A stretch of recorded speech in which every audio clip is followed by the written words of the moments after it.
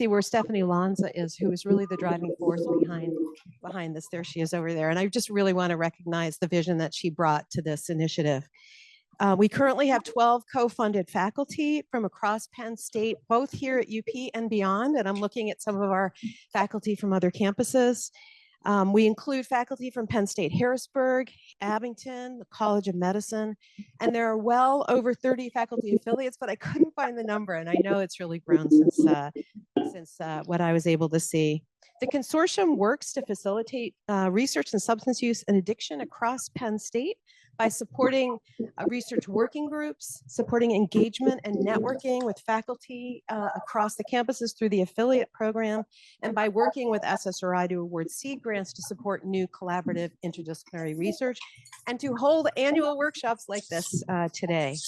Research across the translational spectrum from basic science to policy to dissemination and implementation is critical to providing evidence needed to guide policies and strategies in this country, to protect human health and support the well-being of people and their communities. In fact, I'm sure most of you are aware that a lot of the efforts have led to improvements and important outcomes here in the US. According to data from the Kaiser Family Foundation, fentanyl-involved opioid deaths have driven an overall overdose rise in opioid-related deaths over 23-fold during the decade from 2013 to 2023. In the second half of 2023, opioid overdose deaths started to decline. And by December 2023, there were 20% fewer deaths than there were the year before. And that is in part due to the work of everybody here in the room, both in research, understanding etiological factors tied to addiction and overdose, as well as people who are implementing programs in our communities designed to reduce those deaths. So a tremendous win of public health interventions and a really critical problem in this country. And while it is unclear which specific policy contributed to the decline, it is likely related to all of them, related to reducing the supply of fentanyl, increasing treatment and access to things like Narcan, whose availability has grown through substantial central and local support, improving access to other harm reduction supplies. So this is a wonderful example of how research leading to potential interventions and then later implementation in our communities has an impact on public health. And that's hard to do. These are really large population level outcomes that have shifted. But I can't introduce today without commenting on potential storm clouds ahead. The funding for research as well as services is really threatened right now. If I go through the list of terminations from the NIH, CDC, and SAMHSA, I see a substantial number that impact the work, the important critical work of this research community and service delivery that has led to this impact on people's lives. So the NIDA director is still in place. Nora Volkow is still the director, and I think everybody is reassured by that, and I think is a good signal. It's hard to tell where things are going. There are already 52 funded NIDA grants that have been terminated. This amounts to $62 million in funds. We also, a couple of weeks ago, saw the termination of 129 SAMHSA grants, grants funding services. Can people not hear me? Good. Grants funding services, block grants to states for substance use treatment, block grants to state for mental health services. And those are the block grants that are likely the delivery of the interventions that have had an impact on overdose deaths. And of course, overdose deaths are the tip of the iceberg. I myself studied prenatal opioid exposure and the impact on mothers and kids. They almost never land in an overdose, but they land in important adverse health outcomes that will affect those kids throughout their life course. So what if we see an end to systematic surveillance? And I don't know where we are, and people may have some insight. So what do we do? I ask myself this question every day, and I think I have a couple of things I want us to stay focused on. The first is we really need to remain committed to pursuing research that we need to understand and inform policy and practice. This is not going to disappear even if we lose these grants. And we here are interested in doing the best we can to help support this important work. SSRI has new limited term bridge funding mechanisms. So I just want people in the room to know if there has been a termination of a grant conducted in the world of social and behavioral sciences, please reach out, because our goal is to help bridge people from their current funding to a future funding source for that research. So I want to reflect on today's agenda. I'm super excited about it because it presents work that does just that. This conference engages researchers, students, and communities from across the Commonwealth. We have an exciting keynote. Dr. Nunes, he's going to talk about the important work of implementation in communities, taking what we know, work from science, and thinking about how we can best implement and what stands in the way, which is always that critical question. We have a panel discussion, we have research flash talks, and a poster session. So this day looks to me like a beautiful example of research across the translational spectrum that is so focused on these important goals that we all seek to impact. And I'm very excited to hear everybody's presentation today. So I'm going to turn it over now to Joel Siegel. Joel is Associate Professor of Health Policy here at Penn State. And he began his 3-year term as director of CSUA last summer. I was trying to remember where we were. And he'll introduce the day and our keynote. So.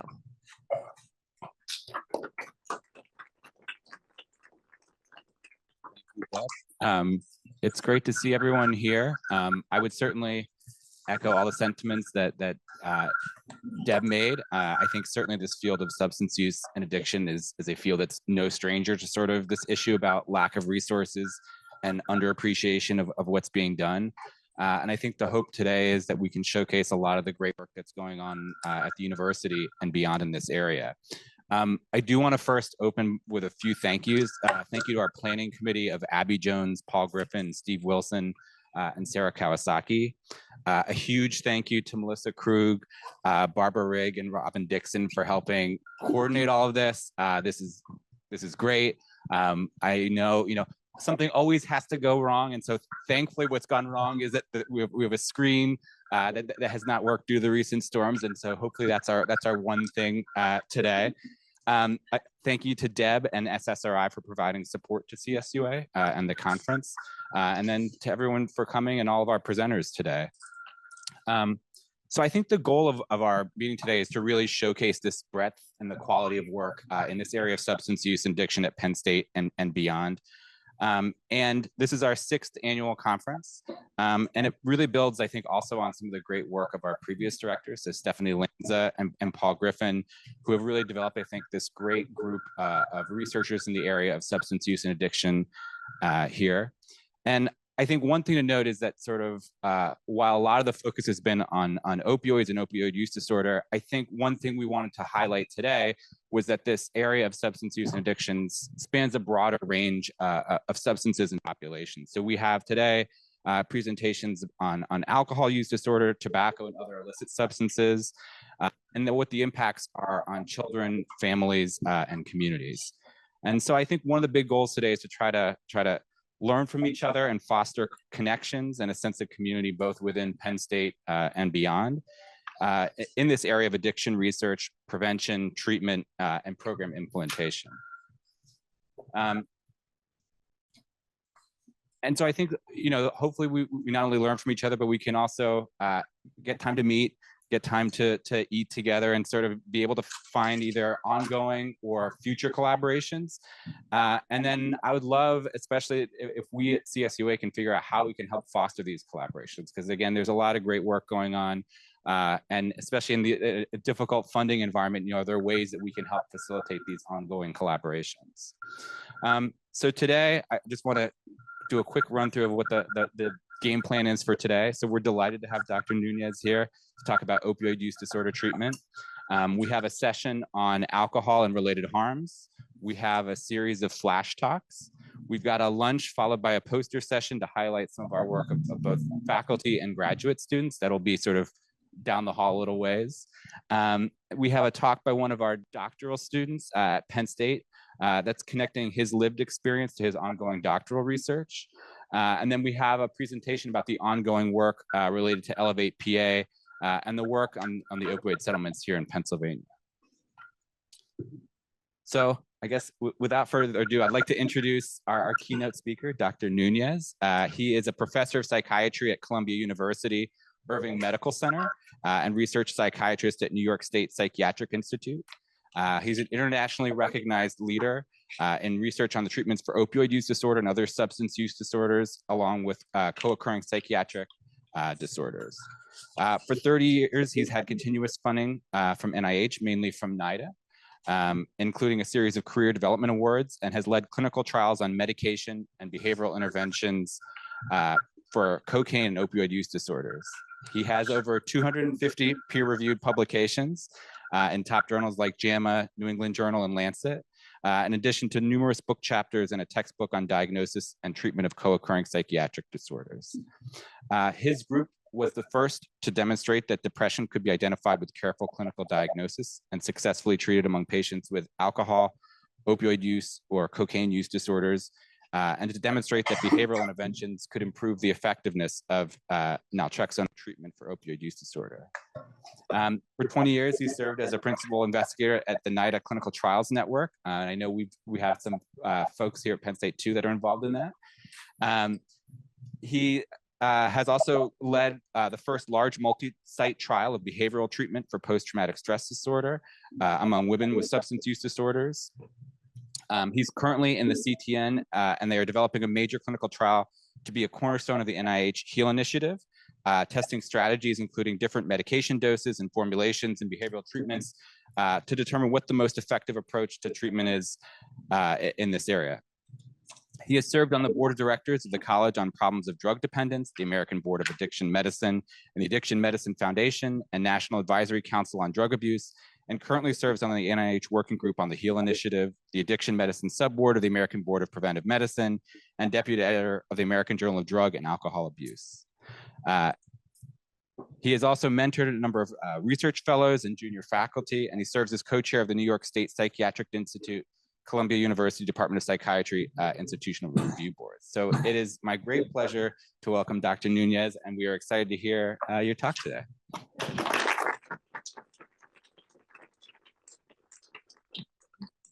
Okay, can you hear me?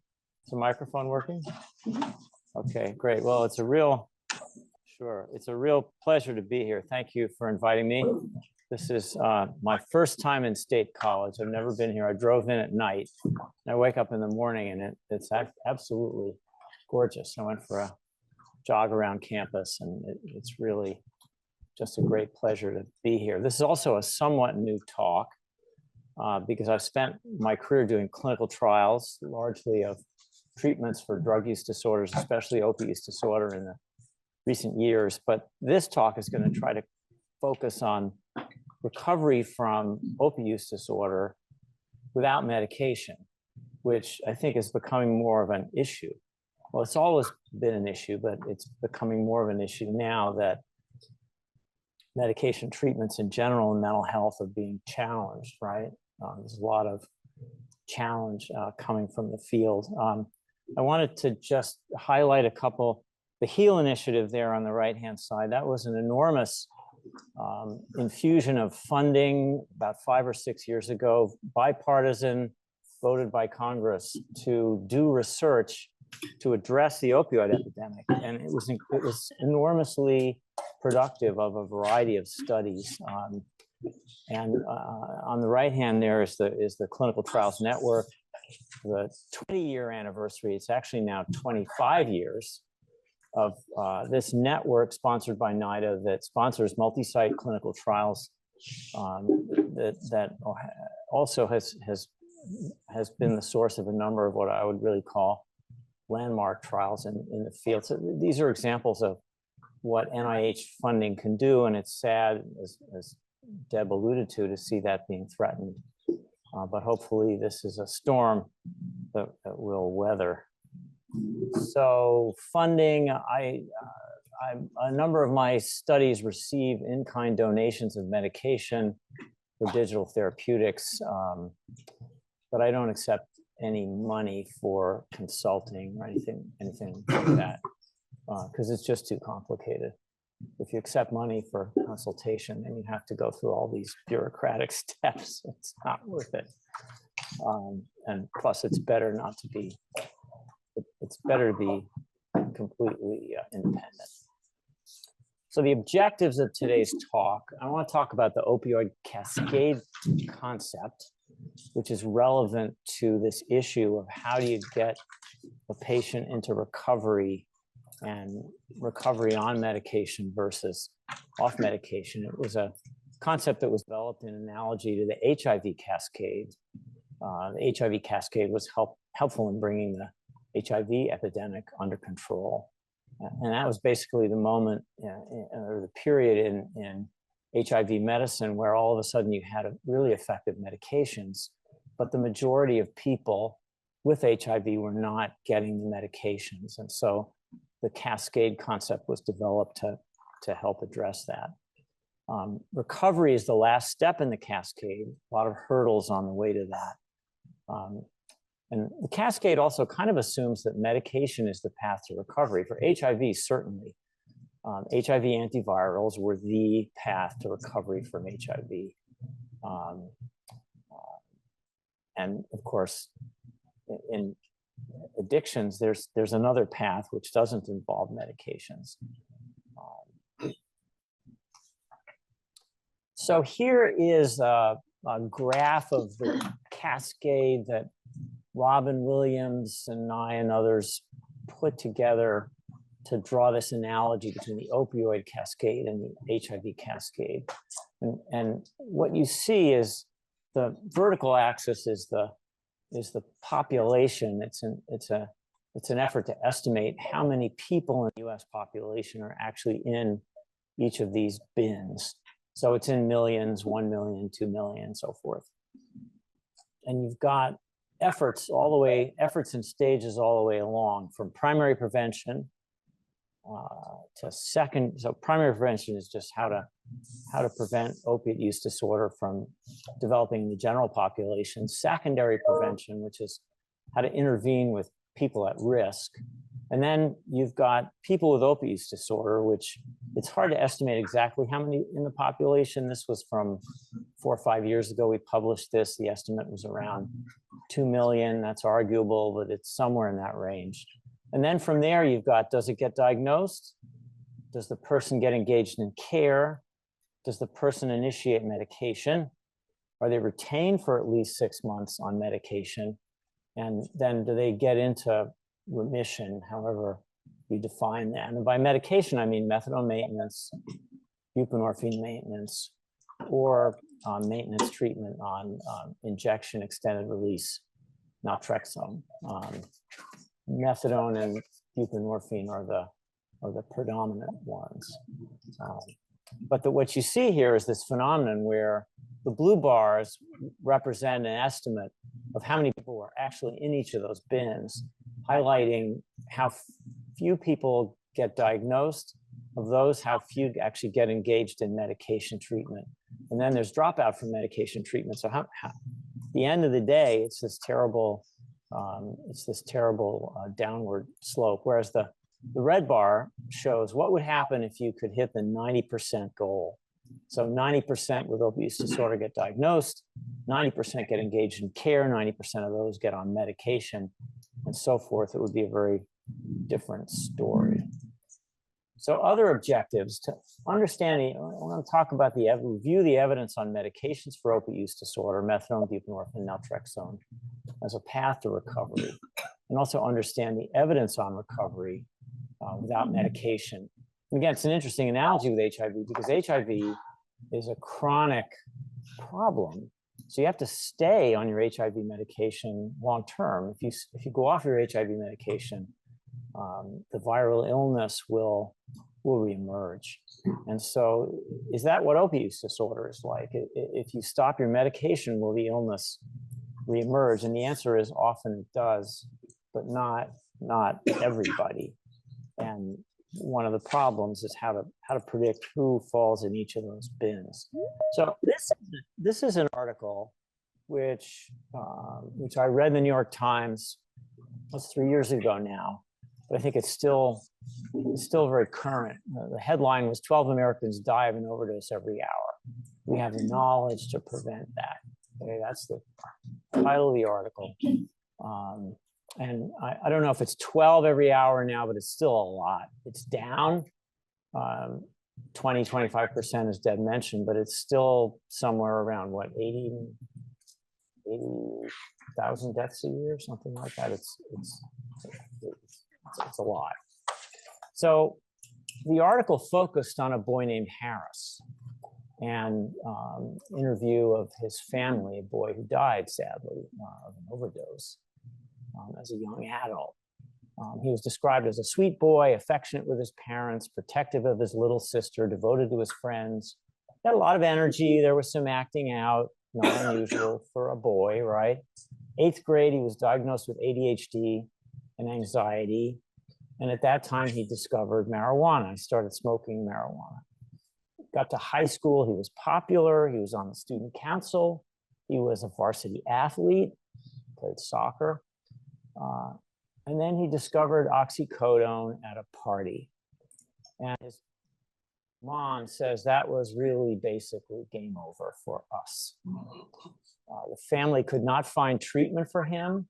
They got stuck in the gap between the mental health system, which would say you have an addiction, we can't help you here, and the addiction treatment system, which can be confusing to access. And so it's a real catch-22. And he never really got into stable treatment and ended up dying of an overdose. And so the case really highlights the importance of treating the co-occurring addiction and the mental health problems. And the mental health problems is a theme that will come up again as we look at the data on getting into recovery without medication. But the other interesting thing about this article is, were medications for opiate use disorder referenced in this article? The answer is not really. It's one very brief mention of medications. And this is still typical of articles that you see in the popular press about the opiate epidemic, how to address the opiate epidemic. People talk about treatment, and they're mostly referring to residential treatment or counseling treatment, but medication still rarely gets a lot of mention, when in fact, you'll see the data on medications is very impressive. So, you know, a couple of questions about this kid. What if this kid had got his ADHD and anxiety treated effectively early on? And of course, the treatments for ADHD are now being challenged. And it's not the wrong question entirely. Medication isn't the whole story. There also needs to be counseling to help people cope with the differences represented ADHD. But still, what if his ADHD been treated? What if his anxiety been treated? And certainly, what if he'd been put on buprenorphine, which would have been, once he got addicted to opioids, he would have been protected. None of that happened. So other issues raised by the case: stigma and the moral model, a lot of blame, a lot of shame, treatment systems with rigid philosophies, ignorance among practitioners, and also ignorance in the general public. My colleague Terry Horton has developed this notion called addiction literacy, which has to do with what does the average person in the general population know about addiction? And it's difficult. I can't tell you how many times I've tried to explain medications for opiate use disorder to a friend or a family member, or whatever, at a social event. And they say, oh, well, that's substituting one drug for another, right? I go, no, actually, what you're really doing is blocking the opiate system. And I go into this explanation, and you can kind of see the eyes glass over. It goes in one ear and out the other. It's not so easy to explain. But what other issues raised by this case? There's this prodrome of early psychiatric comorbidity, and you could intervene there. There's also inherited risk. He likes how opioids make him feel. And to me, this is always very striking. How many folks in the audience talk to people with opioid use disorder? Yeah, and do you ask them how they felt when they first took opiates? What do they say? They say they really feel good. Oh my goodness, I never felt so good. I had energy, I could get things done, it was unbelievable. And how does the average person in the population feel when you give them opiates? The average person doesn't like it. They feel sleepy, they've got, the brain is foggy, they don't like it. It's a great painkiller. If you've got broken ribs or a very painful post-operative situation, there's nothing like opioids for pain, but most people can't wait to get off them. They feel yucky.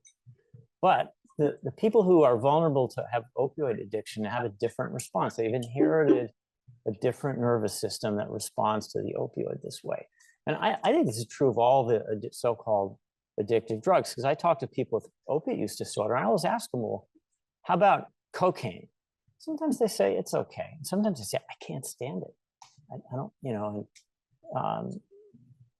sedatives are usually okay. Cannabis is usually okay. Alcohol, not always. The people it's a specific pharmacogenetic vulnerability to a specific drug, and that inherited risk never goes away. It's always there. We know opiate use disorder is at least 50% heritable from twin studies.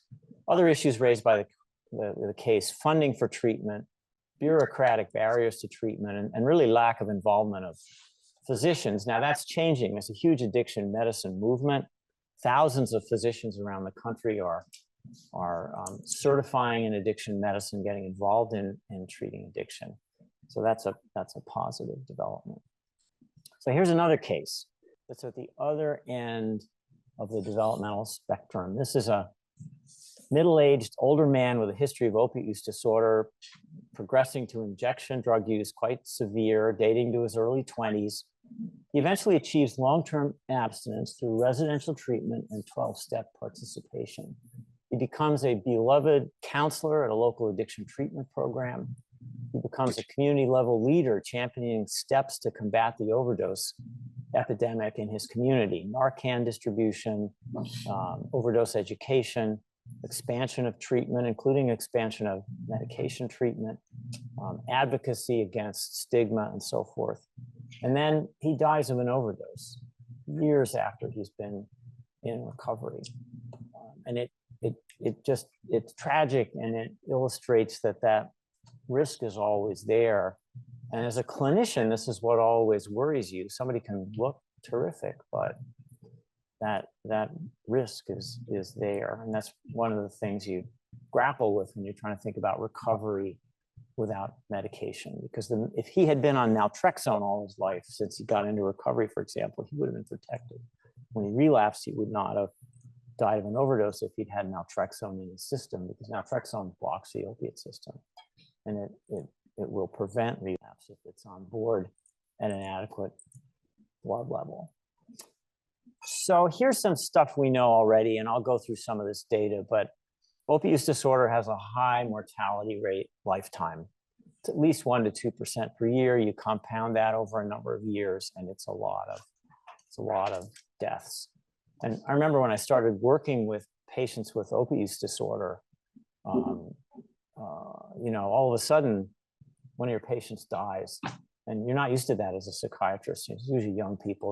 There's mortality, but it's a striking and always tragic event. So what else do we know? The medications are powerful treatments for opiate use disorder. This can't be emphasized enough. Again, we're talking about methadone, buprenorphine, and extended-release injection naltrexone. So it's a full agonist, a partial agonist, and antagonist or receptor blocker. They all act at the opiate receptors. The number needed to treat, meaning how many people do you need to have the treatment reduce or eliminate opiate use disorder, it's practically 1-for-1. If you get a patient on, there's almost no such thing as a naltrexone non-responder. If you get somebody on naltrexone, it will block their opioid system, and they won't be able to get high from opioids. And it also tends to reduce the craving, actually. Methadone is the same thing. Methadone blocks the opioid system by inducing tolerance, and buprenorphine, like naltrexone, blocks the receptors. So medications protect against overdose by blocking the opioid system. If people on medication are protected against overdose. If they relapse, they are much less likely to die, even with fentanyl. Naltrexone and buprenorphine and even methadone will still block the effects of fentanyl. Fentanyl is more dangerous. Obviously, you take enough fentanyl, you'll die of an overdose, but still there's a very protective effect. So the effectiveness of these medications is limited by stopping the medicine. Patients stop the medicine for a variety of reasons. And stopping the medicine carries a high risk of return to opioid use. Some people with opioid use disorder achieve long-term abstinence without medication or stop medication with relapse. And I'll show you some of that data, which has always been there, and we haven't focused on it so much, but we're going to focus on it today. So who are the people who recover and stay well without medication, and who is safe without medication? And that's a real question when you're counseling a patient, doing shared decision-making with a patient who doesn't want to be on medicine or wants to stop medicine. How do you tell if that's an okay decision for them? Is it ever an okay decision for them? And the trouble is, in the mental health field, we're not very good at prediction. Prediction means that for a given individual, I can tell that person with good certainty what the outcome is going to be. And we have a lot of associations, but they don't usually rise to the level of individual level prediction. So here's some of the questions that are hanging around out there. Long-term abstinence versus recovery. So Walter Linn, I like Walter Linn's conceptualization of recovery, which is embodied in his instrument that he developed called the treatment effectiveness assessment. The treatment effectiveness assessment actually essentially asks the patient 4 questions. How are you doing with your sobriety? How are you doing with your medical health? How is your community involvement? Are you a good community member, family, community organizations, employment, and how are you doing in terms of your family responsibilities? Basically 4 dimensions. Now, there's long-term abstinence and there's recovery. The concept of recovery, again, sort of implies cure or resolution of risk.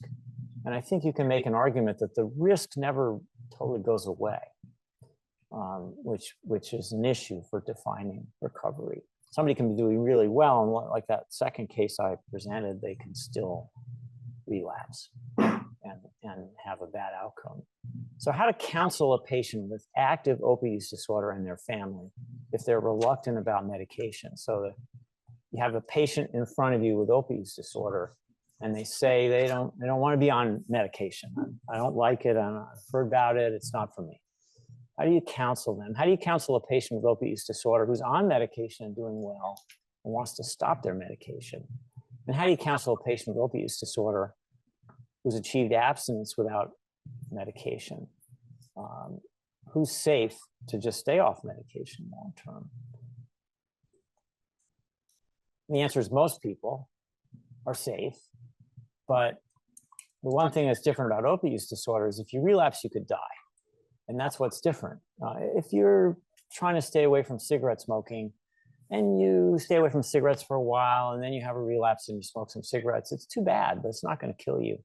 The same is true of alcohol. I mean, yes, you could get intoxicated and have a car accident or something like that. But for the most part, you relapse to alcohol, it's too bad.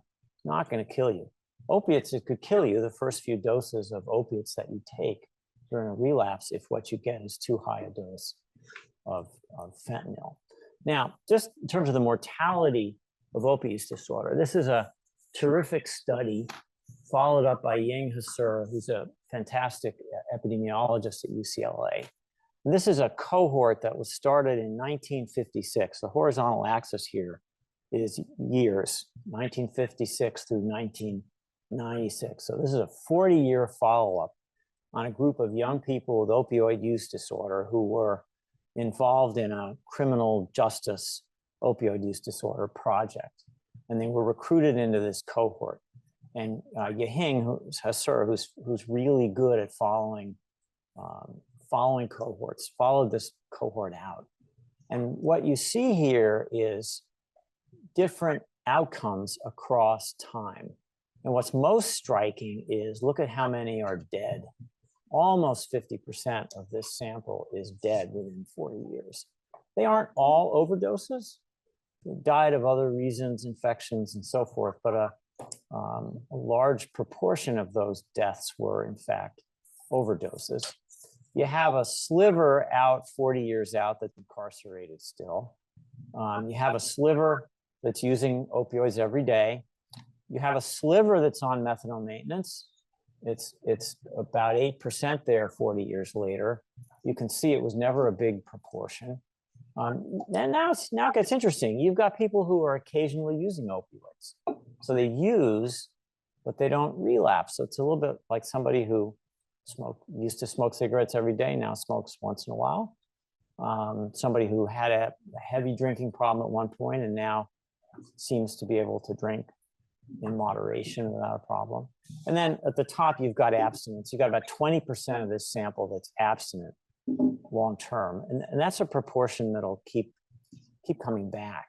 There is this group that recovers and stays well without medication. During the period when this data were collected, the buprenorphine and naltrexone weren't really in the picture yet. Methadone was the only medication that was available. So let's talk about medication for opioid use disorder and the evidence from clinical trials. And these are trials that all have long-term follow-ups. And we're going to particularly focus on the long-term follow-ups. So this is the START study, which was conducted in the Clinical Trials Network it was conducted started up in around 2010. And this was a large randomized trial of patients seeking treatment for opioid use disorder at opioid treatment programs that traditionally would have offered methadone.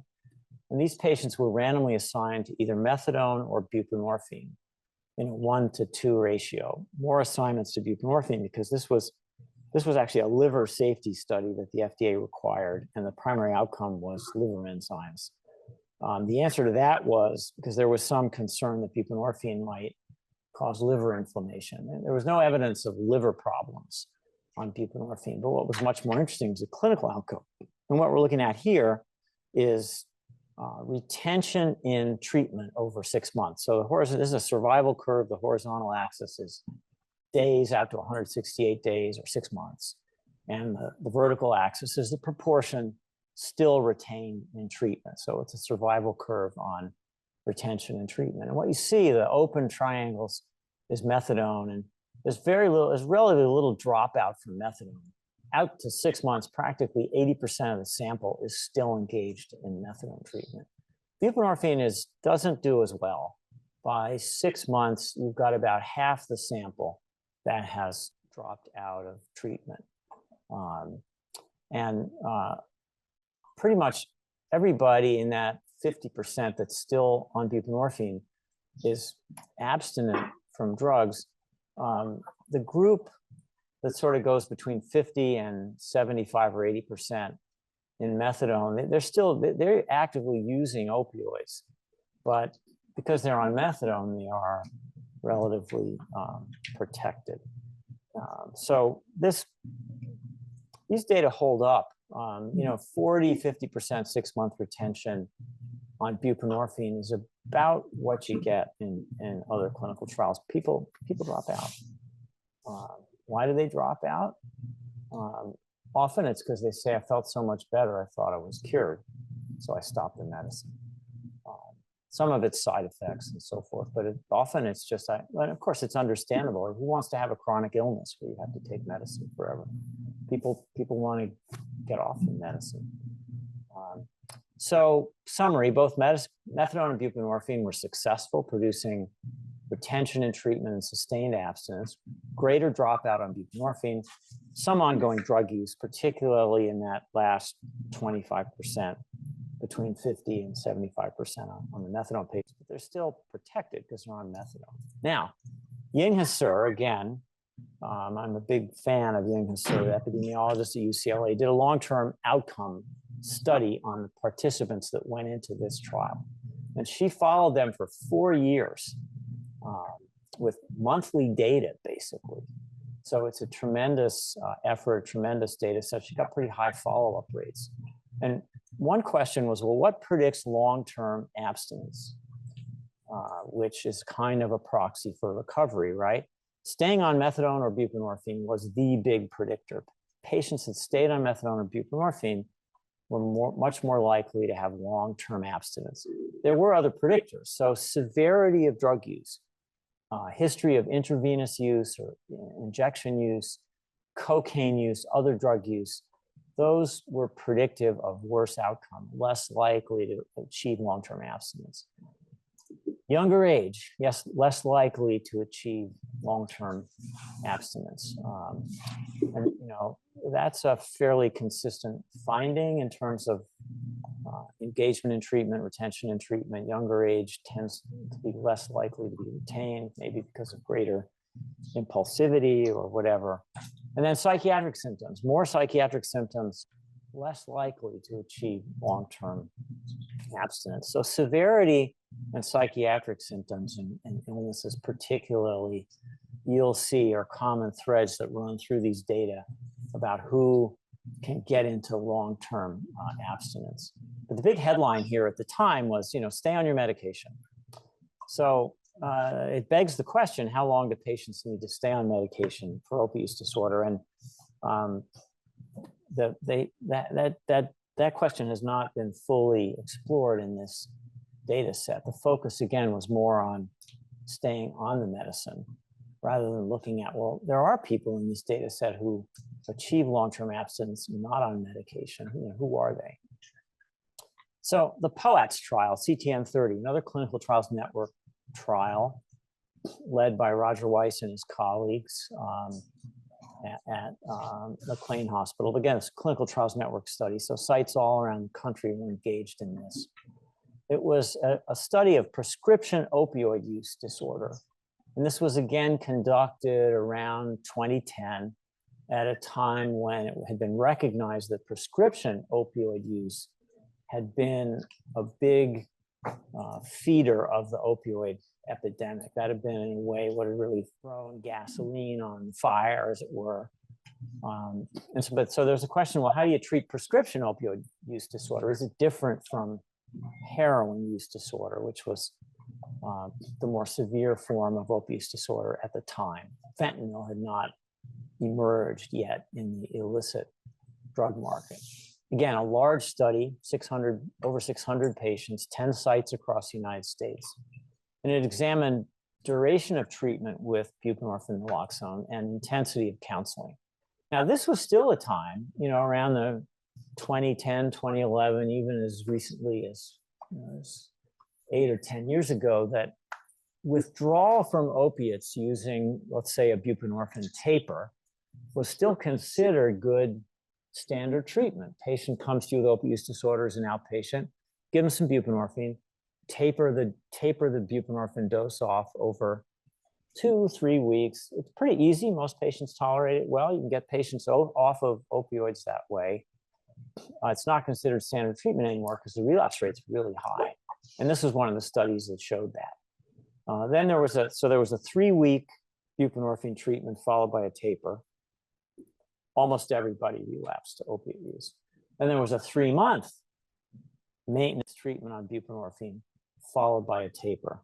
And the answer there, once again, was that almost everybody after 3 months returned to opioid use when the medication was stopped. The intensity of counseling didn't seem to make a difference.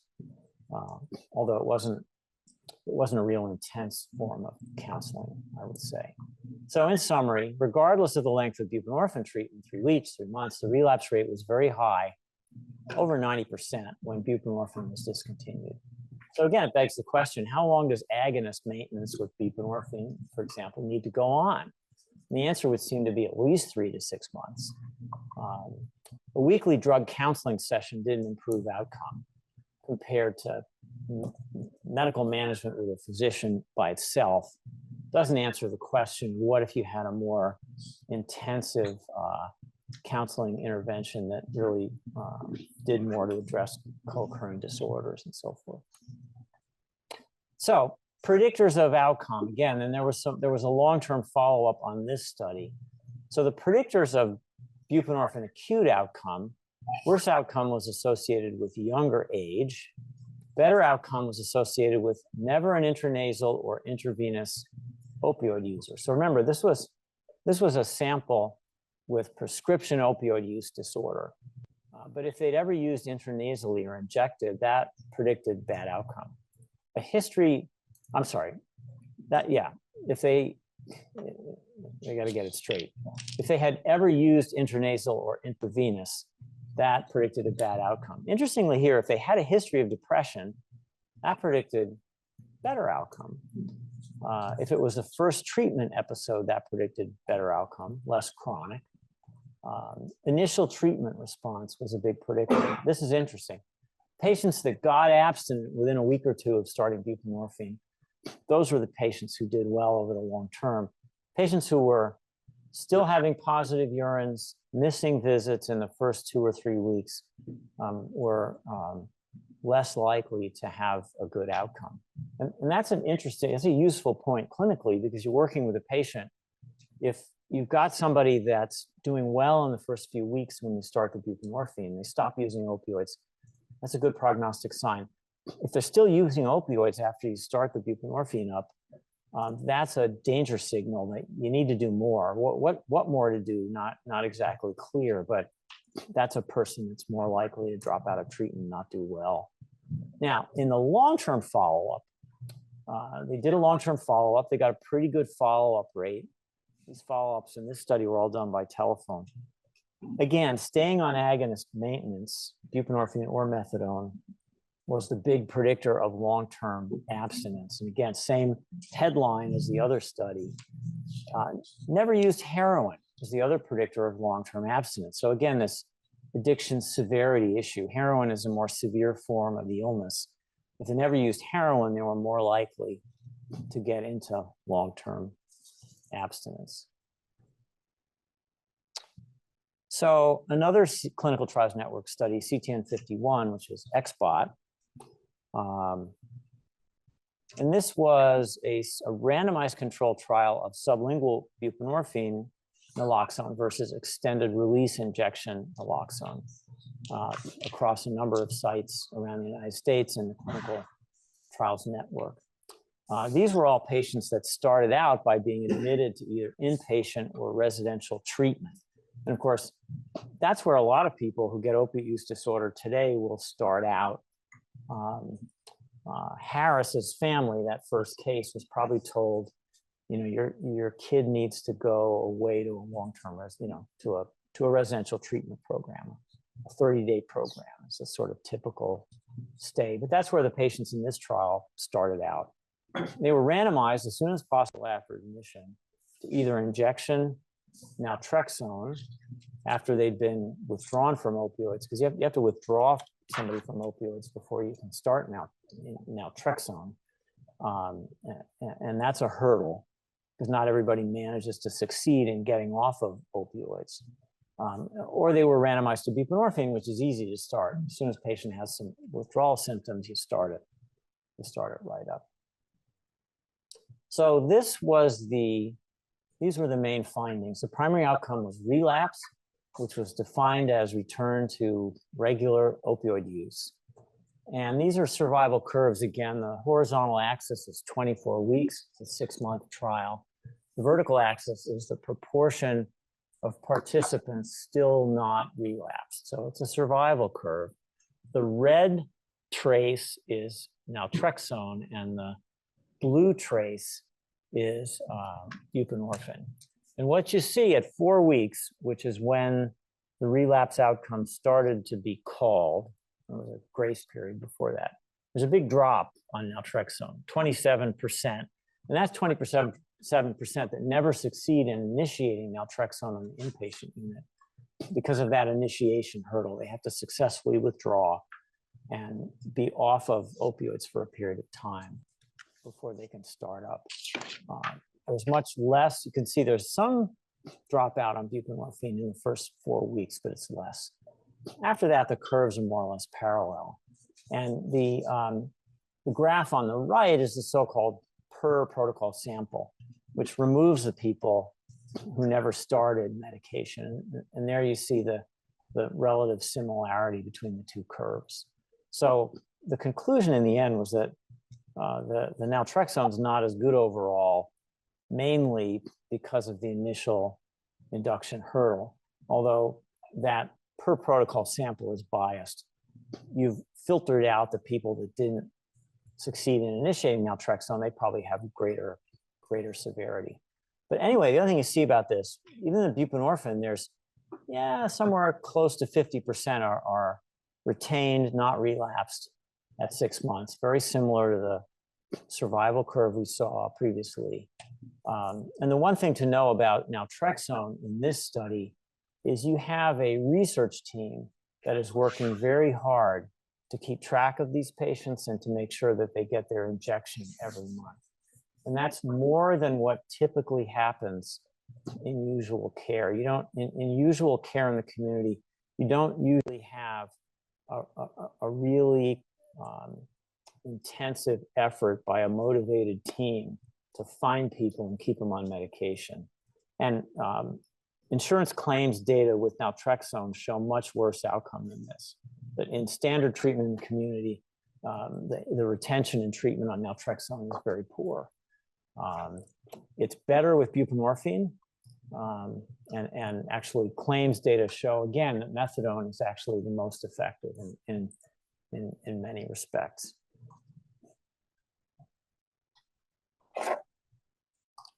So what about overdose events? So we looked at overdoses, and actually on a numerical basis, there were more overdoses in the naltrexone group.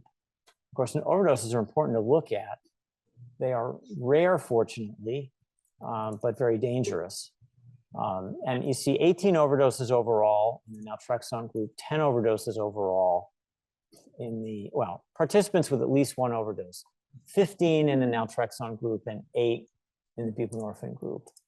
Fisher's exact test, it's not significant, but it's numerically a difference.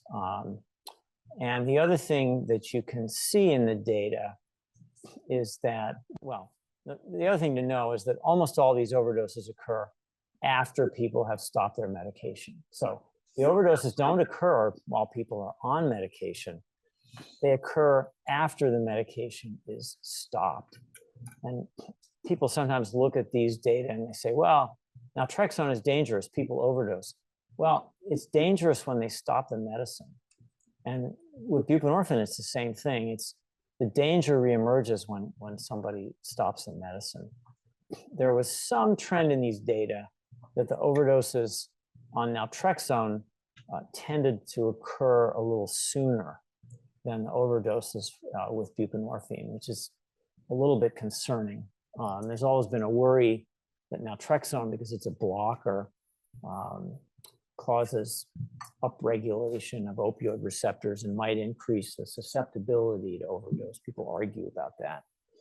Fatalities, fortunately, were rare, but there were 2 fatal overdoses on naltrexone and 3 fatal overdoses on buprenorphine. So, I mean, that just shows the risk in the population, even this population that sought treatment and got a fair amount of intensive treatment. So in summary, naltrexone is more difficult to initiate than buprenorphine due to the induction hurdle. Once initiated, both medications look close in effectiveness. Dropout rates are still over 50% at 6 months, despite a relatively intensive effort by our research team to stay in touch with everybody. And there were more overdoses in the group assigned to XRNTX, to naltrexone, mostly due to patients who never started the medication, or for both buprenorphine and naltrexone after they stopped the medication. So we also did a long-term follow-up here. This was not as long as in the other studies. It was 36 weeks after randomization, 12 weeks after end of study. But these data are, again, interesting. Look at the top row, which is opioid abstinent. So, and this contrasts people who are on medication, could be buprenorphine, could be naltrexone, could be methadone, versus not on medication. So you're 36 weeks out, it's 12 weeks after the end of the study.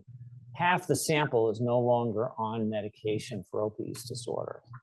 And you look at opioid abstinent, it's about the same in the two groups. And look at that, not on medication, 33%, a third, are abstinent, not on medication. So there's that group that's not on medication that appears to be doing well. Now look at the next row, which is relapse. And there you see a difference.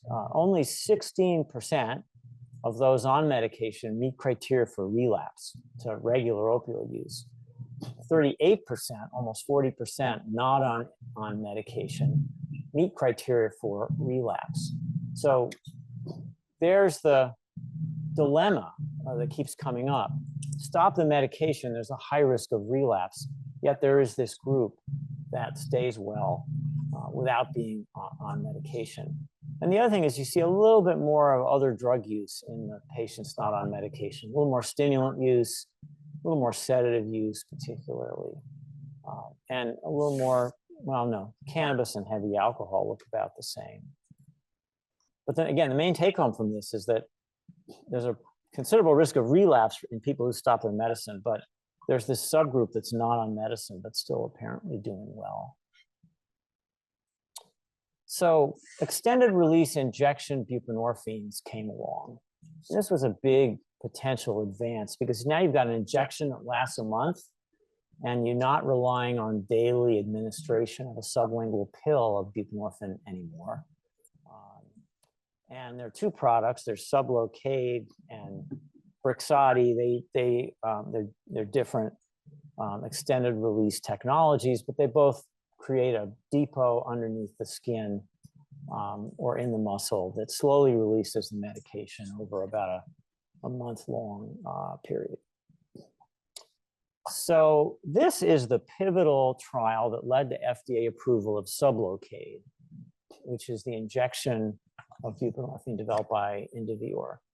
And this graph is a little hard for a colorblind guy like me to read because it's red and green. But what you see here is a heat map. And the horizontal axis, again, is 24 weeks. It's a 6-month study. Every column is a week in the trial. Every row is a patient. And every dot within that row, it's green if the patient is abstinent from opioids. It's red if the patient's using opioids. And it's blank or white if the patient's disappeared, dropped out. We've got 3 groups. And I'm sorry, the print's small, but the left-hand side is buprenorphine injection. It got the 300 milligram dose the whole time. The group in the middle stepped down to a 100 milligram dose. I think that's right. Let me see. Yeah, the group in the middle stepped down to a 100 milligram dose from 300 after a couple months. And then on the right, you have a placebo group. Now, I don't know how they got this through an IRB. We never would have got this through my IRB. But, you know, a study that was designed and run in the last 10 years was allowed to give placebo to people with opioid use disorder. Because what I really want to highlight is look at the outcome in the placebo group on the right-hand side. I mean, do you see any green in there? And no green. I mean, the placebo response rate, if you will, is practically 0. Almost nobody, and again, these are outpatients seeking treatment for opioid use disorder. Almost nobody in that sample achieves sustained abstinence on placebo. And I conclude from this, it's consistent with my my clinical experience, you get an outpatient comes to your office with opioid use disorder. They will not get off opioids unless you either send them to a residential program where they'll be withdrawn and kept in a safe place where they can't get opioids, or you start them on medication. But just as outpatients, counsel them, it won't work. They will continue using opioids. Now, the one thing we don't know is that there's a lot more dropout also in the placebo group. We don't really know. Maybe some of those dropouts became abstinent, but certainly my clinical experience tells me that outpatient comes to you with opioid use disorder, you've got to be started on medication to get abstinent. Either that, or if you want to initiate abstinence, to send them to a residential program of some kind. Now, interestingly, the drug company also funded a long-term observational study of this sample called RECOVER. And there were 12-month open label follow-ups. So patients who completed that trial were offered 12 months of open label sublocade treatment, no randomization. It's a safety study, basically. And then when that 12 months was over, there were 533 completers of those trials, and they went in the RECOVER study. They were followed for another 12 months. So this is a follow-up study, essentially 2.5 years after, out to 2.5 years out from randomization in the original studies. The number of extended release buprenorphine monthly injections during prior trials strongly predicted subsequent 12-month abstinence. That was a big headline. Patients that got 12 injections during that previous 12-month maintenance study, 75% of those. So if you got 12 injections between month 6 and month 18, 75% of those people had sustained abstinence out to 36 months. If they got less than 2 injections during that initial period, then only 24% achieved sustained abstinence at 12 months. So the implication seems to be the longer the I'm sorry, now I've got NTX, that's a misprint. This is buprenorphine. The longer you were treated with buprenorphine, the more likely you were to have sustained abstinence at 12 months. However, this is observational. So we don't know whether this is causal or whether this just reflects motivation, that the people got more injections were more motivated. But in any case, look, the other interesting thing is 24% sustained abstinence over that 12-month follow-up without being on medication. So that's, again, pretty interesting. It's that sort of 20% sample. And there was also a study that was done in Warren Bickel's group. Warren was a really brilliant researcher in our field who sadly died of cancer a year or so ago, but did all kinds of great work, including he got a hold of this data set and he did a cluster analysis of recovery trajectories over the 12-month follow-up, and it yielded 4 subgroups. And I thought this was pretty interesting. There was a high-functioning group, had very little depression, very little complaints of withdrawal symptoms, and no chronic pain, very little chronic pain. You had a pain group, which had very little depression, very little withdrawal symptoms, but they had moderate chronic pain. There was a depression group that had moderate depression. And then there was a low functioning group that had depression and or pain that was relatively severe. Most of that high functioning group was not on medication. So again, it's this severity dimension suggesting that someone that is relatively low on the several dimensions of severity, opioid or other addictions, depression, medical comorbidities, has got a reasonably good prognosis, not on medication. Although you can't be 100% sure, again, is the issue. So these are the recovery subgroups, and this shows the opiate use disorder outcome. So the high functioning group, 97% have either none or mild opiate use disorder. And of those, 83% are considered in remission from opiate use disorder. So again, very good outcome.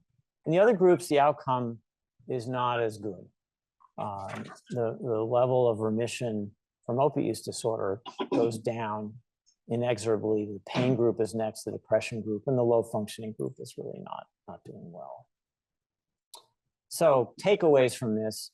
Oh, the other point is that they looked at transitions between groups, and there was considerable transition between subgroups. Quite a bit of that was in the optimistic direction, where people transition from a pain or a depression for a low functioning subgroup to a less severe subgroup. Some transitions in the other direction. And interestingly, again, the role of medication in the dynamics of these transitions was not fully examined, and perhaps could be in the future. Now, this is a study of extended release naltrexone. This was done about 15 years ago, and it was when withdrawal from opioids was still considered reasonable treatment. Patients were randomly assigned to injection naltrexone or treatment as usual. Some of these patients came to the study as outpatients already abstinent, and that is the right-hand panel.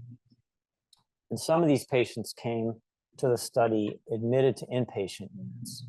And this, again, a survival curve. Horizontal axis is 24 weeks. The vertical axis is the probability of relapse to regular opioid use.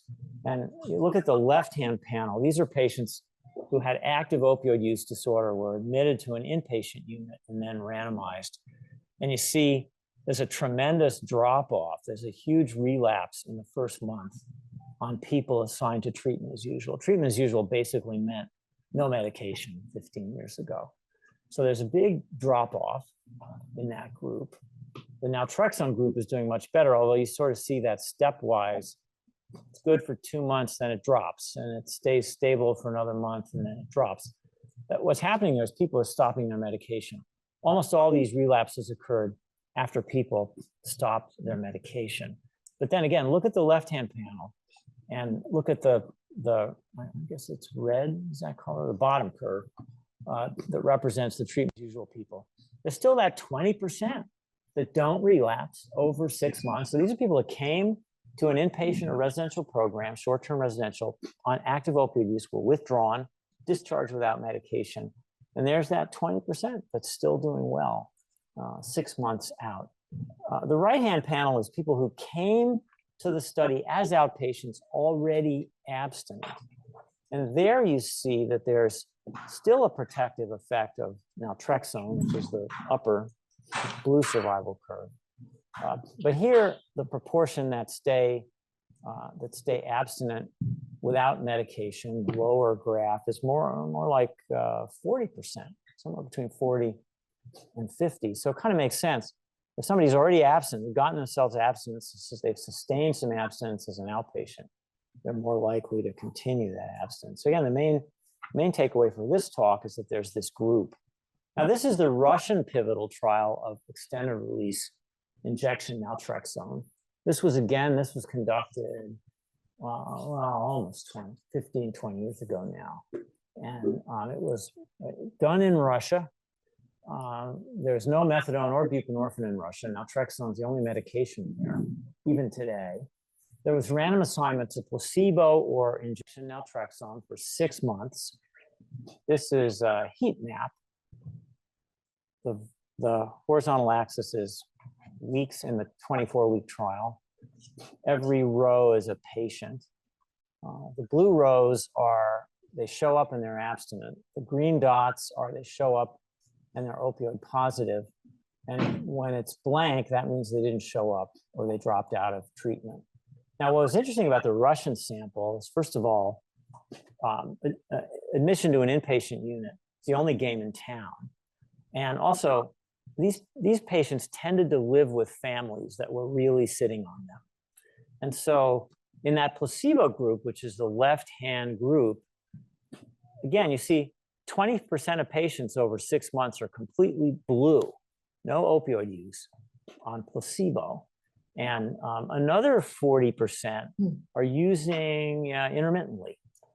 They use, but then they don't use. So they go from green back to blue, and they don't relapse. Some thought that what's going on here partly is you've got families, you've got patients living with families. They have what you consider good recovery capital in that sense. So just something that's coming, we're currently running a very large trial in the CTN called the Retention, Duration, and Discontinuation Study. It's partly about how to improve retention at the beginning of treatment with buprenorphine or naltrexone. But it's partly about who can safely discontinue medicine after a successful course. And so this will be something to look forward to in the future. There are going to be about 300 patients stable on buprenorphine for at least 12 months who are then, who want to discontinue their buprenorphine, who are entered into a controlled taper. They don't have to taper. They can go at their own pace. They can change their minds and not taper.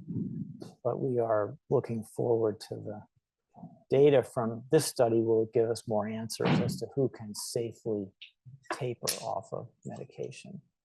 So conclusions, medications are essential for initiating abstinence and recovery for opiate use disorder, particularly among outpatients actively using opioids. Some patients maintain abstinence after inpatient or residential withdrawal from opioids. The data from clinical trials and post-trial observation periods show that continued medication is the strongest predictor of long-term abstinence. Stopping medication is associated with relapse to opioids, but there is this subgroup with long-term abstinence not on medication. So, and that group is associated with markers of lower severity generally, lower severity of opiate use disorder, lower severity of comorbidity. It's an association. So questions again, long-term recovery versus abstinence. Recovery is defined, there's the treatment effectiveness assessment, there's the brief assessment of recovery capital. These are nice instruments to give you an idea of the things to ask patients in terms of recovery. But again, recovery implies cure or resolution of risk. And risk is partly biological and inherited and subject to stress and adversity. So again, the question, who is safe over the long term? And there's always the risk there, I would assert. Other questions, how to counsel patients. How to counsel patients with active opiate use disorder in their family if they don't want to go on medication. How about the patient who wants to stop their medication, the patient who's been abstinent for a while without medication? How to counsel them.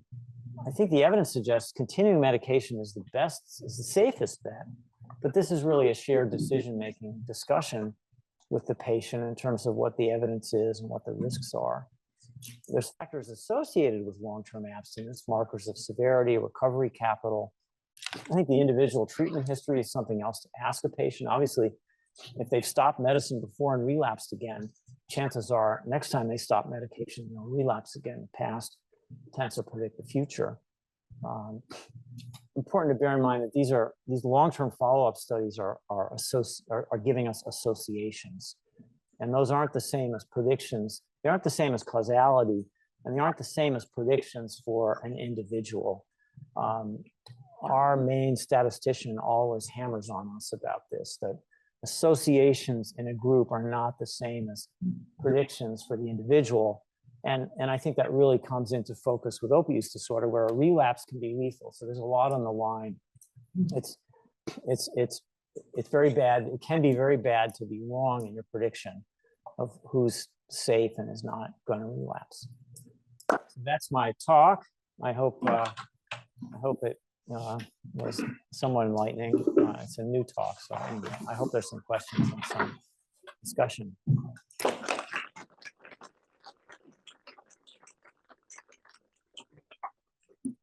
Question. Sure. And there is one question online. Okay, you want to do that one? All right, so the question online is, what lessons can we take from implementing the HIV cascade of care framework to advocate for adoption of the OUD cascade of care within health systems and primary care settings. So I would say to look at what can be done at every step along the way, starting with primary prevention. There's way much less smoking of cigarettes in the population today than there was in the 50s and 60s because of public education about the risks of cigarette smoking. A majority of the population smoked in 1950, and that's way, way down because of public education. Secondary prevention, meaning individuals who are at risk, treating the risk factors. Maybe they're starting to use drugs. Maybe they have co-occurring disorders. Trauma is a big issue. Stress, depression, attention deficit disorder. Treat those things. If drug use is starting to emerge, then try to intervene and reduce or eliminate that use before it progresses.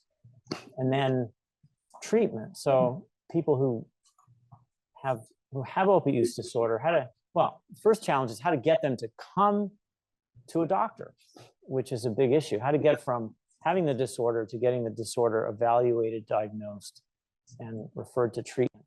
And a lot of people with opiate use disorder don't want to go into the medical system. Why? Anybody? They tend to get treated really badly. Just have had bad experiences. You know, they go to an emergency room or whatever with maybe something that has nothing to do with their addiction, but they're stigmatized. They get treated badly. So the stigma is a big problem which needs to be dealt with. Addiction medicine is a really terrific movement. So many more physicians, as I mentioned, are specializing in addiction. Hopefully that will be fused into the health system where addiction will become, just another medical problem rather than stigmatized moral model kind of situation. So then once patients get into the system, get diagnosed, they probably should go on medication. And most of patients still don't get put on medication when they get into treatment programs. And so there needs to be a big push. Residential treatment is a great place to start, but most patients should be started on medication before they leave the residential treatment. They should be started on buprenorphine or methadone, or perhaps injection naltrexone. But for the most case, that doesn't happen yet in the treatment system. Patients go for their nice 10-day stay or 30-day stay, and they leave without medication. And the relapse rate's very high. The data show that. And then for the people that do get on medication, there needs to be an effort to track them and keep them on medication. They're going to feel well after a couple of months, and they're going to feel, this is terrific. I'm much better. I don't need the medicine anymore. I'm going to stop their medicine. So I think you really, one of the observations I have is the research studies tend to do better at tracking people and keeping people on medicine than usual care. So we just finished a study with 3 sites looking at patients admitted to hospital with injection drug use and severe infections. So these are the people with bacterial endocarditis, bacterial osteomyelitis, terrible cellulitis in the skin and soft tissues, all from injection drug use. They're really sick, and they by and large have terrible recovery capital. A lot are homeless and so forth. This study managed to keep, I think it's actually over 60% got 3 injections of extended release buprenorphine over the first 3 months, because there was a team of research assistants and motivated clinicians in the research team that were following them. That kind of intensive follow-up doesn't happen in the community. The patient doesn't show up, the clinic is busy, life goes on.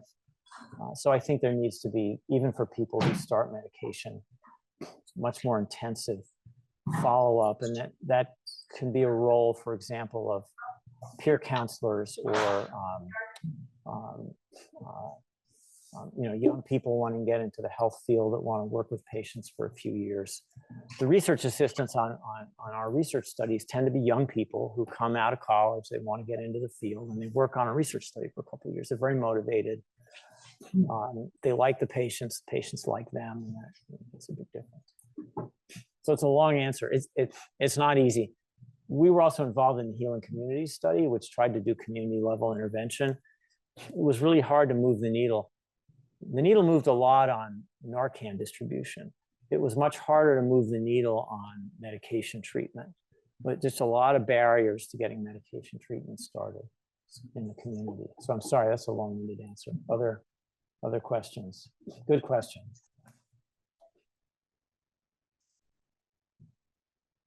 Hi, Sarah. How are you? Hi. Good morning. Good Thank you morning. so much for this talk.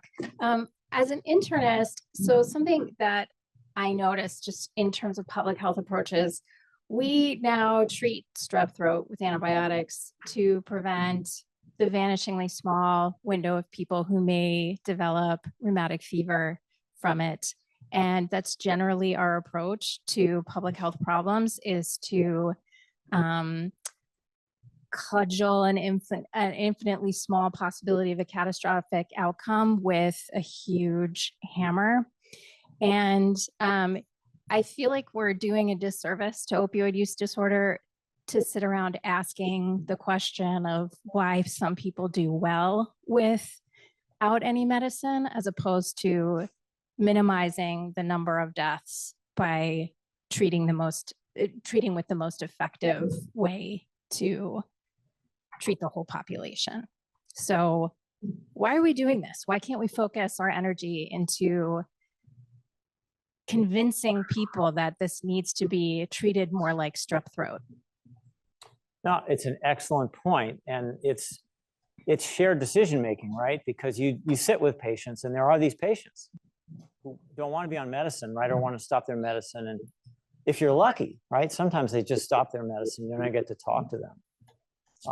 But how do you do shared decision making with a patient like that? I think you want to. You're right. You want to encourage them to stay on medication, right? Is that what you're saying? I'm asking more on a sort of population level, not just in the exam room with patients, but why are leading researchers more focused on who are doing well with no medicine as opposed to advocating for I don't think they are, actually. blanket treatment? Yeah. This is the first time I've ever looked at this question. All those studies that I showed you, all the focus was on the good things that happen when people were on medication. There's actually very little focus on that subgroup that does well without medication. Part of the reason I'm interested in it is that a lot of the counselors with lived experience in the system were people who recovered without medication. So they're there, they're very influential. And that's a problem in many ways, because they will tend to tell the patients, medicine's not the way to go. So I think I'm interested partly because it's a real phenomenon and what's going on. But yeah, I agree with you. And strep throat's great. Our daughter had positive strep cultures a dozen times over the, I was always very quick to, oh yeah, antibiotics, absolutely. There isn't the same stigma, right? And baggage. Yeah, but it's a great analogy. Yeah. Well, so piggybacking on your, oh, sorry. So the comparison though with strep throat is that you're on antibiotics for 10 days. With medicated assisted treatment, you're talking, what, lifetime? It's more like HIV, isn't it? But isn't that the challenge of, getting treatment weekly or monthly for the rest of your life? Right, and a lot of patients understandably don't like that idea. But it's really, as I think about it, it's a lot like HIV. You've got to keep, you can't stop your HIV antivirals. They don't cure the infection. Infection comes back. And what's tough here is that, some patients stop their medicine eventually and they do fine, but the risk is terrible. But yeah, you're right. You're dealing with, I don't want to be on medicine for the rest of my life, and you can understand that. Yeah, I love the direction this is going. This is really interesting conversation. So what if we thought of this as hypertension, right? So hypertension is something that's typically treated for the long-term potential of a bad outcome, but it's going to be probably decades away, right? When I think about the system that we all work in, we're all trained to treat hypertension. We're trained to diagnose and treat strep. Most physicians are pretty uncomfortable treating substance use and addiction. And when I think about where people go to care, originally it was all the drug treatment centers, that was all methadone. Then buprenorphine came on the scene. People had to get a waiver, right, in order to be prescribers. Now that's been relaxed, but we haven't set up policies and practices to really enable that rapid uptake of treatment. And I was just looking at our data during pregnancy, way higher rates of treatment during pregnancy, because we have a system of care that has bought into or that has acknowledged the value of treatment. And we have a system that follows people over time. Now, what happens after they deliver? It all falls apart again. But we are able to, within the healthcare system, when we're focused and we have a clear goal, keep people in treatment. Yeah, yeah. And it's hard in the community, the healing community study. You have the sheriff in the county jail that says, well, no, we don't do treatment. You have the community coalition that says, well, our treatment programs have empty medication slots. We don't need more medication. We have empty slots. Yeah, so a lot of stuff. Yeah, but again, I love Sarah's question. Why aren't we incorporating this into standard healthcare? Standard primary care. And I think we're trying, right? Trying. We're trying. Yeah. But yes, absolutely. Absolutely. I might have missed this a little bit late, but do you have any data for people with co-occurring opioid and like stimulants? Yeah, Because- stimulants. I didn't talk about it much. It's a big problem, particularly methamphetamine, and also cocaine. Mhm. More of the overdose deaths now involve both opioids and stimulants. Stimulants, the medications for opiate use disorder are kind of a magic bullet. If you put people on them, they're going to either use a lot less opioids or stop using opioids to protect against overdose. Methamphetamine and cocaine, we don't have the same powerful medications. It looks like the combination of bupropion, which is a slightly stimulating antidepressant, and naltrexone is modestly effective for methamphetamine use disorder, but I mean modestly effective. It's a little bit like naltrexone for alcohol or nicotine patch for smoking. It works for some people, but it's not a real big group. There are treatments. Contingency management works. There's some data suggesting that treating a stimulant with an extended release version of the stimulant works for some people. But it's a tougher problem in a way because we don't have really powerful medication treatments yet. It's a better problem in a way because you're not so likely to overdose and die from stimulants. I mean, yes, people get heart attacks and strokes and things, but that's less common. And so it's a good question. It's one of those things. You noticed in some of the data, co-occurring other substance use was a bad prognostic factor. So if somebody's using other substances like stimulants, it carries a worse prognosis of the opiate use disorder. Yeah, that's been one of like the main challenges trying to get some of my participants in my study to MOUD because they're like, well, what about my meth or my cocaine? There's no drugs for that. So if I have to not use drugs for those, then why should I use MOUD for the opioids when really my main problem is cocaine or meth? I see. Yeah. I see. So you're seeing people. Mm-hmm. You're seeing people that come and they're using both. And then they have like severe psychiatric comorbidities. So if you have somebody come in, right? You have with co-occurring mental health issues, opioid use disorder. Okay, so now they're on MOUD. Okay, then they go to their psychiatric, care. They're not gonna fill their ADHD medicine, right? because they're adults and now they're opioid use. So then they go on meth to fix the ADHD that has been on since they were like a little kid. Right, people get caught in between these Mhm. treatment So like systems. Yeah, one treatment bars you from another treatment in some cases. yeah. right? Yeah. So, yeah. Well, that's the thing. The treatment system needs to have integrated care. What kind of psychiatric problems do you see in your population? So it's women involved in the criminal legal system. So you have tremendous like child sex trafficking victims, child sexual abuse. So you're dealing with severe PTSD. You have some bipolar disorders. And they've had they've been sexually abused since a young age, often. Yeah. Yeah. The list early is trauma. Yeah. severe chronic early trauma and adult trauma, because the majority are also in sex work. Yeah. So there's a lot of different factors, but one thing that's been helpful, so like we have gotten like maybe all 75% to either maintain or start MOD, but most people, Well, that's amazing, the actually. CRS is the glue, like certified recovery specialist. So the case managers, like if they're in contact and they have a good relationship with them, Yeah. that's the main, and the people who do drop off, like we have had like 5 or 7, they already know that they went back to using, in that sense. Well, so you've got tremendous social determinants, right? So they're doing sex work to make a living. They may be homeless, or they don't have good social supports. They have all this trauma. Yeah, the trauma needs to be treated. And again, there aren't great medication treatments for PTSD. I mean, you can't undo that early trauma. I mean, the treatments for it really are behavioral and prolonged exposure and supportive psychotherapy.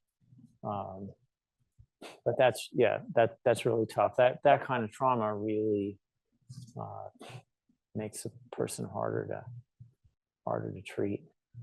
I'll just say with the research question of how do people maintain their abstinence without medications can be useful in situations like this when people really on the list of things to take medications for, they really don't want to try that, at least for the right. Although one thing to keep in mind is that if they get on buprenorphine, if they're taking opioids and methamphetamine, let's say, if they get on buprenorphine, that may help them reduce their stimulant use, actually. If they stop using one drug, it may help them stop using the other drug. There were some studies done looking at buprenorphine as a treatment for cocaine use disorder. It was actually buprenorphine plus naltrexone. So the naltrexone was given to block the mu opioid receptor effects, which would make it addictive. And then the buprenorphine, the theory is that they're both kappa receptor antagonists, which is supposed to be good. Didn't really do a whole lot. But that's a different question than somebody who comes to you with opioid use disorder and stimulant use, cocaine, whatever. If you get them on buprenorphine, that may help them use less stimulants, even though they say the stimulant's the main problem. All right, I know we're basically at time. Do you want to? Okay. Well, I want to thank you again for a really great talk and a great discussion. We'll probably take maybe 10 minutes for a break and then start our next session. Okay, well, thank you all for listening.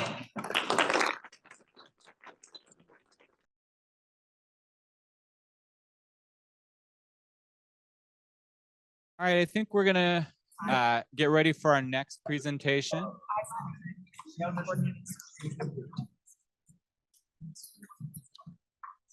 All right, so our next set of talks is on the topic of alcohol use disorder and related effects.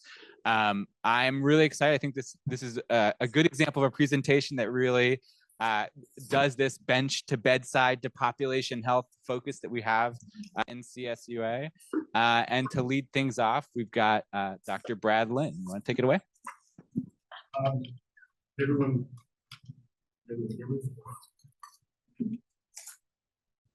Oh, there we go. All right.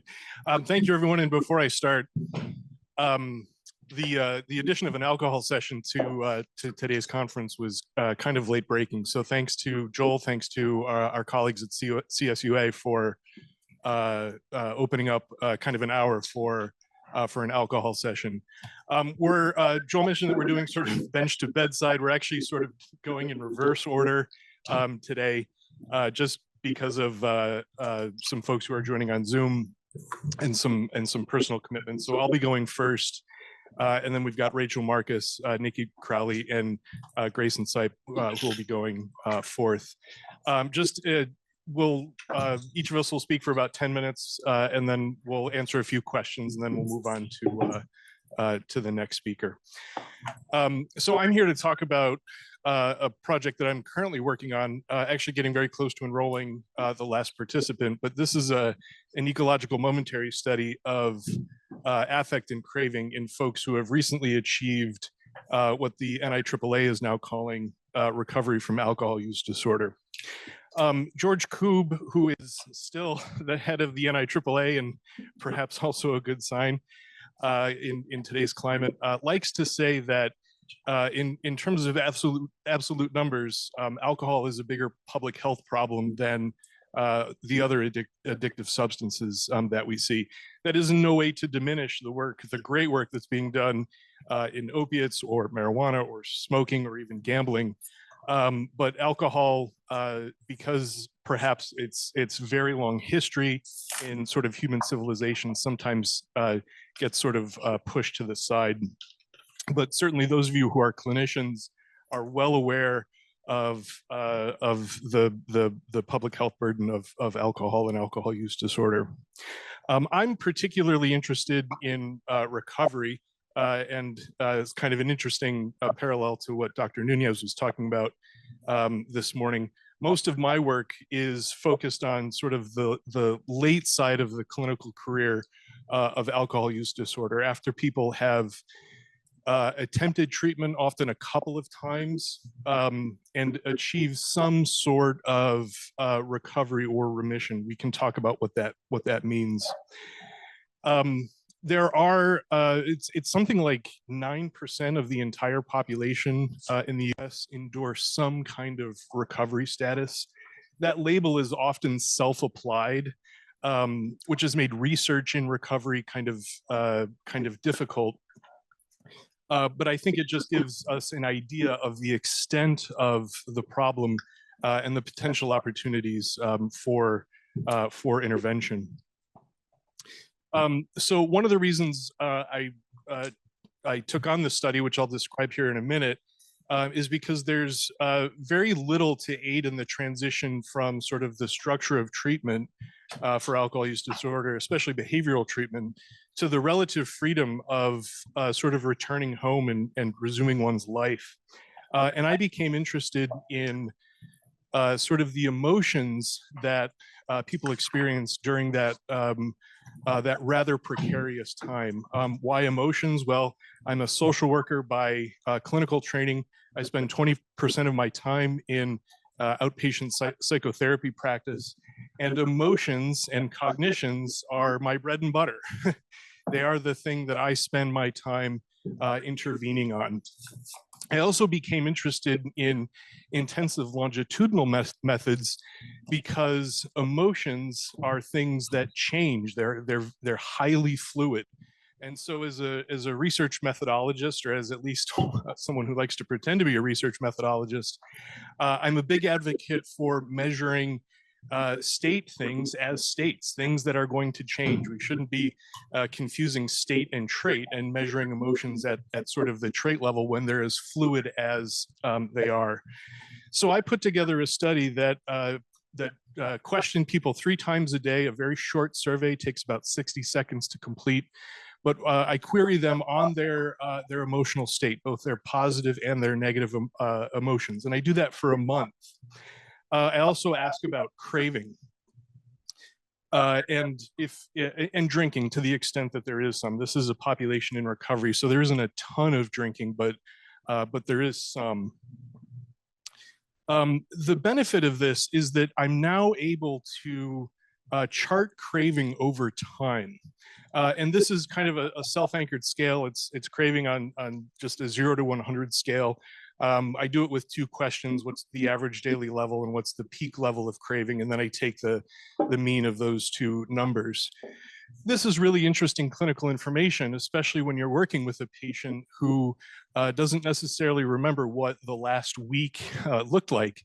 This is a good way to kind of remind them of what their craving level was. And this prompts all kinds of insights from the patient. We also can look at something like negative affect, which has been sort of the historic classic precipitant to relapse.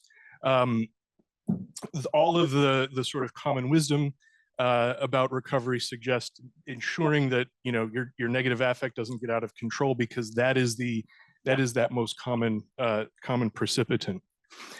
What's really interesting is that with intensive longitudinal methods, we can now overlay these 2 kinds of things and start to look at associations. And so what we see here are increases in negative affect occurring sort of contemporaneously with increases in craving. And over the course of 28 days with this randomly selected participant, we see all kinds of moments when this association is sort of apparent. It's not perfect for sure. And there are times circled in red. I realize that's really hard to see, but circled in red when sort of craving and affect are kind of opposed to each other. But what we get here is these within-person associations, and the early results, the sort of initial results from the first maybe half of the sample or so, are suggesting that significant increases in negative affect are associated with significant increases in craving. Now, the other thing that I think is important here is that this is also moving negative affect from simply a mean, but into kind of a change state. And so it's those changes that sort of tap into our emotion regulation system and can overwhelm our ability to cope and create risk for relapse. What I'm really excited about and what I'm really grateful for Penn State for supporting is transitioning this line of research to kind of a treatment a treatment, something that's low cost and would be kind of easy to implement. And that's the focus of my next grant submission. I'm going to leave it there at this point so that we can make up a little bit of time. I'm happy to answer any questions, and then I will turn it over to our next speaker. Thank you.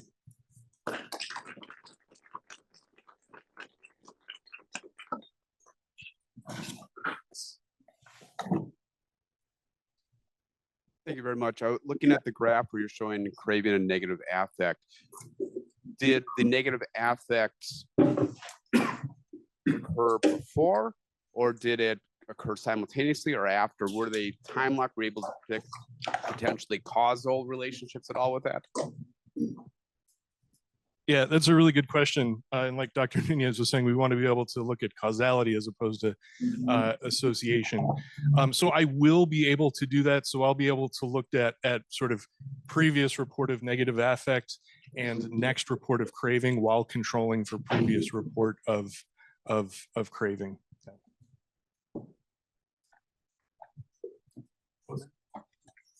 Yeah. Okay. All right. I appreciate the question. Anyone else? And because we're making up time, why don't we attempt to connect later? Thrilled to introduce Rachel Marcus, who is now a doctoral candidate.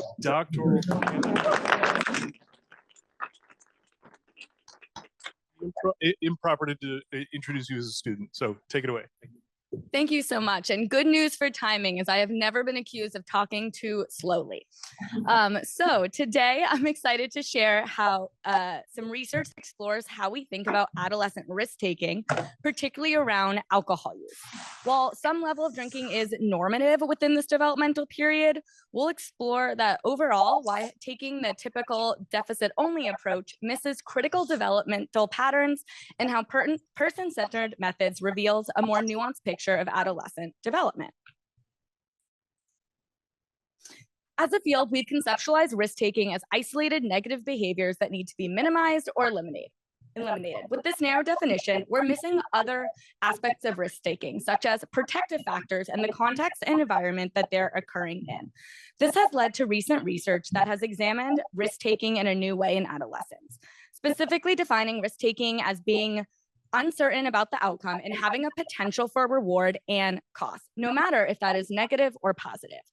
Risk-taking is then engaging in a behavior when the outcome, good or bad, is uncertain.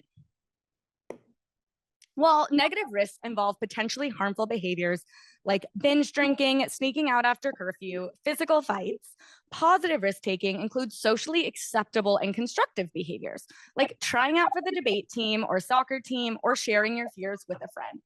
Positive risks are risky because of the variability and uncertainty of their potential outcomes. Research suggests that these different behaviors may stem from the same underlying risk propensity, but manifest differently based off the opportunity and the context. However, research on positive risk-taking has remained pretty limited and has mainly only examined correlations between positive and negative risks independently. I want to emphasize that I am definitely not encouraging adolescent substance use, but it is important to note that risk-taking does serve a crucial developmental function. It can help in developing a sense of identity, establishing autonomy, honing new skills, and taking advantage of exciting opportunities and decision-making. And it's beneficial to have a willingness to try new things, whether or not you fail. And so that brings us to our research goal.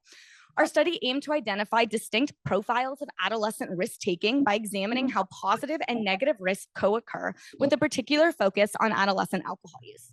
We hypothesized that adolescents with similar levels of alcohol use might differ substantially in their engagement with positive risk behaviors.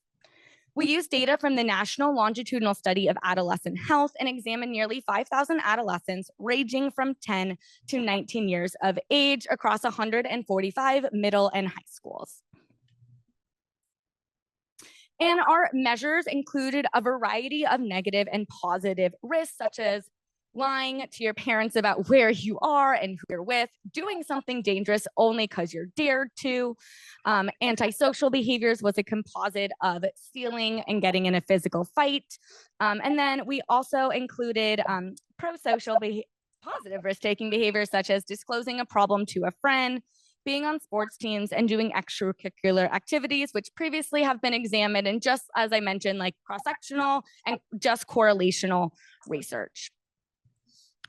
And diving into the alcohol-related problems, we made a composite from 9 different questions that the adolescents were asked about whether they have had any problems in these domains specifically due to using alcohol. This gave us a 0 to 5 scale, with 5 having 5 or more alcohol-related problems. And then very quickly before we get into the results, I want to touch upon how our analysis was. So variable-centered approaches really talk about how behaviors relate to each other. But a person-centered approach, like latent class analysis, identifies unobserved subgroups within a population based on the response patterns across multiple indicators. So our indicators are all of those measures that we had. And so we put them into our latent class analysis, and based off of model fit, we found that a 7-class model was found to have the best fit statistics. And interestingly, our groups were kind of evenly split between completely no alcohol-related problems and pretty high alcohol-related problems. And overall, our class sizes range from 7% to 20% of the sample. And so I want to take a broad look at the profile results. So on the top, the columns, we're going to have each of our 7 classes. And then on the rows, we're going to have all of our indicators. So that was each measure that the adolescents were asked. And to note, the first 7 indicators are dummy-coded, categorical, yes, no. And then the last 3 were continuous. So those are going to represent an average. And we don't even have to focus on the numbers if you don't want to, and we can annotate it. So that green cells represent the that class leans towards either high positive risk taking or low negative risk taking, depending on the specific indicator. Red indicates low positive risk taking or high negative risk taking, and yellow represents that the class falls in between.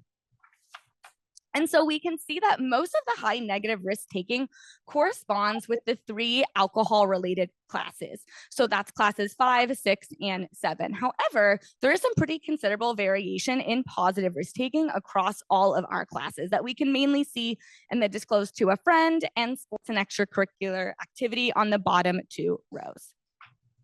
And we can kind of categorize our classes that way based on how involved in school and with their friends they are. And so this really demonstrates that alcohol behavior alone isn't defining the adolescent's entire risk-taking profile, and that there might be some pretty meaningful differences in how adolescents engage with positive risk-taking opportunities, even among the adolescents who are engaging in alcohol use. So I want to dive into those alcohol-related problem groups. And when we take a closer look, we might see some maybe different motivations for drinking. So starting with class 5, we had moderate to high alcohol-related problems alongside other negative risks at the top, with pretty minimal positive risk taking. So this might be like your stereotypical quote unquote problem teen that's pretty disengaged from school, not really talking to their friends about what's going on.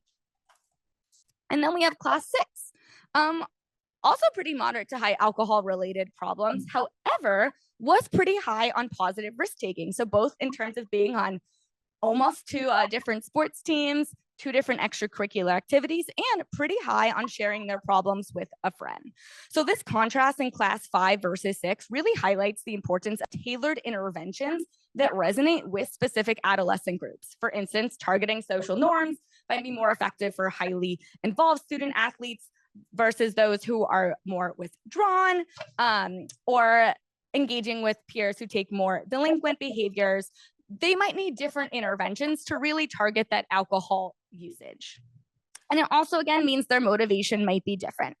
So class 6 might be having a lot of their alcohol use with friends that are on their sports teams and on their debate teams and their variety of extracurricular activities. And then lastly, class 7 was kind of in between. So it had no athletic involvement, but pretty high on disclosing to a friend and positive for extracurricular activity. So again, just kind of emphasizing the point that not all adolescents who engage in alcohol use and other negative risks are entirely also engaging in the rest of the behaviors. And so just putting that here, as a reminder, the no alcohol related problem classes also showed relatively low negative risk taking. Classes 1, 2, and 3 were characterized to moderate to high positive risk taking, but had different levels of school and athletic involvement. Class 4 had pretty low positive risk taking and low negative risk taking and low disclosure to a friend. So that might be our kind of socially withdrawn type of group that's not really engaging in negative or positive risks. And then again, for alcohol-related problems, they also all had relatively high negative risk-taking, with class 5 having low positive risk-taking, class 6 having high positive risk-taking, and class 7 being moderate. And so why might this matter? Well, we can look at some covariates that occurred at that same time point and see what's going on. I do want to quickly note that although our indicator was alcohol-related problems, we did look at it with alcohol frequency in the past year, and it was like pretty much a one-to-one in classes 1 to 4. About 80% of those participants didn't have any alcohol use at all. And so we can examine covariates to start to examine the context that surrounds negative and positive risk-taking, providing insights into developmental trajectories and social systems. And so looking at the first 2, class 6 had the highest rates, again, of positive risk-taking, and they had the corresponding highest rates among these 3 classes of hope for the future and thinking that they'll attend college, supporting previous research by Dwell and Steinberg that supporting positive risk-taking is associated with greater school engagement than negative risk-taking. However, unlike previous more variable focused studies, this shows that the associations occur even in the context of high negative risk taking, suggesting that positive risk taking may buffer against those negative risks like high alcohol use. And then also here, class 6 had relatively higher levels of feeling understood by their families and that their teachers cared about them. So our key takeaways is that identical alcohol behavior does not necessarily equal identical adolescent developmental profiles. Two teens with the same drinking patterns may have dramatically different levels of engagement with positive risk, which again suggests different developmental trajectories and intervention needs. While positive risk-taking may not directly mitigate negative risk-taking, findings suggest that an underlying risk-taking propensity could be leveraged to redirect adolescents toward more positive risk-taking behaviors. Moving forward, we need to examine these in long-term outcomes. So I do plan to look at how these predict the ad health outcomes at wave 3. So that would be early adulthood between 18 and 26 to really see if the positive risk-taking does lead to better overall outcomes than just looking at those negative and adolescent alcohol use. We can also go the other way and examine childhood factors that might predict adolescent risk-taking profiles. And from that, we can really, again, start to develop profile-specific interventions that account for both types of risk-taking and the corresponding context that they are taking place in. And ultimately, we should test whether promoting positive risk-taking might serve as an effective prevention effort before that alcohol use in adolescence really starts to begin. So to conclude, risk-taking serves critical developmental functions during adolescence, and both positive and negative risk-taking matter. Focusing on eliminating negative behaviors is kind of ignoring half of the developmental story of what's going on in adolescence. So person-centered approaches revealed the complexity of adolescent risk patterns, particularly around those alcohol-related problems and the dramatic differences in positive risk-takings between those final 3 groups.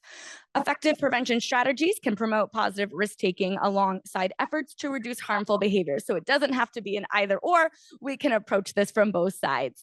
And our ultimate goal shouldn't be to eliminate adolescent risk propensity, but instead redirect it towards growth promoting challenges that serve to better serve adolescent and adult development. So with that, I'd like to thank all of you for being here today, as well as the National Institute of Aging for funding the Ad Health Project, and thank you to all the families who have participated. I'd also really like to thank my co-author and mentor, Benjamin Bailey, for all of his help and support, because this project would not have been possible without him. And lastly, I'd also like to thank my primary advisor, Dr. Iden, and my lab mates who are here for continually supporting me and being a sounding board throughout this process. Thank you all. I think we have time for one quick question.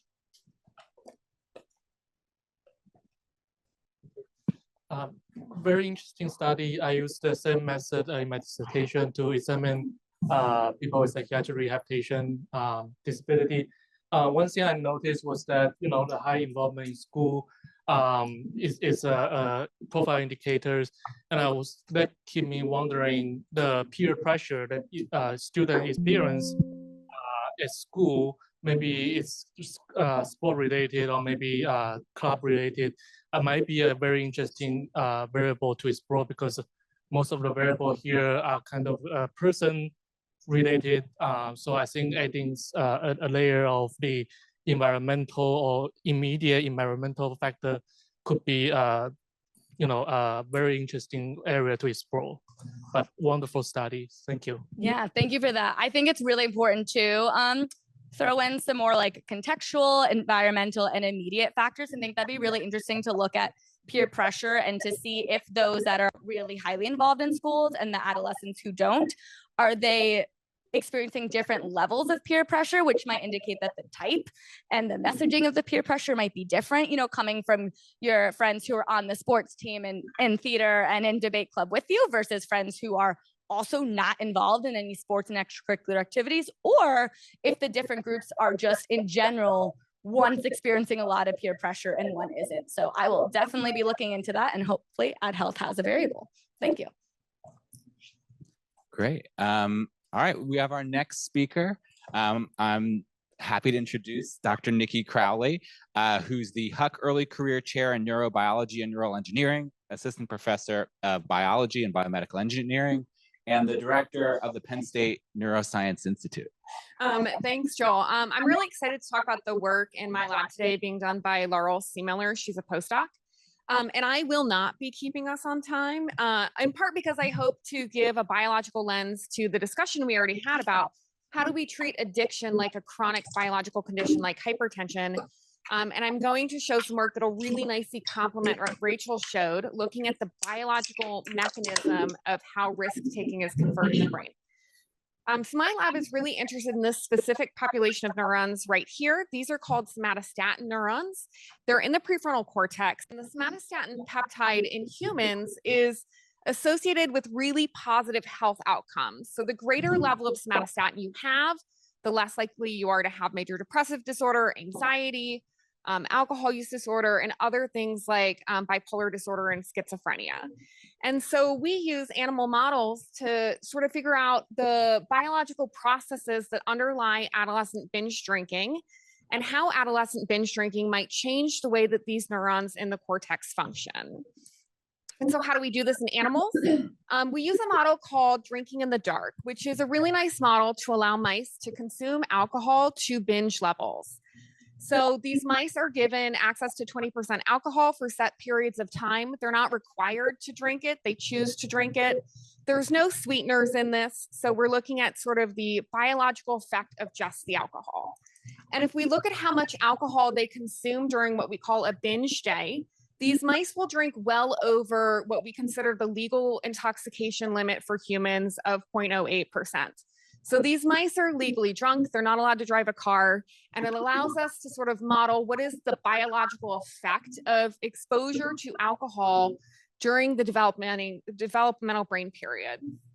So we do this for about 4 weeks, which encompasses the entirety of sort of adolescent period in these animals. And then we can assess behavior and physiology to understand mechanistically what has changed in the brain when the developing brain is exposed to alcohol. And one of the behaviors we can look at related to risk-taking is the desire to keep consuming alcohol despite negative consequences. And the way that we can do this is following exposure to adolescent alcohol or water. We can look at their propensity to drink alcohol when there's a negative consequence involved. So in this case, we add quinine to the water. And what you see is the more bitter you make the alcohol, the more that it's going to taste very bad. Most animals are going to stop drinking it, right? It's a negative experience for that animal when there's quinine in the water. And what we find is that if we give mice access to alcohol or water when they're young, and then look at alcohol consumption despite these negative consequences when they're an adult, female mice are very resistant to the negative consequence of having quinine in the water. So in purple, you're looking at mice exposed to alcohol, and black is the water control exposed. And females continue to drink bitter tasting alcohol, no matter how bitter you make it, whereas male mice do not. And so what we're seeing here is adolescent alcohol shifts this sort of aversion-related, risk-related behavior well into adulthood, 30 days after their adolescent exposure to alcohol. This is a very, very long time in a mouse. And so we want to understand what is the exact cellular populations that are affected by this. And as I said, we dive into what somatostatin neurons do. So we use a biological mechanism. We want to see exactly what these neurons are doing following adolescent alcohol. And the way that we do this is we can isolate individual neurons and look at their electrical activity. So what you're looking at here is what your actual neurons look like. We can attach a glass capillary to these neurons. We can puncture the membrane of those neurons, and then we can see exactly how these neurons talk to other neurons. And so these are happy and healthy neurons, and we probe them for changes in their actual wiring and firing with neighboring cells. And if we look at the activity of these somatostatin neurons, these ones that are really important for sort of risk and resilience and other things, what we find is that after exposure to alcohol, these neurons talk too much forever. So what we're looking at here is males on the top, females on the bottom. The blue is the activity of the somatostatin neurons, how much they are chattering. And long, long, long after exposure to adolescent alcohol, they are still talking too much. What we can also do is look at how they talk to other cells. And so for this, we can use an approach where we can light activate the somatostatin neurons. We can drive them to talk and see what's changed about the way they communicate with other neurons. And we look at this through something called a paired pulse ratio. And what this does is it shows us how much these neurons are releasing neurotransmitter onto other neurons. And what we find is not only are these neurons talking too much, they're talking too much to specific other neurons in the brain. So this is a little counterintuitive with how you interpret it. The lower the number here, the more they're talking. And so what we find is after adolescent alcohol, we see these neurons are talking too much to specific output neurons. So adolescent alcohol changes the way specific neurons in the cortex work. They chatter too much, and they chatter too much to specific outputs. And we think that this is a mechanism by which changes in aversion and risk-taking are conferred biologically in the brain. This is really exciting for us because we previously showed a couple years ago that these neurons are responsible for how the brain communicates the decision to take risk.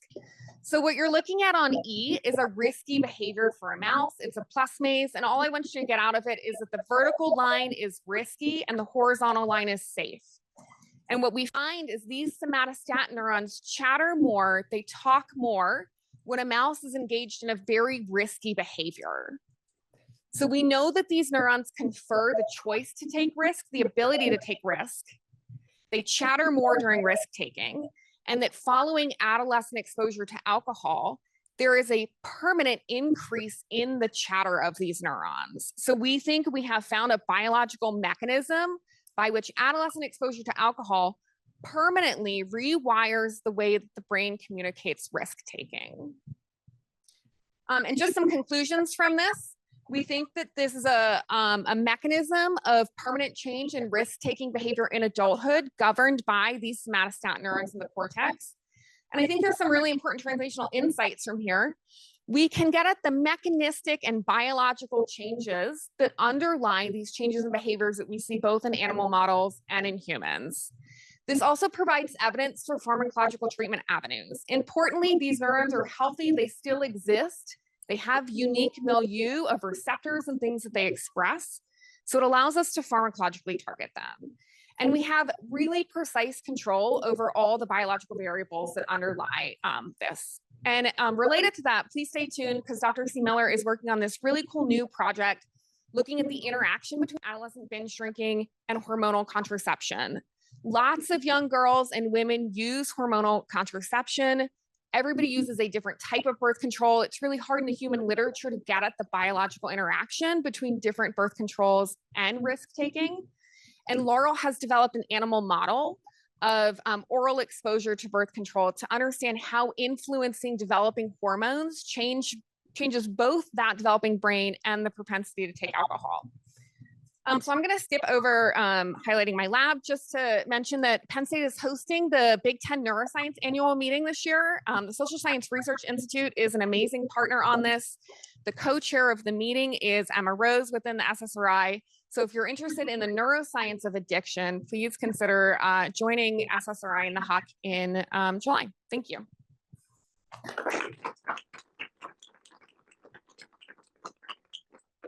Thank you. That was great. Time for maybe one quick question.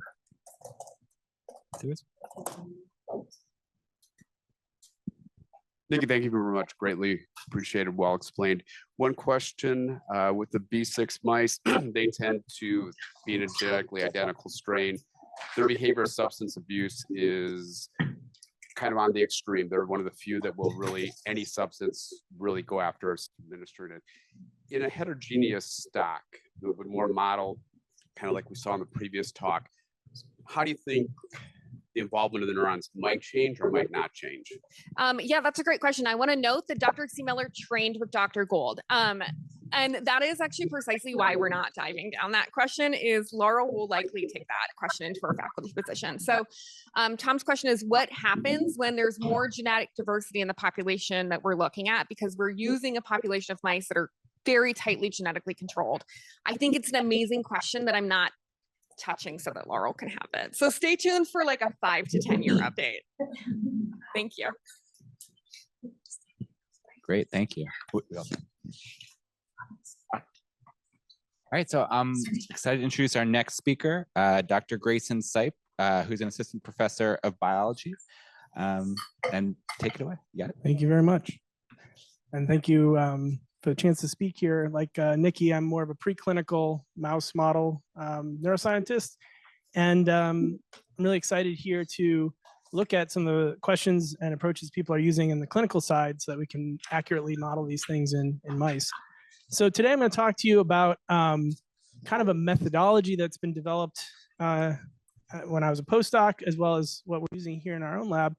And that is to actually use mice to study voluntary alcohol consumption in head-fixed conditions. And this is important, you'll see, for some of the methods we use to record different activities. So as a bit of a background of how I got into this,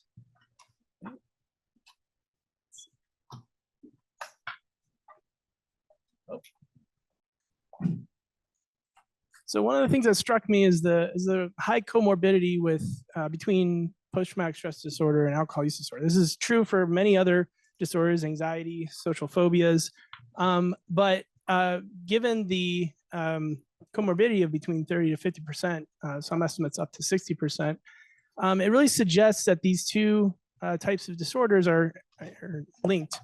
And this prompted me to ask the question, why is this relationship? Why is this their comorbidity? And people have thought about this, many people in this room too, about how to think about the relationship between alcohol use disorder and PTSD. And there's a few theories that have come out. And the first one is that there's an inherent risk. This is from twin studies and genetic factors that can drive both of these kind of independently. And so you get emergence from those common risk factors. The mutual maintenance model suggests that either one can be triggered by some sort of factor. And then both are maintained through kind of a positive feedback. There's the idea that if you have alcohol use disorder and you engage in risky behavior, this can actually lead to more risks for developing trauma, being in traumatic environments. But the one I really want to focus on tonight, or today, is the self-medication model. This is the idea that if you're diagnosed with PTSD or you've gone through a traumatic event, you're at risk to develop AUD. And the reason for that development is that alcohol is used as a self-medication for the symptoms. This was something that was kind of first developed by Edward Consortium in the 80s. And even though it's been challenged to some degree, I think this is true. And you ask a lot of people who have comorbidity and they tell you that they use alcohol to self-medicate. It turns down the volume. You hear these kinds of things. People say it all the time. So if we look at PTSD and we look at the criteria, you have the traumatic event. There's this intrusive, recurrent memories, recall, brain states, this trauma recall that leads to a series of other long-term symptoms, including avoidance. This can be an internal context. It can also be external situations. A cognitive or mood decline, this idea of blame, fear, shame. And a key one that's been used in the diagnosis is also this altered arousal reactivity. If you show threatening faces, there's a strong autonomic response. And these things from even singular traumatic events can lead to prolonged disturbances, greater than a month for the criterion. And this is tragic, right? Because it's a singular event. You can't really predict when they'll happen in most cases. And they have these long-term negative symptoms. So when I saw the criteria, it really kind of circles on this idea of a brain state, right? The trauma recall, the avoidance, all these things are related to a state that was triggered from the original traumatic event. And if we're talking about self-medication, the question is, does alcohol disrupt that state? What is that state? And why is it that alcohol is used? And for many people here, you're already looking at people who are addicted to alcohol. They've already been diagnosed and you're trying to get them off. But I'm really interested in why they even start in the first place. Why is there this risk of using alcohol to self-medicate? So if we're going to do this in mice, it's a tricky problem. First of all, I'll be the first to say there's many limits for using mice, especially for things like PTSD. And if you're going to talk about self-medication or alcohol, you have to allow a mouse to voluntarily drink alcohol, right? If you're injecting them with alcohol, it's not really a good self-medication model. So I asked what seemed like a simple question at the beginning, which was, can we get head-fixed mice to voluntarily drink alcohol. And the reason I talk about head fixation is that many of the tools we have to study the circuits of brain states, of neurons and neuronal cells in vivo in mice requires them to be head fixed using microscopes and other kind of high density electrode probes. So luckily, Nikki went before me, so she kind of introduced this already. One of the most popular models for preclinical binge-like drinking in mice is this drinking in the dark. We took advantage of that. It's popular because it's very reproducible. And we just asked if we start off with, maybe I can use a pointer here. Can everybody see that? Sorry for people online, you're not going to see my laser pointer. If we start out with 1 or 2 cycles of drinking in the dark, that is, they have 2-hour access to 20% alcohol, 3 hours into the dark cycle for 3 days, and then a binge session, which is 4 hours on the 4th day. We can either do 1 or 2 cycles of this DID where they're in their home cage drinking, and then habituate them to being head fixed underneath our microscope and ask, will you drink alcohol in 20 minutes? Essentially give them 20 minutes to do that. And so we have these 2 different phases, the drinking in the dark and the head fixed drinking. They're at the same time in their circadian cycle, which is important for their behavior. And we can use this kind of custom built lick circuit diagram where we can detect when the animals are looking, we can trigger a solenoid to give them alcohol, and we can do different kinds of trial structures. And what I'm going to be talking about today is just a simple pseudo-random inter-trial interval. The animal has to lick to get more alcohol. When they get it, there's another interval. If they don't lick, it just sits there and waits for them to lick. So they have to kind of initiate and keep getting alcohol. So to answer the question, yes, you actually can get head fixed mice to drink alcohol. They drink quite a bit. You can see here, this is the total consumption of grams per kilogram across the 2 cycles or 1 cycles of drinking in the dark. You can see there's an escalation, and the total volume is lower, but what you have to remember is that this is over 20 minutes versus 2 hours or 4 hours. And so if you actually look at the rate of the consumption, it's quite high, and they're getting to binge-like levels incredibly fast. And we've kind of recapitulated what people have seen in freely moving models where females tend to drink more on average, especially C57 black 6 mice.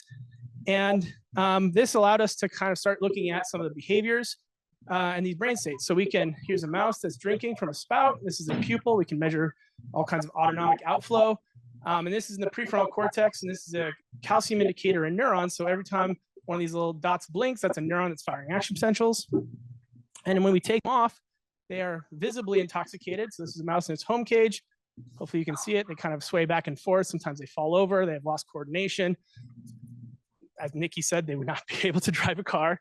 And so this tells us that they are able to voluntarily drink to binge-like levels. So one of the things we first looked at was just some of the common held beliefs about alcohol and how it's potentiates GABA transmission and acts as a depressant. And what we find is that's very complicated. Some neurons show increase in activity with drinking, some show a decrease, and many don't show any change. And so you can't just look at a single neuron and make a assumption about how all the neurons are responding to alcohol. Now, this opens up a lot of other things that we can do.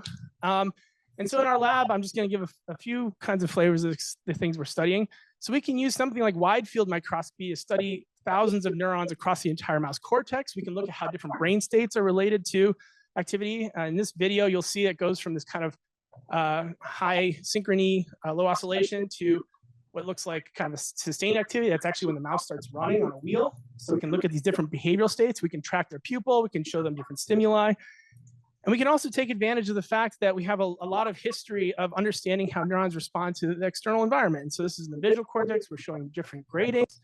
The neurons will fire to different gradings. We can generate these tuning curves to see just how much they encode the sensory information around them.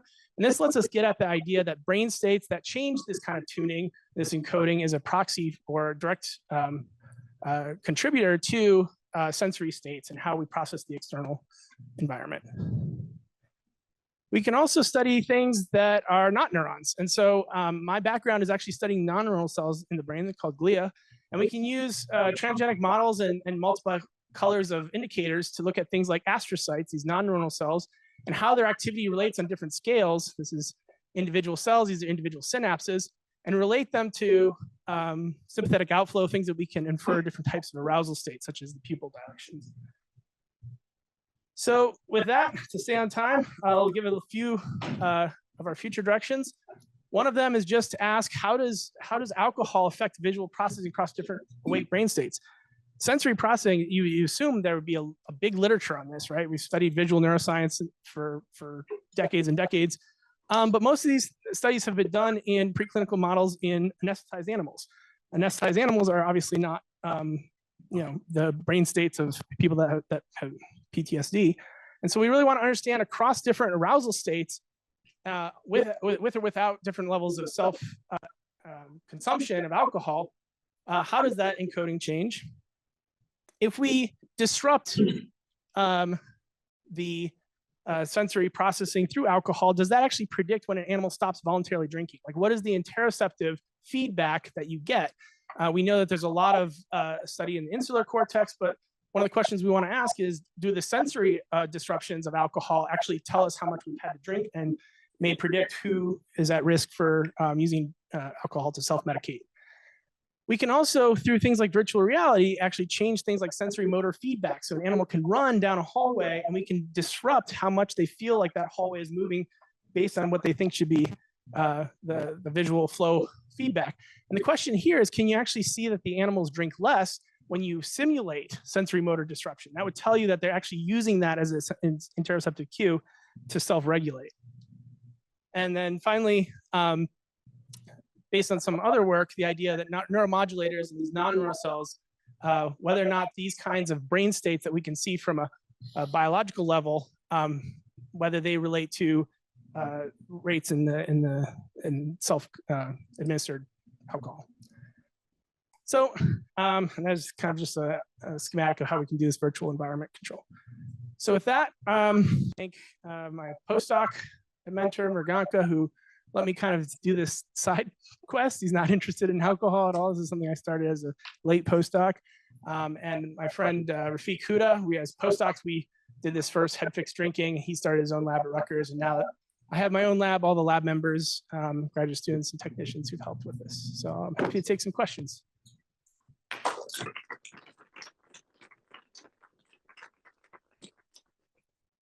Time for a quick question, if anyone's got one. Our resident. Keep the trend going here. Grayson, thank you very much. I'm assuming pyramidal cells in cortex, Grayson? Sorry, say again? Pyramidal cells, or are you doing pyramidal and interneurons? We can do pretty much anything we can label. The ones I was showing you were all pyramidal, especially layer 2, 3. They were chem kinase 2. And I was going to ask, does effects vary by what layer of cortex you're in, or have you been able to look at that? Yeah, part of the difficulty is that not many people have done in vivo imaging in awake mice at different depths. So actually, I don't know. We, with 2-photon, we can get to the layer 2, 3. We can get down to layer 5, so we could look at that. It'd be interesting for sure. I think one of the things we would like to do is try to compare this with previous stuff that's been done in anesthetized animals with deep recording electrodes and things like that. Makes sense. Thank you. Thank you. Any other questions?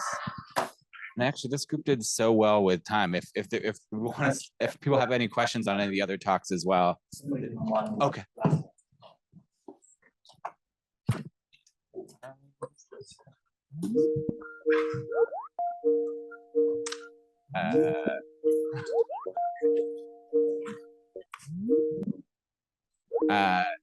So I was curious to know if you looked at into the it's almost like voice activated, into the family background and parenting styles or relationship with parents of the adolescent participants, and if that influences the risk-taking behaviors. And also may have missed if there's any theory that guided your selection of particular features or predictors used in the studies. I think that's for our second talk, Rachel. She may have stepped out. Any other last questions? All right, well, thank you for a great session. We'll take maybe a couple minutes to make sure we get all the slides ahead of our next session.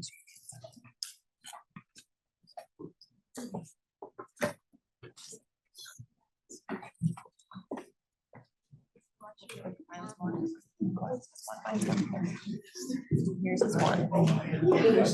Our session today. Oh my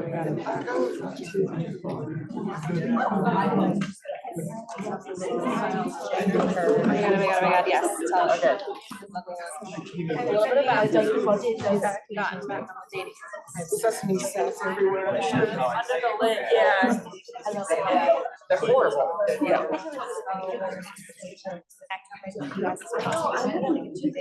Oh, and then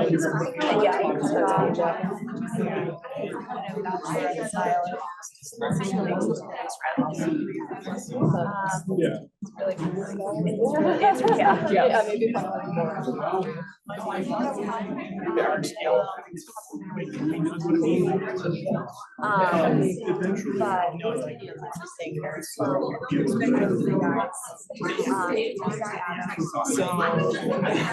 So there's a lot of motivation.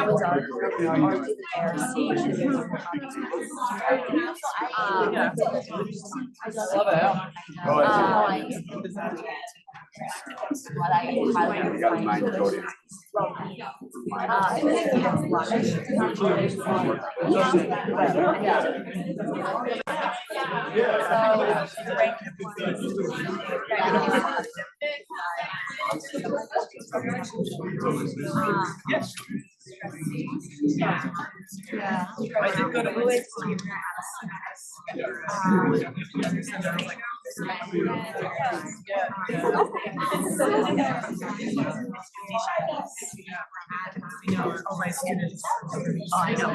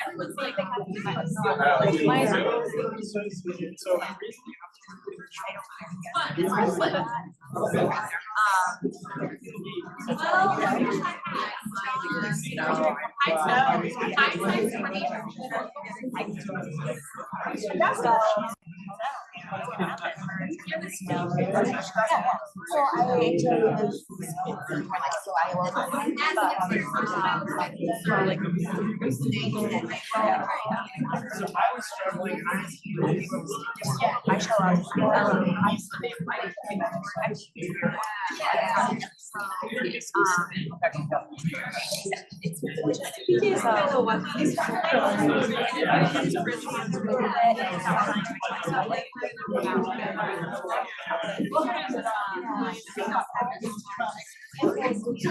You should try that.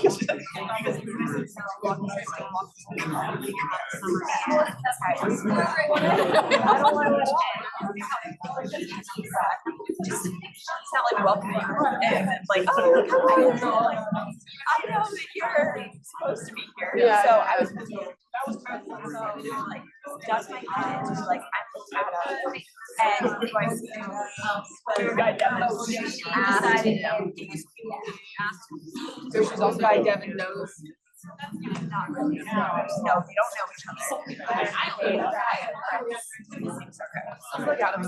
It truly was. So I had my running.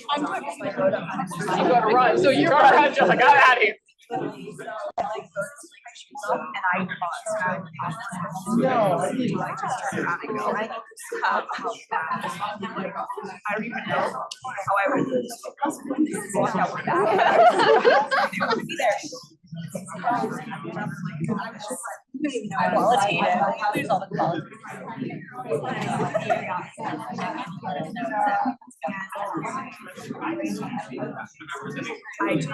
posted it way out there.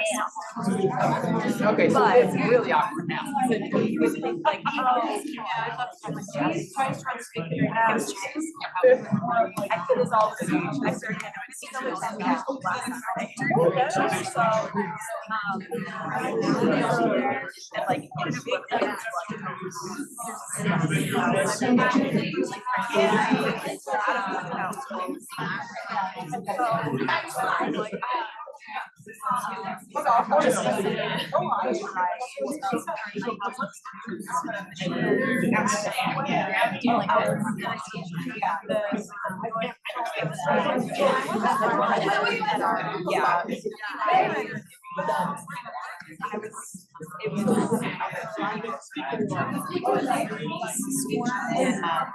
like,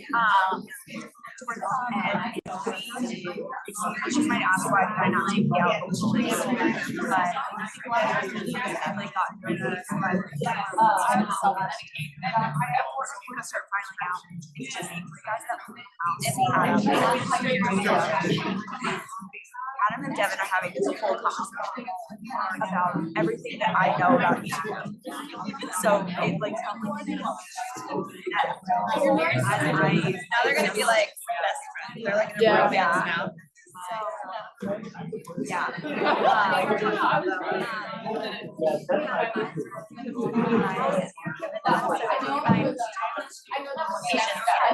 All right. I think we're ready for our next presentation. We'll give people a minute to find their seats.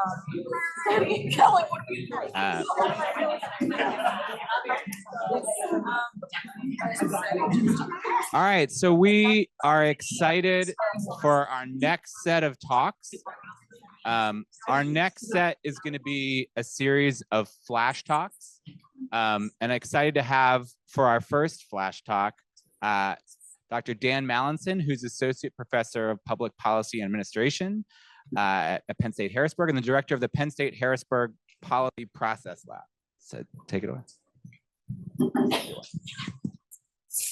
Thanks, Joel. All right, everybody hear me? Good. Yeah, I don't know if it's harder to go right before lunch when everybody's ready for lunch or right after when everybody's ready to fall asleep. So we'll keep this short. This presentation is going to be a little more of an advertisement than a set of results from study.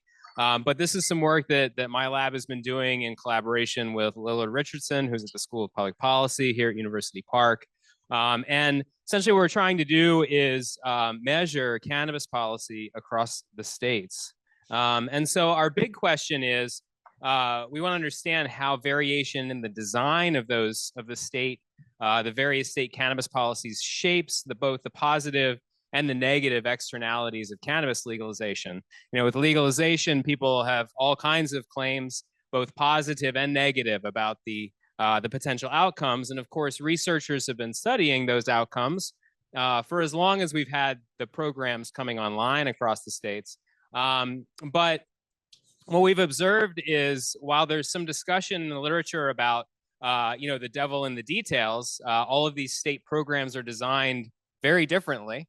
No state program is really exactly the same as another state's program.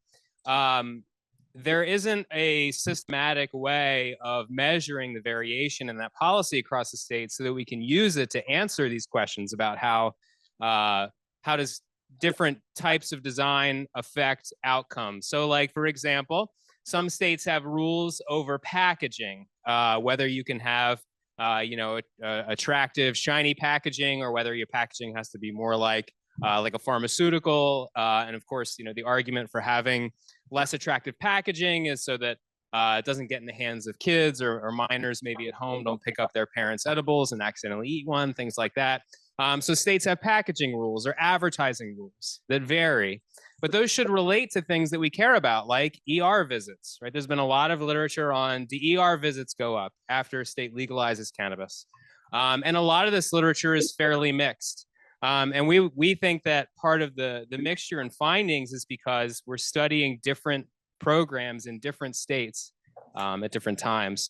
So our aim with this project, which is thankfully appreciatively received support from SSRI and the Commonwealth Campus Research Development Program. We are building on some work that Lillard started with Grant Neely, who's at the University of Dayton. They had developed what they call cannabis policy bundles, and my lab has kind of taken these up to update them and expand them, working with Lillard. And so what the bundles are is they are 36 different features of state cannabis policies. And you can see the 36 up here on the screen. And they have bundled them into 3 bundles. They're basically scales, right? Measurement scales. A pharmaceutical bundle, so these are more of the medical components. These are components that appear in medical cannabis programs. There's the permissive bundle, which is a mixture of both medical, from medical laws, like things like home grow, and also the recreational programs. And then there's the fiscal bundle, which is the states trying to bring in revenues from things like fees, taxes, things like that. And Grant and Lillard had done some preliminary work with the bundles. They originally measured them from 1994 to 2020, and we updated them last year through 2023. And I'll talk about our plans moving forward. But what we did importantly is we made the bundles, the updated bundles, available for anyone, any researchers who want to try to use them for this kind of research. And the QR code's in the corner, but I think the thing, it's being a little bit covered by the Zoom. I'll have a bigger QR code at the end if you want to access it, but it's in a Harvard Dataverse. But these are the bundles we currently have, and we've been doing some work. They do allow us to see how states vary on each of the bundles over time. So what you see here is the first one is the pharmaceutical bundle. The second is, I'm sorry, I had the permissiveness bundle first and then the pharmaceutical bundle. And the dark line is the average sort of increase in these components over time, but the gray lines are the states. And so that's the variation that underlies this sort of summary of, well, how permissive are cannabis programs, or how pharmaceuticalized are they? The states vary substantially in ways that we think are related to these outcomes that we care about. Also, then we have the fiscal bundle, and then you can see sort of the overall trajectory. These bundles also allow you, so we're doing work using just the scales, which I'll show you some preliminary results in a moment. But you can also break these apart, right? If there's certain components that you think are primarily related to your outcome of interest, we have all the components available in addition to the 3 scales. And then there's also the potential for within state work for people who care about what's going on in a particular state and its policy design. So we've published 2 papers with my team so far. One is on traffic accidents, and the arrows are the direction of the relationship. So more pharmaceutical programs, you see an increase in accidents, or you see higher accidents on average. Permissive programs are actually fewer traffic accidents on average, and fiscal is greater. We have a paper published on poor youth mental health, so youth mental health outcomes. And you can see, at least for the pharmaceutical scale, they go in a different direction. One of the things we're finding pretty consistently so far is that the fiscal scale tends to be related to bad things. So as states try to make more money from their programs, it seems to be negatively related, or seems to relate to poorer outcomes. But one of the things we're going to be interested in is, once we have done this on a variety of outcomes, is to see what are sort of the consistent patterns across these different externalities. So those are the 2 that we've done so far. Our current work, Shazib, who's a PhD student in my lab, will be presenting in the poster session on his work on opioid overdoses, so please go see him. We are also working on an ER visit paper, because that's been a big topic in this literature. And then next steps, we do want to expand the state level policy collection, because there's a lot of stuff that Grant and Lillard don't have in their bundles that matter for these externalities. So different criminal justice measures. States have been banning police officers from using the smell of marijuana as a pretext to search cars. Social equity is not in there, and that's really big in the recreational programs. The different COVID changes, like home delivery and curbside pickup, hemp-derived products, so Delta-8 THC products that came with the 2018 Farm Bill. None of that is in there, and all of that we think matters. And then the other big step that we want to take that we're applying for funding for is to expand this down to the local level. Because even at the state level, we're masking a lot of variation. And, you know, there are dry municipalities. If we think in the alcohol context, some states allow municipalities to ban having to not have dispensaries in their borders. Some municipalities have add-on taxes, which has become a big controversy in some of the rec states. And there's also lots of zoning and siting rules. So our goal is to expand it then down so we can get a better measure, a better sense of how this policy variation matters for the outcomes that we care about. So there's the better QR code if you want to actually download the bundles themselves. And we hope that people will use them in addition to us. So with that, that's all I have. If there's a question.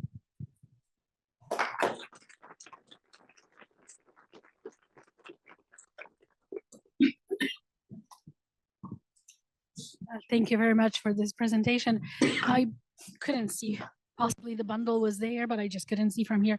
Did you look at outcomes in relation how states mandate or require collaboration with academic centers, such as in Pennsylvania?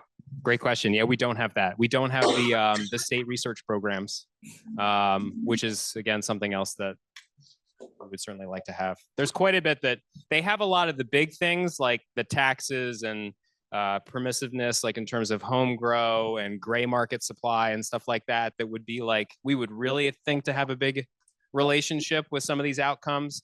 But yeah, there's a lot of features like that, the research programs that we don't have yet. It's a great question. Any other quick questions? All right. Well, then I'm excited to introduce our next speaker, Dr. Sophia Allen, who's an assistant professor of public health sciences in the College of Medicine. Thanks. Thank you for the invitation today. Today I'll be talking about other addictive substance use among adults enrolled in tobacco quit line text messaging service. Here are my disclosures. I am funded currently by a NIDA grant. And just to talk a little bit about the Pennsylvania Quit Line, my collaborators, the Pennsylvania Department of Health and National Jewish Health, who provides free quit line services for Pennsylvanians at 1-800-QUIT-NOW. They provide up to 5 coaching sessions by phone, unlimited calls, educational materials, and also nicotine replacement therapy. So what I would talk about today is the socio-demographic characteristics of adults who smoke and use the Pennsylvania Quit Line, in addition to other addictive substances that are used.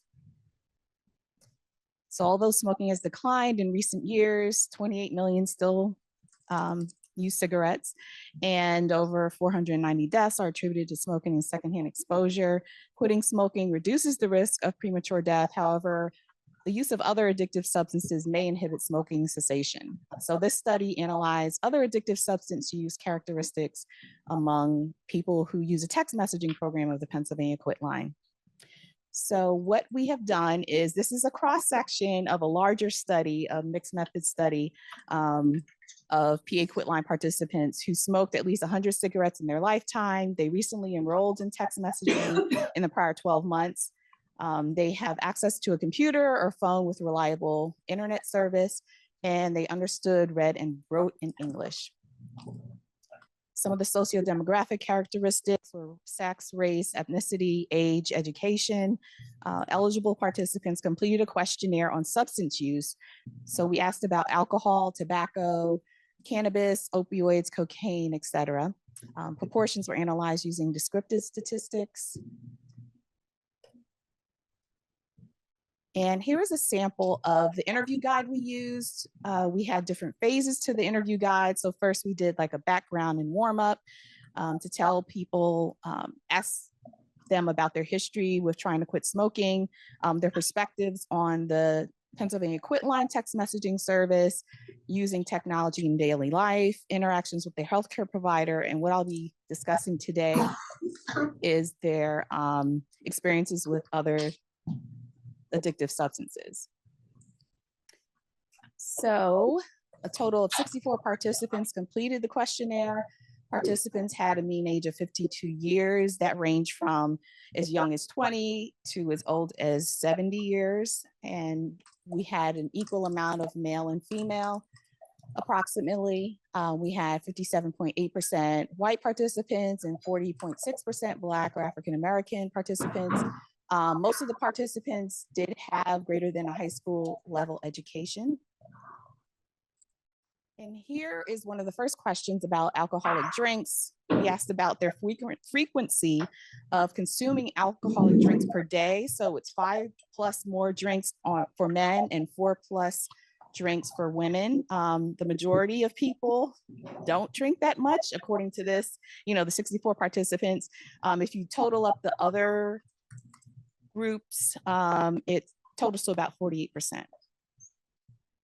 And so we asked obviously about cigarettes, the frequency of tobacco use. People use tobacco daily or almost daily. A lot of people, or the majority, use menthol cigarettes. Here we asked a question about the use of electronic cigarettes to help with quitting smoking. So about 51.6% people have used electronic cigarettes to quit smoking. Here we asked about cannabis. So this is ever use now, talking about, have you ever used cannabis in your lifetime? 82% have. A quarter of people have a medical cannabis card. So we asked them, do they currently have a medical cannabis card? And about a quarter of people said yes. Here we ask about ever use of opioids that were not prescribed to you. So again, about 25% of the people said yes, that they had. And have they ever used cocaine in their lifetime? Over 50% of the people said they had. We also asked about the type of cell phone they use. So the majority of people use Android over Apple, and that other small sliver was some other type of phone that they use. So conclusions here. So few studies have examined other addictive substance use among adults who use a Quitline text messaging program. This research may have implications for smoking cessation interventions. Other addictive substance use questions along with tobacco use should be considered in future Quitline mobile health research. And other addictive substance use may inhibit adults from quitting tobacco. I would like to thank my supporters and collaborators here, my mentors, my lab grad assistant, Victoria Francois, and definitely the National Institutes of Health for funding this grant. So thank you very much, and I welcome your questions.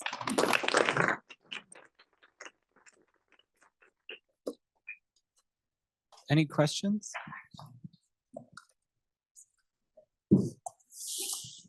Maybe I'll ask a quick one. Can you say a little bit more about how you think some of those either get actually incorporated into the Quitline treatment or how it might get incorporated? I think just asking the questions. So the people that actually use the Quitline, none of those questions were asked except probably for e-cigarette use. So about the more addictive substances, they don't ask about those questions when they do the intake. So I think just asking first, and then definitely when we're doing smoking cessation interventions or group counseling, asking about any other substance use as well. And then looking for treatment for that as well. Some people have said that cigarettes, though, is one of the hardest things to quit, even over heroin, the people that we talk to, so.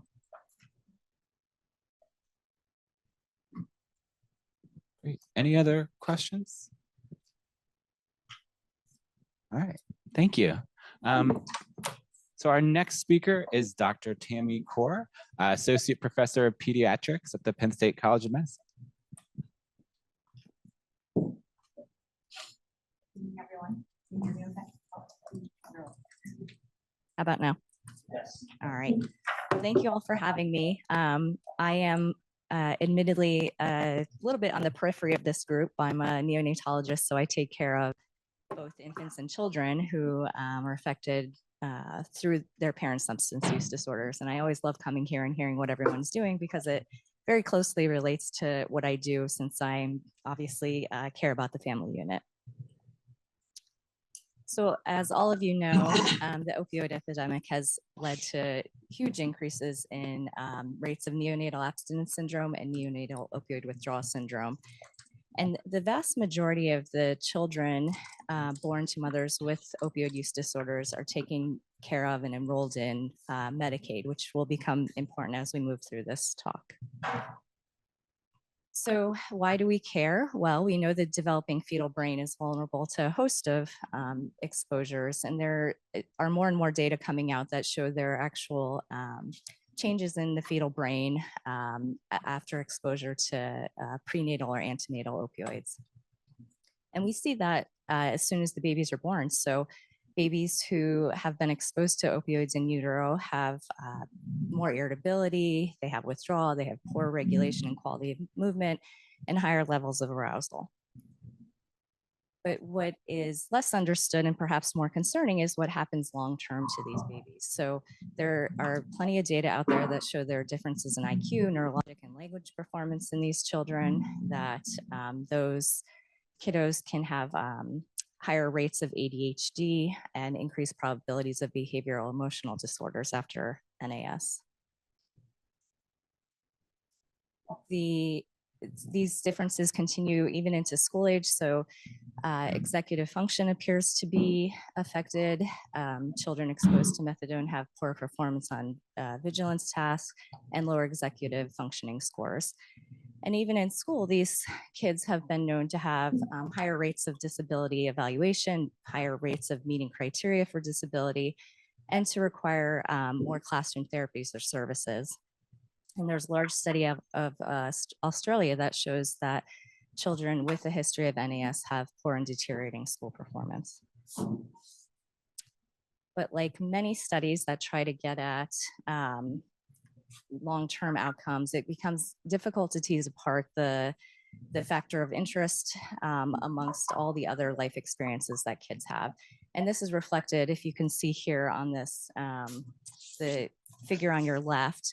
The dark bars are studies that show that there's an effect on the various developmental outcomes there, and the gray bars are saying no effects. So you could see they very much contradict themselves. And then as far as confounders, depending on the study, there are various studies that have taken these things into account and other studies who have not. So the conclusion here is that we don't really know how opioids affect development long-term. And so I am doing a study that's looking at the relationship between NAS and longitudinal academic performance. This is a mixed method study, but the earlier part of it is using a large integrated database to essentially assess the association between NAS and longitudinal academic performance. And that's what I'm going to walk you through here today. So many of you know Pennsylvania does not have a very nice integrated system. The various branches of our government and health system tend to work in silos. But South Carolina, surprisingly, has this beautifully integrated data set where I can identify infants who have a diagnosis of NAS, pair them with their mothers, and then follow that couplet throughout the child's life. So I utilize kind of all the branches that are circled there in red. And just to give you an example of how we use this, so we pulled vital records, we got mom's age from there, baby's gestational age at birth, mom's education level. As the kids got older, we went over to the South Carolina Department of Education and pulled their academic achievement test scores. And so our cohort were children with a history of neonatal abstinence syndrome based on ICD codes.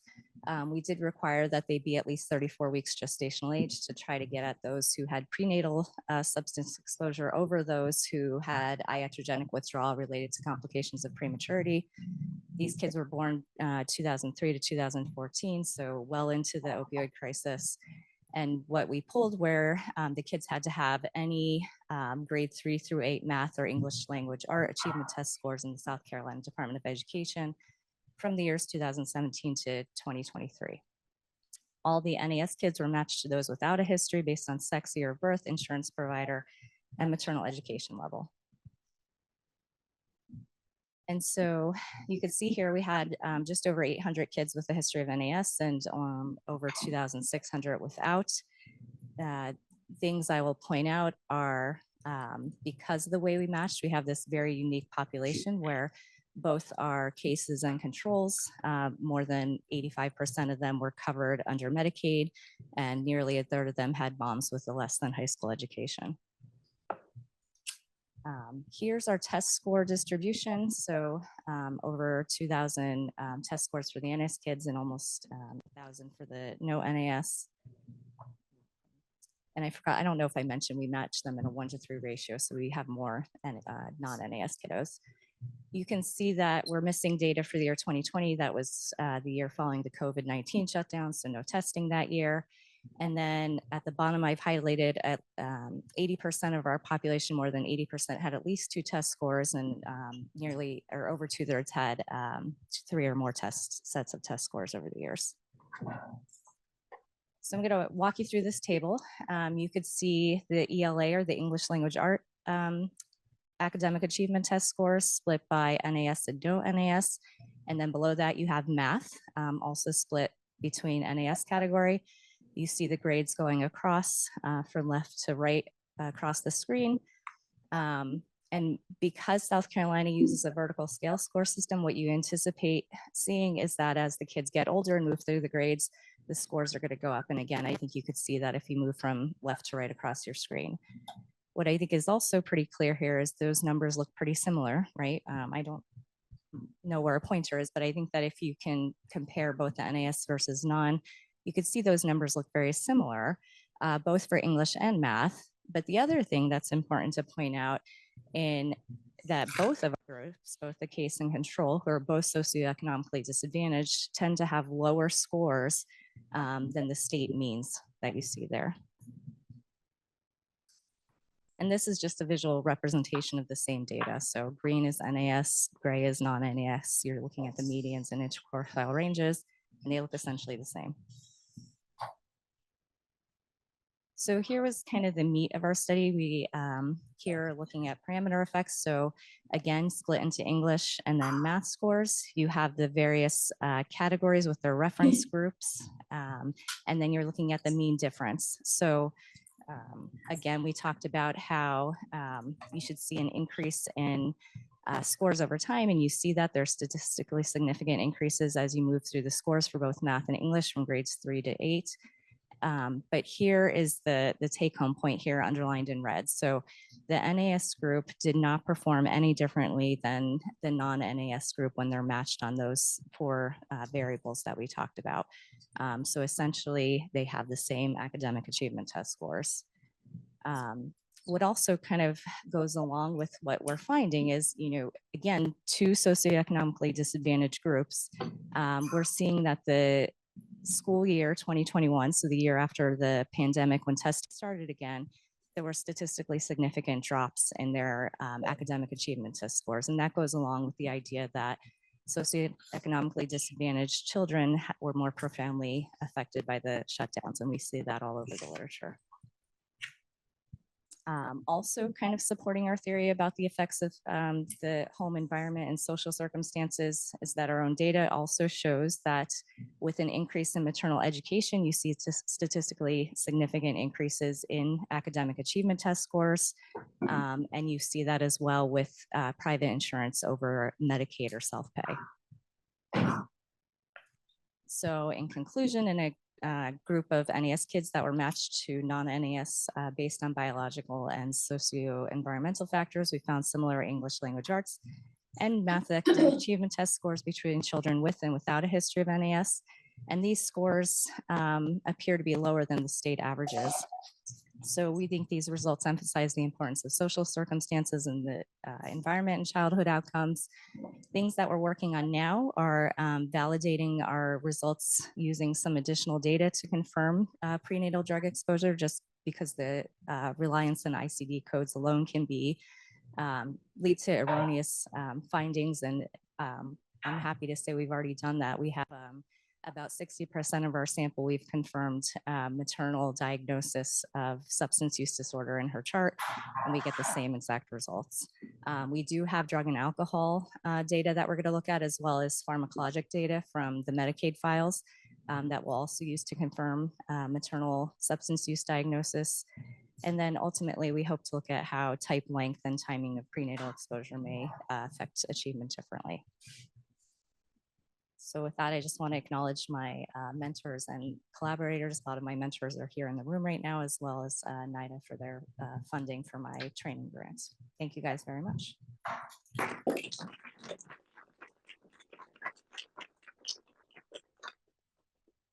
That was great. We have time for some questions.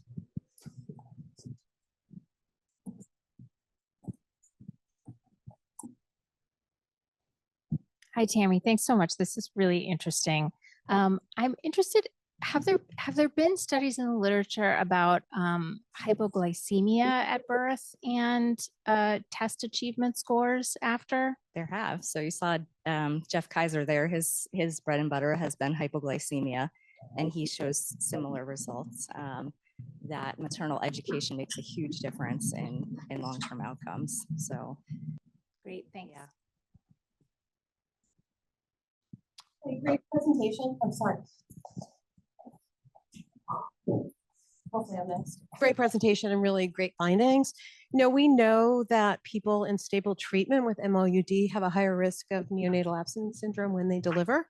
And I'm interested if where you think that fits into your findings, because we know that there are other causes of NAS, right? But also, not every kid is going to exhibit those features. Mm-hmm. And I'm just wondering what your thoughts are on, connecting the MOUD treatment push with these findings. So I think this is a lovely way to say, take your medication for opioid use disorder, that it's not going to, based on our study, it's not going to affect your child's long-term academic achievement or their development. And and we have lots of data that shows better outcomes for moms who stay on their medication. So yes, we are emphasizing that strongly in our paper as we're writing this up.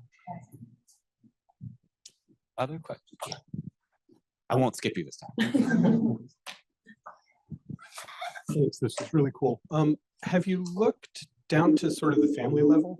I vaguely remember a smoking study a while back where some of the effects came back if you actually broke all the way down to a family level and looked at siblings at a much smaller rate than they had before you control for example, SES. So we haven't done that yet. We do have some siblings within our data, and we have other things that we can look at that may affect at the family level, like interaction with children and youth and maternal incarceration, but we haven't dived that deep yet. Yeah. Awesome. Thank you. Other questions? Just stalling while we get the slides ready. All right. Quick question for you is, so with some of the results that you have showing that there's no negative impact long-term, do you have like, I don't know, one-pagers, like things that we could easily share with patients or the community who have those concerns? Because I think that's something that a lot of people would really value if that's available somewhere. I would love to make something for you. Yeah, I don't have anything yet, but I can't emphasize that. And I think that we have lots of, even when we do a prenatal consult. Can you use a microphone? Oh, sorry.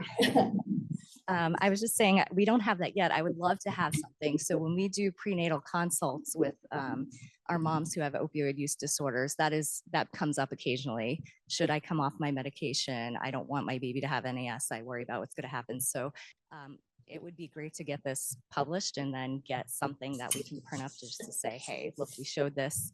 You shouldn't be scared. Please take your medication. Yeah. Awesome. Yeah. Great, thank you. And now I'm excited to introduce our next speaker, Madison Kelm, who's a doctoral candidate in psychology. Thank you. Thank you. Is that on? Okay. Thank you. And I actually just defended my dissertation. So yeah, so I'm Maddie. I'm just finishing up my 5th year and I work with Dr. Rena Iden.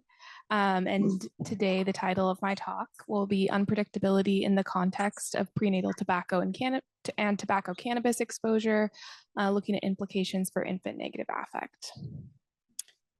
So as you all know, tobacco is a very important substance to look at during pregnancy. But before diving into our study, I'd like to provide some context for this work and why studying caregiver unpredictability in relation to infant negative affect may be particularly important in mothers who use substances such as tobacco and cannabis during pregnancy and during early parenting.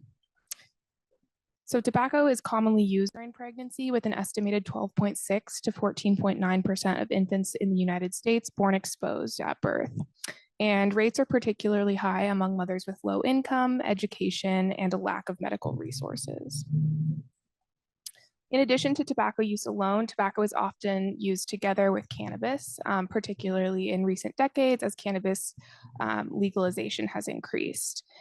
There have also been significant increases in tobacco cannabis co-use during pregnancy, particularly for young and low income individuals, with an estimated 70% of adult cannabis users also reporting tobacco use. And while there is an established literature that suggests prenatal tobacco exposure is associated with externalizing behaviors at school age, including oppositional defiance disorder, attentional difficulties, and conduct disorder, there's little literature on the developmental processes that may link prenatal tobacco exposure with school-aged outcomes. And there's little to no literature on pathways that may link prenatal co-exposure to tobacco and cannabis with those school-aged outcomes. Importantly, tobacco and cannabis are, when they're smoked during pregnancy, the fetus is exposed to significant amounts of chemical toxins via the maternal bloodstream, as both tobacco and cannabis metabolites freely cross the fetal placental barrier and may act individually or in combination to impact the fetus's central nervous system development, with implications for infant and toddler reactivity and regulation. High levels of negative affectivity during infancy may reflect high reactivity and regulation difficulties, and may be one factor that links prenatal exposure to tobacco and tobacco cannabis with later behavioral difficulties at school age.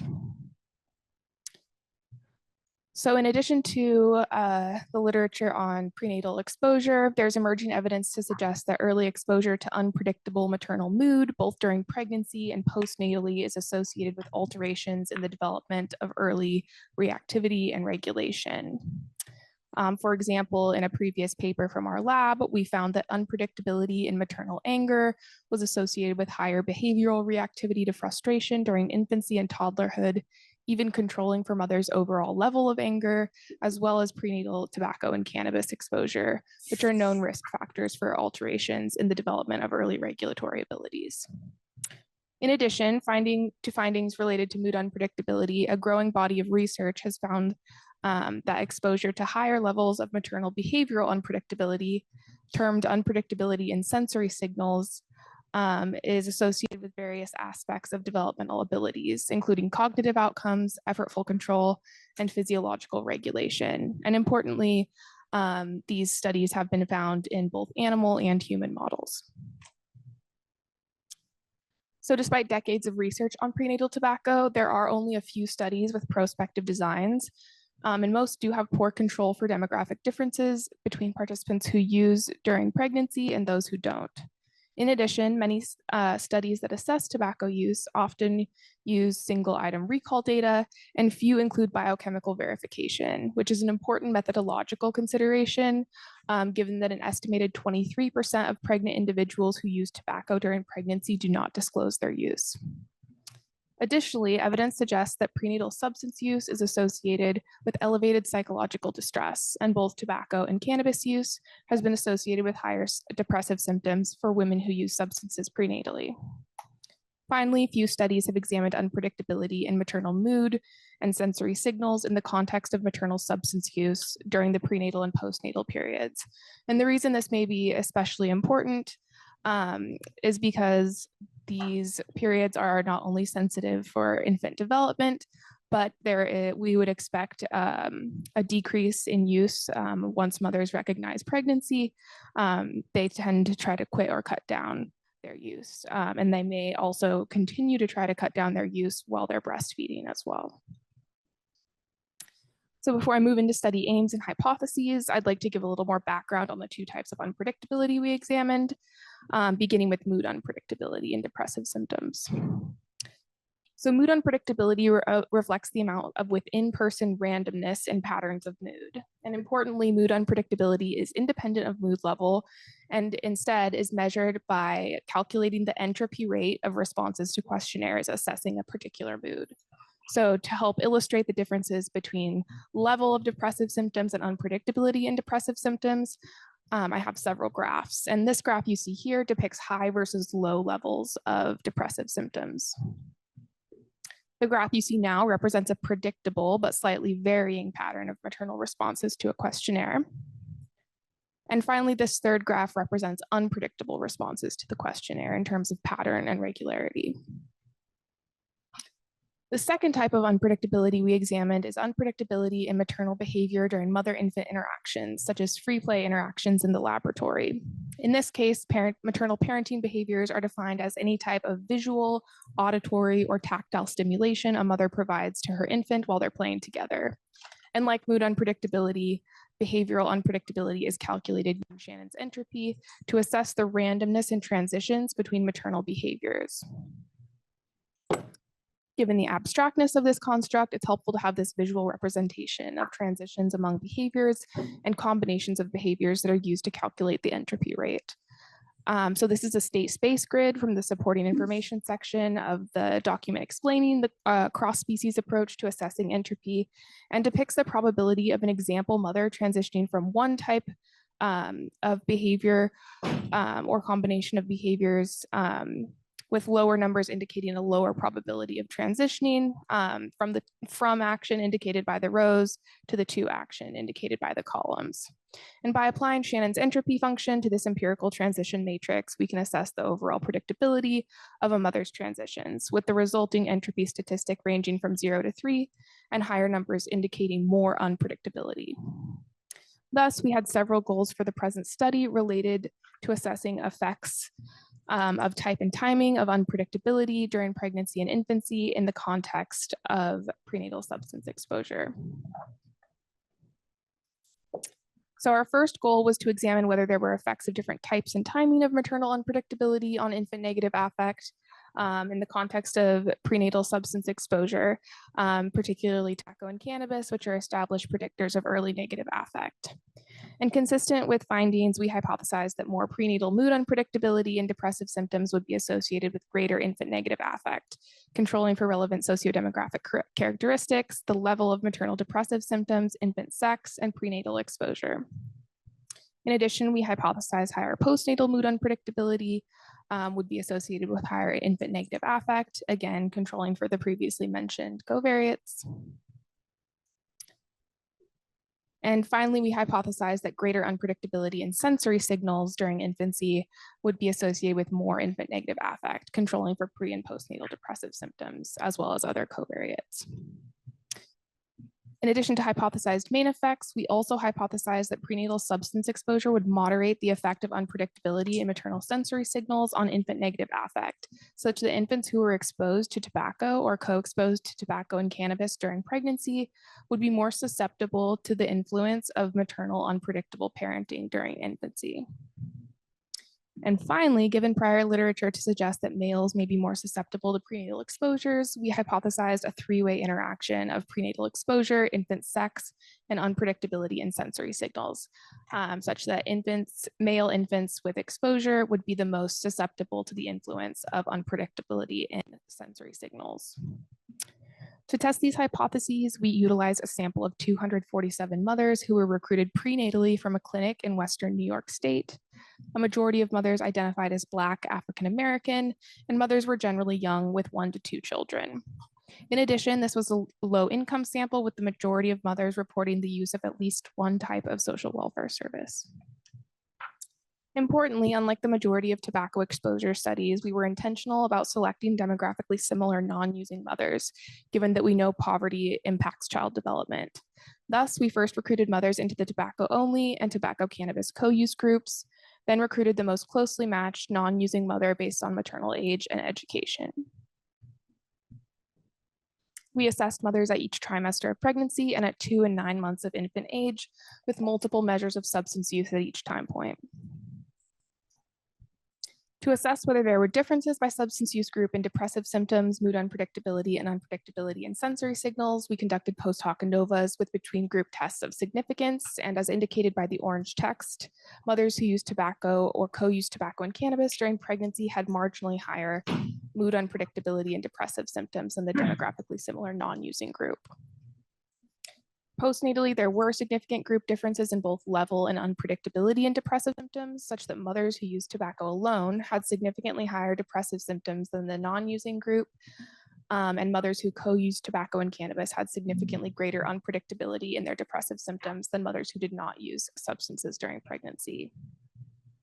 Importantly, consistent with a single existing study that has examined unpredictability in maternal sensory signals in a sample of mothers with substance use, we found that there were no differences in maternal unpredictability and sensory signals between groups, suggesting that, consistent with prior literature, maternal tobacco and cannabis use may have greater effects on maternal mood than on maternal parenting behavior.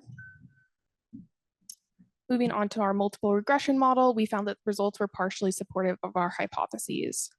Contrary to our prenatal hypothesis, maternal mood unpredictability was not associated with infant negative affect, though consistent with prior literature, higher average maternal depressive symptoms was associated with more infant negative affect. And as hypothesized, we found that higher postnatal maternal mood unpredictability and as well as unpredictability in sensory signals were both associated with more infant negative affect, controlling for each controlling for the effects of the other, highlighting the importance of both types of unpredictability in caregiver mood and behavior on infant outcomes. In addition to main effects, we also found that prenatal exposure to tobacco and co-exposure to tobacco and cannabis moderated the effect of maternal unpredictability in sensory signals on infant negative affect. And consistent with our hypothesis, we found that greater unpredictability in maternal sensory signals was associated with more infant negative affect only for infants who were exposed to tobacco or co-exposed to tobacco and cannabis during pregnancy. Finally, we tested the three-way interaction of prenatal exposure, infant sex, and unpredictability in sensory signals on infant negative affect. And partially consistent with our hypotheses, we found a significant three-way interaction of prenatal tobacco exposure, infant sex, and unpredictability on infant negative affect. So for both male and female infants who were not exposed to substances prenatally, there was no relationship between unpredictable maternal parenting and infant negative affect.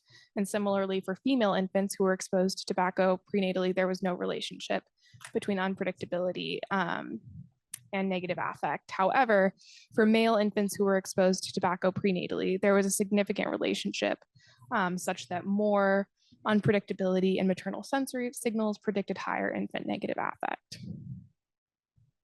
So overall, findings highlight the importance of the prenatal and early postnatal environment for shaping infant negative affect. And main effects highlight the importance of unpredictability in multiple modalities for shaping infant outcomes, even in the context of other established predictors of infant negative affects, such as tobacco and tobacco cannabis exposure. And more work examining these two aspects of maternal unpredictability together is an important next step.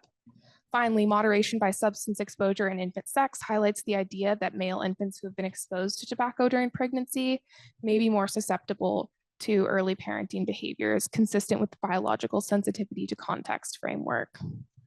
And ultimately, this work has implications for cessation interventions that target women who use tobacco and cannabis prenatally, and suggest findings related to mood suggest that intervention should target not only negative affect, but also potential difficulties with emotion regulation in order to best impact moms and their infants.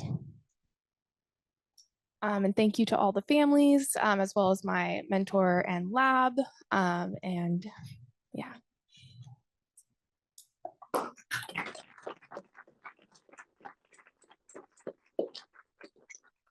Great job. Do we have any questions?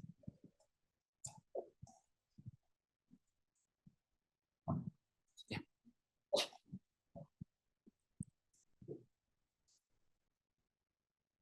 So how do you tease apart the inherited vulnerabilities of the mothers compared to the environmental exposures to tobacco, to unpredictable affect, and so forth. I guess it's a state trait is what most. Yeah, that's a great question. So we try to get at that a little bit by looking at, maternal depressive symptoms and overall negative affect. But as you stated, it sort of depends on the person if it's more state-like or trait-like. So that's definitely a good next step in this line of research. And unfortunately, we didn't get genetic data with this data set, but yes, it's important. Well, I guess you could try to treat mothers who have a lot of mood problems, right? And see whether you can reduce them. Yeah, absolutely. And as I move on in my postdoctoral career, that's the next step that I am really interested in, is seeing whether treating that mood unpredictability can positively impact not only moms and partners, but infants as well. Great. Any other questions? All right. Well, thank you.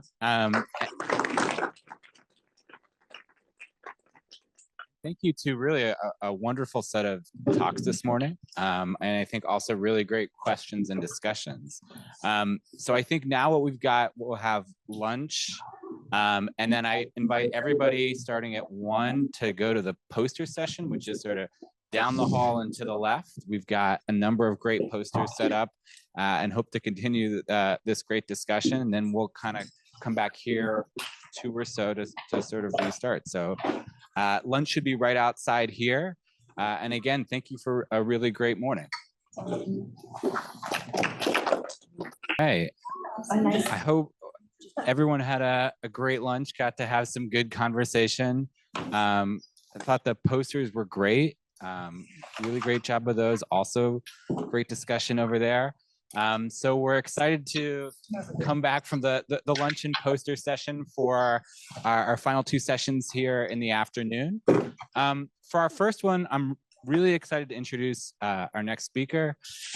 Thanks to Abby Jones for introducing or suggesting our next speaker. So Eric Harrison is a doctoral student in human development and family studies, and really excited about his talk, kind of connecting lived experience to his ongoing research. He also does some motivational speaking, I think, on this topic. And so we're really excited to have him here for our first afternoon session. So take it away. Good afternoon, everyone. Hope everyone enjoyed lunch, poster session, and all the other sessions today. Is this on? Yes. I feel very fortunate to be here today. Very blessed, just looking outside the windows here, seeing this beautiful campus. Being around so many established people is really a gift to me. Definitely with my background in addiction, and how far that took me in everything. We've heard a lot of presentations today, about medically assisted treatment, what that looks like for people. We saw adolescent risk and protective factors, all of these different areas that are very important in the development and treatment of addiction. For me, I'm going to go through my childhood, some of those risk and protective factors, take that into my initiation, active use, treatment, and recovery. There may be a little bit of overlap from the treatment and active use because I went into treatment throughout my whole active use from the age of 14 to pretty much 28, in and out of treatment several times. So hopefully through this, you can kind of think critically about your own research, what that looks like for some of the individuals you may be researching, maybe even thinking of some cross-disciplinary ways to kind of identify some subgroups or some specific populations, because not everybody goes through treatment in the same way. Not everybody has recovery in the same way. And it's important to, I think, understand these experiences and how they interact with each other. So to get started, I have to say, when you ask your mom for a picture of you as a child, they still give you the most embarrassing one they can find. But that's me in the early 90s. I had a lot of hair. Sometimes they'd call me hair boy because I just had this really thick hair. I grew up going to church. My mom, she was a Sunday school teacher. Always had a lot of fun doing arts and crafts and things like that. Always very athletic, playing sports year round. I had a great environment growing up. My parents were very supportive. I was thinking the other day what my earliest memories were, and I just remember feeling loved. So I had this really strong protective factor, good positive peer relationships, definitely in elementary school. I did track after school, played sports year round. I had a best friend. I had friend groups. But at the same time, I had these really significant risk factors too. I would always have this impulsivity and sensation seeking. I would speak before I thought about it. I would run around all day till I couldn't run anymore. And I wanted to do what I want to do. I was a kid. Had poor emotional regulation. I remember sitting in timeout was the worst thing I could ever do in life. And I would not sit still. I'll have a tantrum and let you know that I don't like this. But I just could never control those impulses and those emotions. And because of that, I got into a lot of innocent trouble. I remember one time at church, there was a playground next door, had a fence around it, but they had the giraffe on springs. I went to run around and jump on it. My mom said, no, you can't do that. The church people said, no, you can't do that. Well, I did it anyways. So I got into a lot of trouble because of those things. I remember in the first grade, I loved playing baseball. So I was hitting rocks with my hand as a baseball, and it hit a teacher in the head. I had to miss out on field day. And I remember how frustrated I was because I didn't mean to do that. Like, that wasn't intentional. I would never do that on purpose. And it progressed over time. Every time I would get in trouble, I would just become conditioned to it a little bit more. By the time I was in third grade, we were doing WrestleMania class at the on the playground. We had a jungle gym that was like a dome, and we would make like little matches to have. And I remember it was me and Michael. We had a tag team match against Larry and Ladarius, and Michael DDT Ladarius, and the teachers came running across the field, and me and Larry took off, and we got away with it.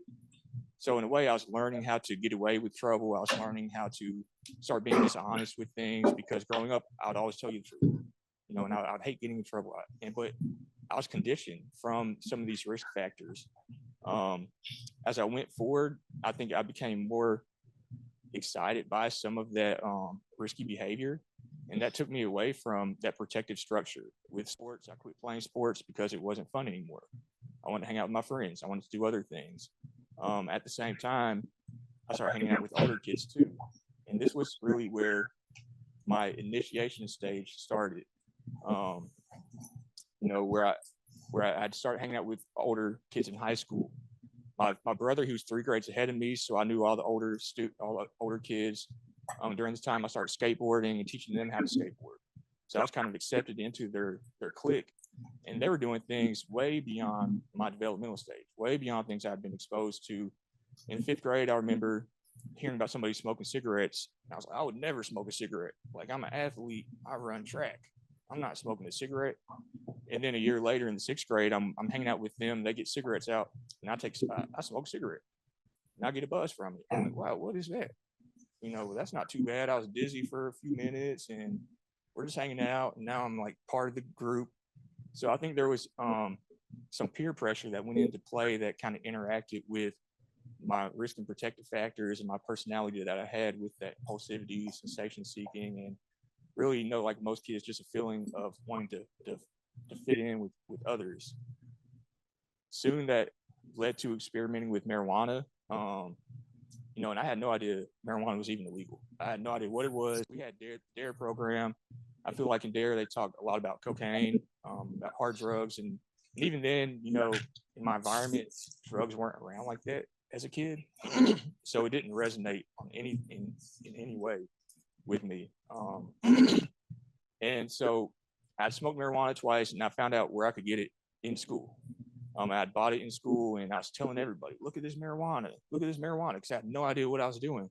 And next thing I know, I'm in the principal's office. And that was really a significant experience for me as someone who had, in my eyes, never really been in serious trouble. My parents were taking me back, and I was scared. I had no idea what was going on. And the whole time, no one asked me how I felt. You know, everyone's like, this is wrong. You should never do this. And I had no idea why. Like, why is this wrong? I don't know. And I just had punishments into alternative school, other things. And it really changed my perspective and changed the direction I was going during that time. I started hanging out with kids who were getting into real trouble. You know, I remember some of the kids were like breaking into houses, and these were things I'd never done. I would never do that, but that's what the environment was that I was put into in the alternative school. You know, and those were my friends now. You know, access to drugs became a lot easier. I remember when I was 14, someone could drop marijuana off in 15 minutes. It was easier to get marijuana than alcohol. And that's pretty much every day of the week.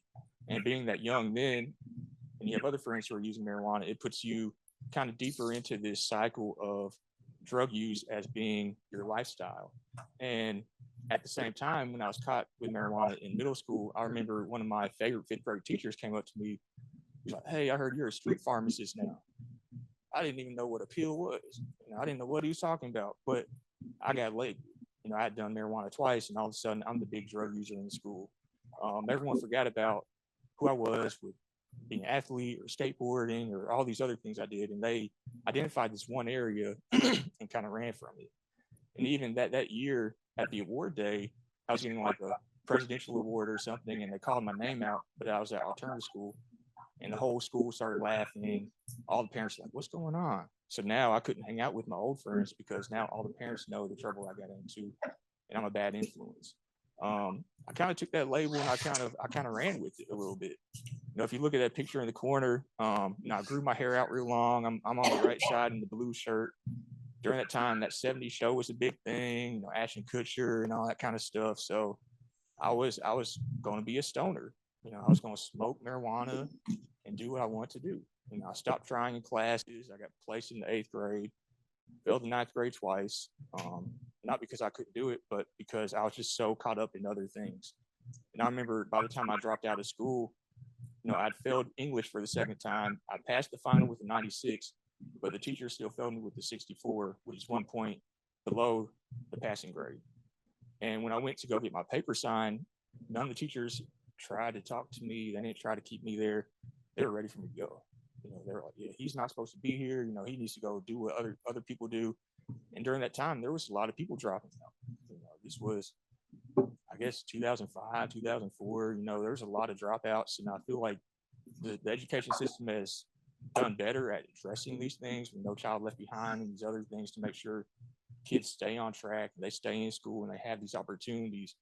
But for me, I feel like I kind of slipped through the system in a lot of ways.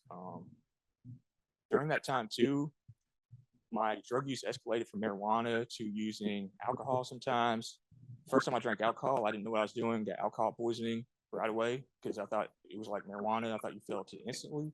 I didn't know it took 15 minutes to take effect. So yeah, it didn't work out too well for me. And then during that time too, I remember taking some prescription medication in high school, benzos and opioids, that kind of thing. During that time, prescriptions were considered the safe way. They're the safe thing to do. Came from pharmacy. We were all against cocaine and against hard drugs, but you know, a pill is not a problem. And that's the way I kind of initiated my use. You know, it led to multiple arrests when I was a juvenile. I got arrested for stealing alcohol out of a store, got arrested for a DUI, and I got arrested for minor possession of alcohol. You know, I had to do juvenile probation 2 different times. You know, I went to rehab multiple times, inpatient rehab, and I'll get more to the treatment stuff when I get to that PowerPoint slide. But to me, that was my initiation into my drug use. It wasn't just one experience of me starting marijuana one time.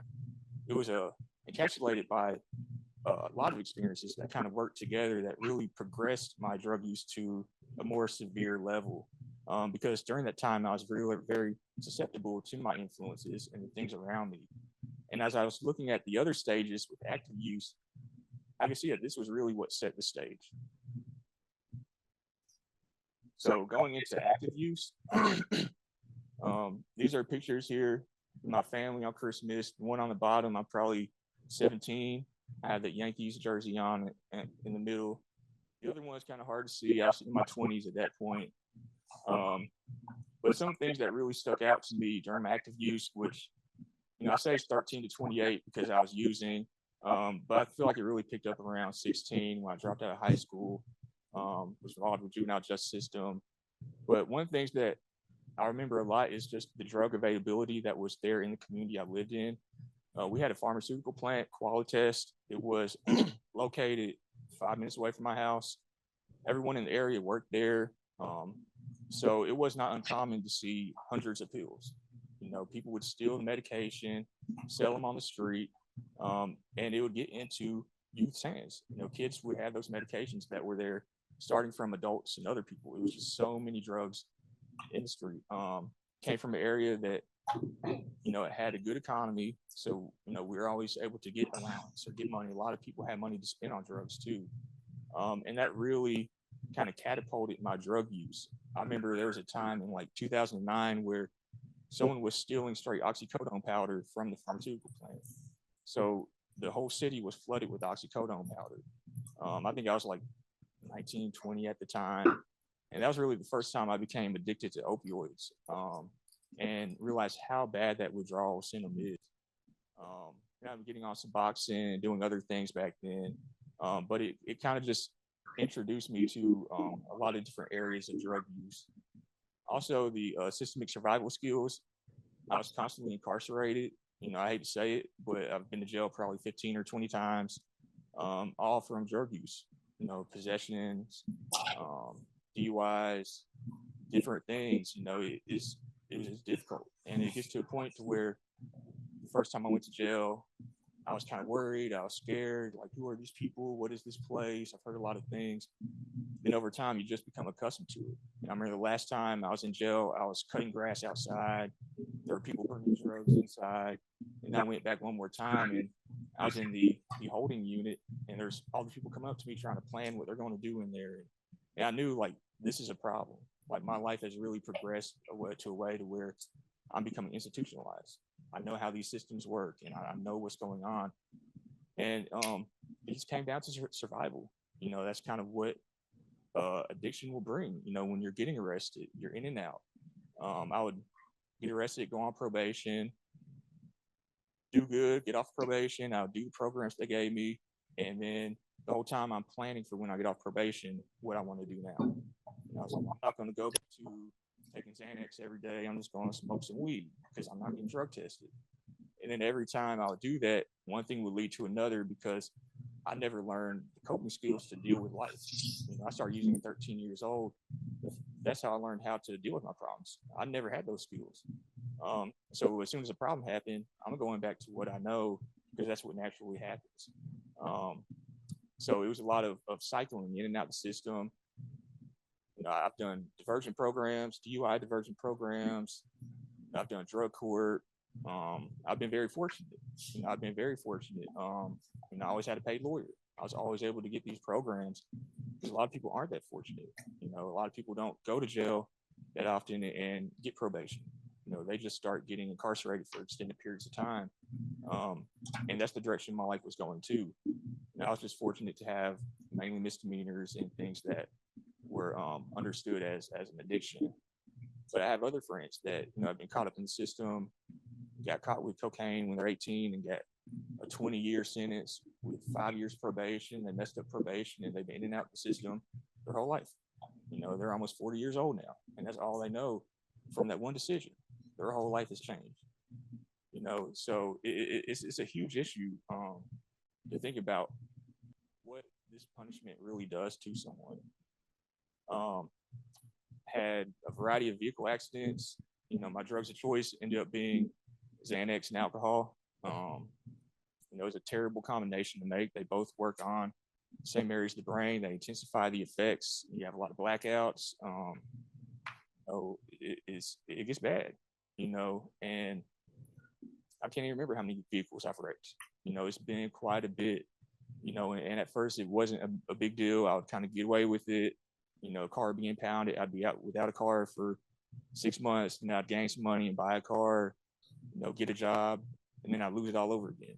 It was like constant cycle, 15 years, constant cycle. And every time it would get worse and worse and worse. Every time I would be conditioned to what happened, and it just didn't seem like a big deal anymore. You know, everyone around me, that's what they were going through. I mean, it was a whole group of people. You know, the people I went to high school with, the people I've known, it's a lot of people that is affected. You know, and from that, it's been, you know, my last vehicle accident, it was really severe for me. You know, I ended up having to go to the hospital, you know, in ICU. You know, I had internal injuries where they had to remove organs. You know, I had metal through my body. I fractured my back. You know, all of these things. I remember waking up in the hospital thinking that, oh, they're going to give me good pain medication now, because that is the life I live. That is how I was conditioned. And I thought this was a way for me to get a vehicle, that this was a way for me to make it out of my situation and get an apartment and pay my rent, because that is the lifestyle that a lot of people I know live. You know, that's the only hope that we had, because we had lost hope a long time ago. You know, when we were kids and we got in trouble, we started losing hope then. You know, flash forward 10 years, we're a different person. Our priorities have changed. So that was still an extremely difficult time in my life, and it kind of is a huge milestone in my journey. You know, I was 25 at the time. I had to go I'm from Alabama, so I go from Alabama to Vanderbilt to get surgeries done. I think I had like 10 to 15 surgeries. You know, it was extremely bad. They said I would never walk again. Yeah, it was difficult, and the pain pills is the one thing that I used to kind of get me through that, and it helped me at the time with the pain, but the effects that it led to were way worse than the hospital stay. You know, the things that it took away from me, from getting addicted to those pills, from going to the chronic pain management doctors. You know, I was going to doctors now, they're in prison. You know, they're just, you go there and you see the doctor one time, he gives you a plan, like, you know, this month I'll do this, next month I'll do that. And then you see the nurse practitioner every month, you know, until next year, unless you request. And then if you request, you're really not going to see the doctor anyways, because it's just people in and out, in and out. And you can see like the people who go there, you can see the environment it is. And honestly, I didn't stay at the doctor. I went to another doctor because I kind of wanted more intensive care, and I wanted more individualized care. But I was still searching for the pain pills. I'd got up to, you know, they would prescribe me fentanyl patches. You know, that wasn't enough. I didn't like those because those wouldn't get me messed up. It was a patch. And they gave me Opanas and oxymorphone, which to me is like pharmaceutical heroin. You know, no matter what route of administration you use that, it feels like heroin. You know, so it was really up to, and I was maxed out on the medication. You know, and these are things like later on, I was able to be in Alabama's opioid lawsuit, you know, from some of the work I've done to kind of share my testimony and share what I've been through and speak to accessibility to treatment and how important these things are. But when I was at the pain clinic, you know, just get medicine and leave. There was no behavioral things. There was no physical things. You know, your pain just escalates. You know, when for me, being on pain pills, it helped the pain, but I'm sitting in ways that are going to hurt me. I'm doing things that are going to hurt me. The next day, I hurt twice as bad. You know, it's this cycle that, oh, I need more until you can't feel the pain pills anymore. I'm running out of pain pills in like 2 weeks. You know, so I got 2 weeks now. I'm having to go find some on the street. You know, I started doing heroin, started doing different routes of administration, different things I could to just try to survive and make it. You know, and I did that for about 2 years. You know, every day on opioids, heavy. And there was days when I wouldn't have it, where I'm not getting out of bed, I'm not eating food. I believe I went down to about 135 pounds. You know, I have severe intestinal damage from my car accident, and I was sitting there like, man, this is gonna be a rough life. You know, what if I'm not able to get food? What if I'm not able to support myself? And like, what am I gonna do? This is gonna be terrible. Like, what if I go to prison? What's that gonna be like? Like, I'm gonna be miserable the whole time. And that was always in the back of my head because of how bad I felt. But at the same time, I didn't know anything else I could do about it, but find ways to get more pain pills, find ways to find something sustainable that would at least curb my withdrawal symptoms. During that time, once my tolerance got so high, I started mixing it back with benzos and Xanax and things of that nature. You know, I would do cocaine sometimes. I think I did meth for about a month. So I started really exploring more things because the pain pills weren't giving me that same feeling anymore. And I was just searching for anything I could to kind of hold on to my situation and the best I could. You know, and with this came a lot of grief and trauma, you know, and even before this happened, I had a lot of friends pass away. You know, since probably the age of 15, it's been people passing away every year, you know, car accidents. I had a friend, he got shot by the police, a lot of overdoses. Definitely like starting 2017, 2018, it'd be a whole group of friends, they'd overdose in a week. You know, they got the same supply and they didn't mix it. You know, there's hot spots in it and they all die. You know, it's so sad. And now today I'm seeing people I went to high school with, their kids are dying from pills that are practically fentanyl that are very strong. You know, for a kid that has never done anything, that is going to, you know, really affect them. So the grief and trauma, it feels like it just never stops. You know, it just keeps going on. And throughout my addiction, so many people would pass away, you kind of become numb to it. You know, and it's sad to think about their memories, you know, like what their families are like. Because I think about that today. But in the midst of your addiction, no one's thinking about them. You know, they're all worried about themselves. They're worried about what they can do. And it's normalized. You know, overdoses were normal. Just hear someone overdose, and that's not unusual to see. You know, you hear about someone getting in a vehicle accident. That's not unusual to see. These were the norms in the environment that I was in. And you know, I've always just did the best I could to survive. I've been very fortunate to have a family that cared about me, you know, that allowed me space to seek help, to take care of myself in these ways. Because I've had a lot of friends that didn't have families like that. You know, one of my friends is homeless right now, you know, and there's a lot of things that kind of go into it. I'm really grateful for that support. So after the hospital stay, you know, I was on all these pain pills, I was mixing drugs, and I ended up near the end there, I ended up overdosing 3 times in like 6 months. Just one after another. It didn't matter anymore, you know. But at the same time, you know, I was dating someone that I knew from high school, Stephanie, and she had kind of sat down and talked to me and helped me process things for the first time, where I felt like I could talk about them, because in that environment, these weren't things I spoke about. You know, I feel like people would use it against you. There's a lot of stigma surrounding it. So I would never tell anyone anything. I suck it up, keep going, and make a bigger mistake the next time. My last overdose, you know, I was walking over to her house and I overdosed in someone's front yard. They had just left to go to the store.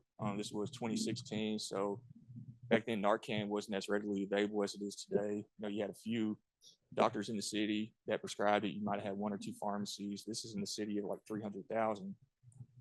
So it's very unusual to see people with Narcan back then.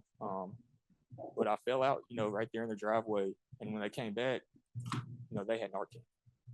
They were able to give me the Narcan and effectively save my life from doing that. At the same time, because I mixed it with Xanax and other drugs, I didn't fully wake up. My body knew something's wrong and I threw up. But I'm on my back, still knocked out, and had aspiration. I aspirated, it went to my lungs, had aspiration pneumonia, and had a whole experience with that. You know, it was a kind of an out-of-body experience. You know, I think I was that close to dying at that time. And I remember in that moment, I could feel there was a lot of people around me, but the one person I was looking for was my mom. And I couldn't find her anywhere. I was like, if I could just find my mom, I know it'd be okay. But she was there for everything. And like later, that resonated with me because I would never listen to her. And I would never listen to my parents, nothing they said. I took them for granted. And it was like a situation like that. It kind of showed me the importance of those relationships. I ended up being in a 21-day coma from that. I had acute respiratory distress syndrome. My body went sepsis, organs shutting down, everything, you know. And the whole time I'm in a dream, you know, I'm in a whole different state of mind, like when you're sleeping. You know, I had no idea what was going on. And, you know, thankfully, my parents told them, because they were talking about pulling the plug on me for a little while. And my parents were like, no, let's just wait another week to see if the infection goes down. And in a week, it did go down. You know, so I'm very fortunate that they were there to provide that assistance, because if I didn't have that, who's to say that they wouldn't say, well, medically, we're not going to make this. Medically, it's not worth the money, and we're just going to pull the plugs. It's not anything we can do about it. So then when I wake up from the coma, is when I found out that my girlfriend Stephanie had passed away, and she passed away 2 weeks after I was in the coma, and she didn't have anyone to really find her to give her Narcan or anything. So I feel like that was the first time that I felt kind of the pain that everybody's been saying as far as how addiction affects everybody around me. My whole life, I felt like I'm doing it to myself. Why are you worried about me? I'm going to do what I need to do, and I'll handle that myself. Don't worry about it. You know, and the more you worry about it, the more of a problem it is, because I'm going to do it anyways. And then I found out just the impact that that truly has on everyone around you, families. And, you know, I've had to, you know, watch her son have to move to different states and live with his grandparents and go through this whole process that you see a lot of times with overdoses, where grandparents are take care of children. At the same time, there weren't a lot of resources available to them. You know, they did the best they could and try to get them into counseling, but there was no structure in place or support for that. People just had to really figure that out on their own. So after that, you know, I really made a promise to myself that I wasn't going to do opioids anymore. You know, I remember coming out the hospital, they gave me 2 5-packs of fentanyl patches, you know, and I used those patches. And then I went to my primary care doctor. They gave me another 5-pack of fentanyl patches. Right after an overdose like this, you know, I'm still able to get this medication, and the primary care doctor's like, yeah, you need to find another chronic pain management doctor. And I could have probably got right back into another doctor, did the whole same thing again. But because of what happened and that promise I made, I decided to seek out a medically assisted treatment. And it's something that I've done several times throughout my school life, you know. And there's a lot of different treatments that I've done. You know, I've done 12-step programs starting when I was an adolescent. You know, I never really felt in place in those areas. I did inpatient a few times as an adolescent, and really just got into more trouble from it.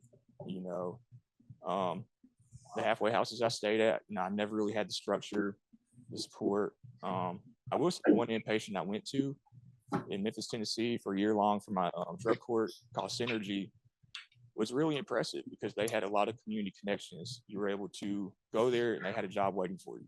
You know, I worked at the zoo, did other things, and it taught me a lot. You know, I worked the 12 steps in that program. I started looking at myself and things of that nature.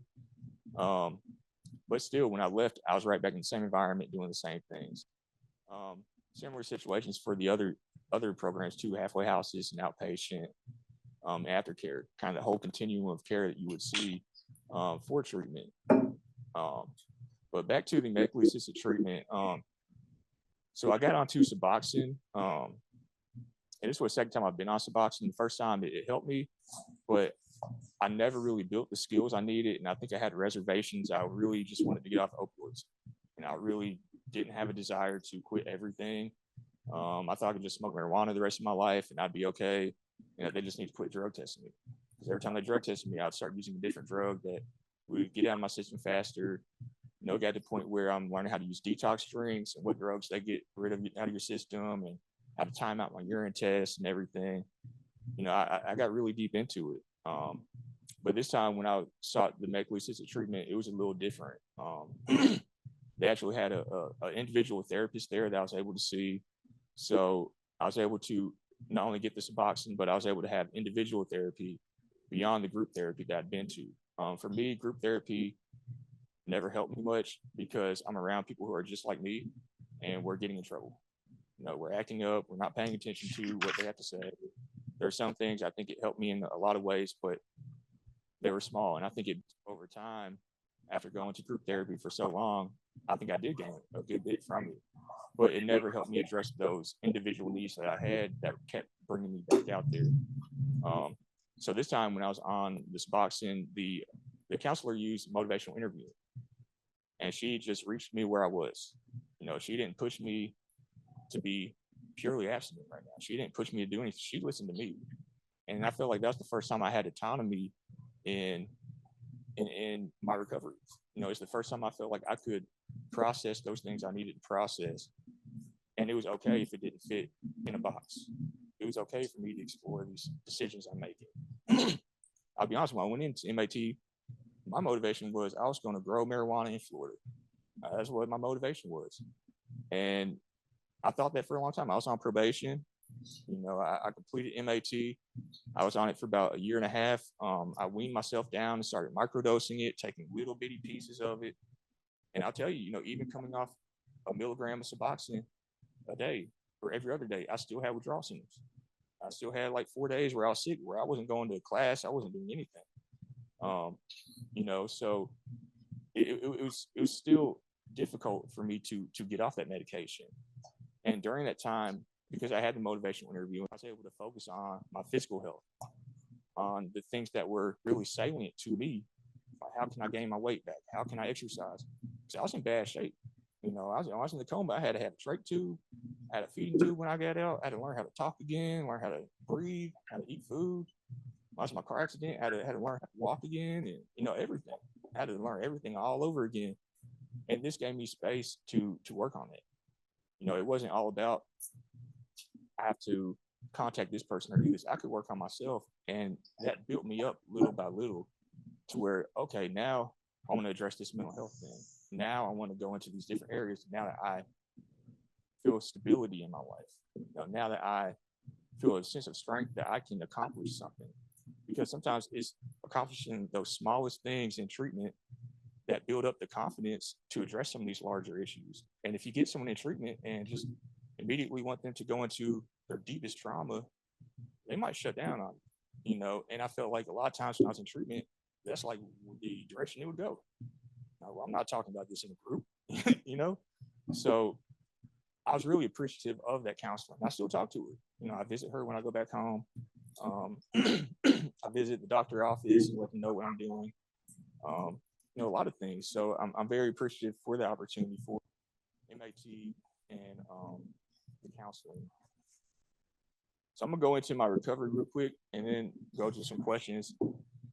So because I did the MAT and motivational interviewing, you know, I didn't know what my recovery was. You know, at that time, a lot of people said I wasn't in recovery because I was on Suboxone. Even though I was rebuilding myself, I was rebuilding my life, I was improving my relationships, I got back into school. I became part of Alabama Vocational Rehabilitation because I was in addiction treatment. They put me in the Ticket to Work program to where my school was paid for. You know, I went back to community college. And because I'd been working on my physical health, I was able to attend. I was able to sit in class and be there. Whereas before that wasn't possible for me. So it kind of built me up in these little steps, you know. And at Calhoun Community College, I got a Most Outstanding Student Award. You know, I was able to go to the University of Alabama on the Ticket to Work program. They paid for my school, they paid for my books, helped with housing, all of these things. I've been really fortunate, you know, because a lot of my friends don't have that opportunity. You know, they don't have it. And I feel even more fortunate for the help that helped me take advantage of these opportunities. Because I could have got this opportunity and it could have just gone to the side, you know, very easily. And I'm very fortunate for the people and the support that surrounded me. So after getting back in school, you know, I really started focusing on rebuilding my relationships, trying to gain trust back in my parents. You know, after 15 years, after the extent of my addiction, you know, they didn't trust me. You know, they didn't trust me with anything. Even when I got on the ward, they still didn't trust me. And it was just me continuing to push and continuing to take those steps that showed that, okay, I see he's not going to do the same thing. He's not doing that. And I think at the end of the day, they just had to let go of a lot of that stuff too. That's a difficult part, I think, for people in recovery, is sometimes those things are held on to and they feel like they're not allowed to grow. It's always kind of thrown over their head, like, oh, you're just going to overdose again. You're just going to do this. And oftentimes we feel like we're scared. We're already stigmatizing ourselves, you know, and then to hear it from other people that you love, and it's like, man, I'm really trying, and they keep on throwing this in my face. So I was very, fortunate to be able to rebuild that relationship and for them to see the way I was getting involved with vocational rehabilitation, with these other services. And I think that's a great policy that's in place for people if they're able to take advantage of it. While I was at the University of Alabama, I started becoming more involved in the community, volunteering with prevention agencies, sharing my story. I got to speak at a few opioid summits there. I got connected with the Juvenile Detention Center. I remember the first time I spoke at a juvenile detention center, Tuscaloosa, Alabama, it's a lot of youth violence. Kids have guns and a lot of drug use. So it's a different type of community, and the kids were just huddling around, just talking. And the director came out and was like, "Hey, can you come up here every week?" I was like, "Yeah, I can do that." And I had no idea what to do. Like, well, I can't tell them my story again. So it started making me look deeper into my own life and start talking about different risks I had, how I address those risks. Self-care. I remember I had a class on self-care, and I don't know if y'all know who Gucci Mane is, but he's a rapper. He went to prison and came out, and they called him a clone because he was taking care of himself in such a way that he had made a transformation. He was getting more deals. And I was able to emphasize these points to them that, you need to take care of yourself. Like, I remember telling the kids, like, you should go to school and get dressed like you're going to the club. Like, dress up and like take care of yourself. And it resonated with me. It really did. And from that, I was able to develop a 12-week program at a local alternative school, based on the empowerment theory. I didn't really know what I was doing. I had 12 lessons on 12 different risk and protective factors. I don't recommend it. The kids, last week you said this, and now it's something different, but they were engaged, and it taught me a lot about who I am and what I'm passionate for. And I think when I started seeing hope in kids' eyes and situations that made me hopeless, it started to develop a more deeper purpose for what I went through. I started being able to make sense out of things and use it for something positive. It was around that time I was able to reach back out to Stephanie's family because, for about 2 years I felt guilty about that, and I wasn't able to talk to them. I'm still trying to rebuild myself and get myself stable in the situation, because that's a deep situation. I had given her a promise ring. We were in a deep relationship. I stayed at her mom's house. Her whole family knew me. Her son knew me and everything. And but when I reached out to her mom, she was just elated to hear from me. She was just happy to see what I'm doing, and she let me get reintroduced to her son and kind of be there. And it was interesting, like speaking to her son now. He wants to work with kids, help people. I was able to tell him about what I was doing and the work I've done, and show him different opportunities. So it's interesting on how things come together, because the whole time I didn't know what I'll do. I thought it was impossible. I didn't know, but I followed these directions that life was taking me. And I stayed in that moment, and I took advantage of those opportunities. And it led me to where the things I was so worried about, they healed naturally. Instead of pushing so hard against something when it may not be in the right place and being discouraged because it didn't work, I was able to focus on those things that I could change right then. From going back to school and everything, it's helped with my cognitive health, going through the extensive drug use for that amount of time, having so many concussions in my life, traumatic brain injuries, all of this, and to be able to come back to school, get awards. I got the highest honor at the University of Alabama. I was the most outstanding student there too. So I got 2 different honors there. To be into a PhD program today and to do work at this level, to follow my thoughts. I remember days I couldn't even form sense, and you always hear about the damage that happens to brains and what that is. But I'm very thankful that I was able to recover in the way that I have recovered. I'm very thankful to be in this environment like this, around other people who are doing work in these areas, dedicating their life and time to helping people like me. It's very empowering to be in an atmosphere like this. It's very motivating, to take care of myself, to do these other things, and to build these healthy habits that are going to take me through my life in a sustainable way, to where I can take care of my health. I can go to doctors. I can organize these things. I can do all of this stuff that felt impossible. And I think if I would have focused on how impossible that felt, I would have missed all of these little pieces along the way, and I would have never built myself up to that point.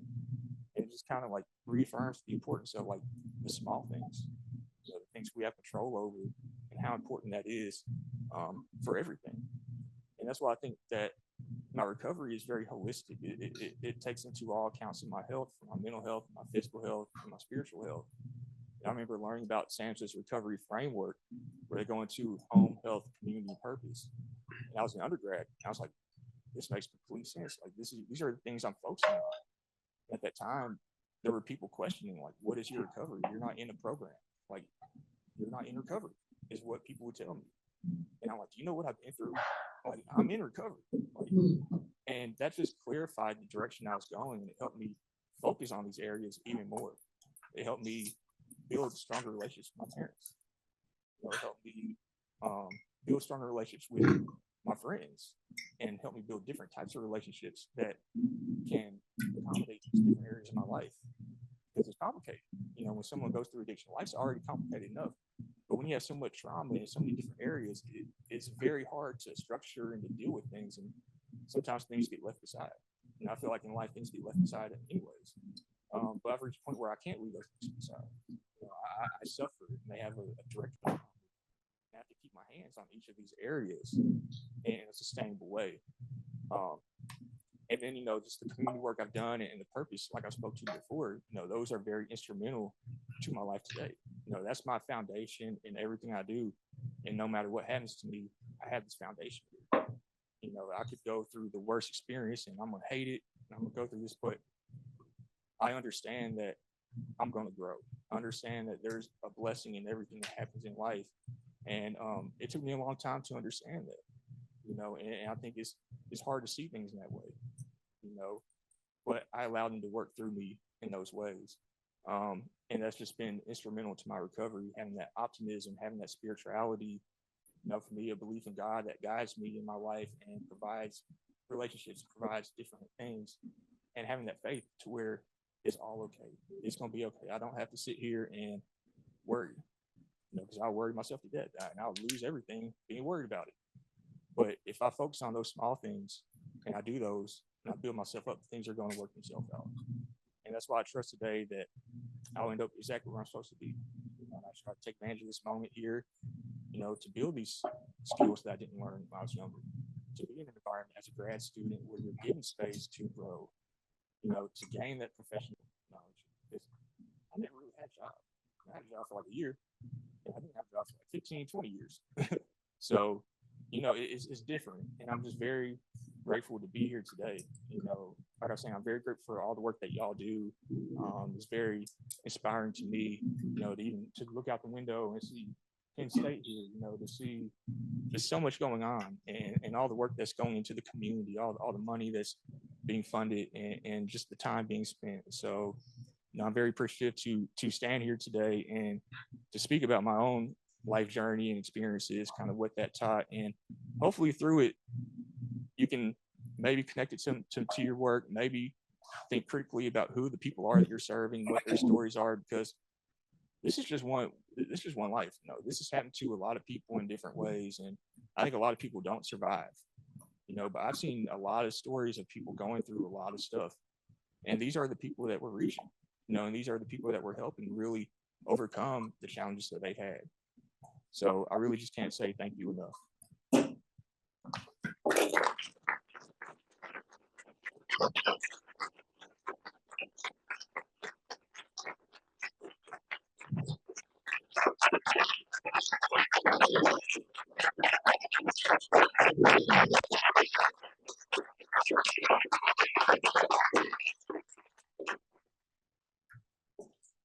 Great job, Eric. Thank you. And thank you, especially for all the work I know you're doing for a whole lot of people, for yourself. So thank you for sharing with us. We got a few minutes. I don't know if people, this can be part of a broader discussion. If anyone's got questions, comments.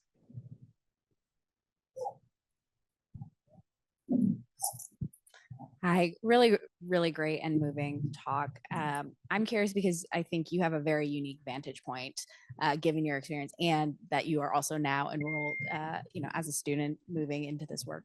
What do you see as, I guess, like the biggest gaps or things that are missing right now? Yeah, so for me, I think the biggest gap is when you're researching a treatment or researching something that works for some people and it doesn't work for the others. And oftentimes we research all the people that it works for, because we're not able to get to the people that doesn't work for. And I think there needs to be more administrative data for these treatment centers to collect risk profiles and collect these areas that influence treatment engagement in other areas. Because if they collected information, then you can address why, or you can see if there's associations on why treatment's not working that can help influence basic research and help influence more rigorous standards. I'm not sure if a lot of treatment centers are doing things in that way. So I think there needs to be more, a better data structure for what's going on.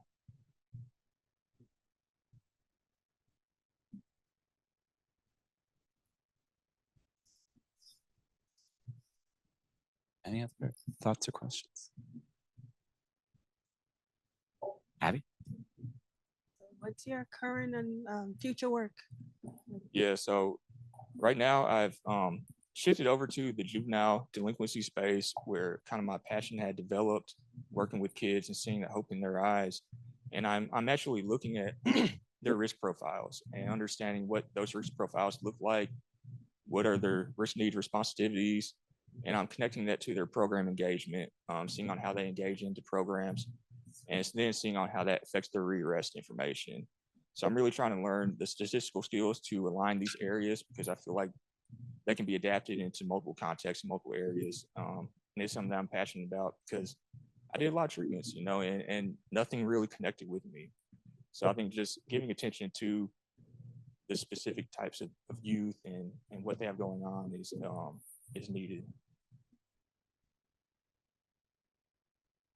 Right.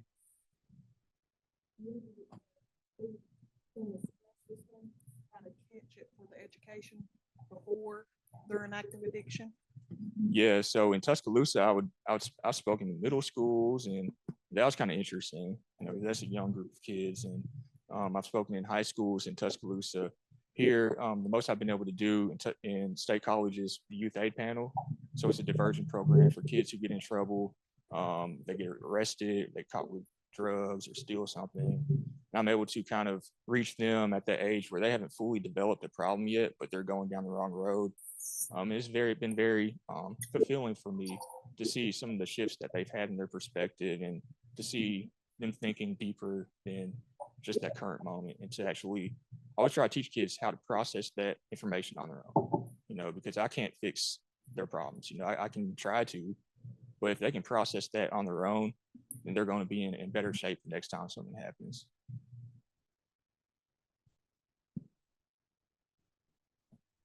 So are you interested in any kind of development of practically engaged models that are able to influence the ability for those of us who are on the ground level actually doing the treatment?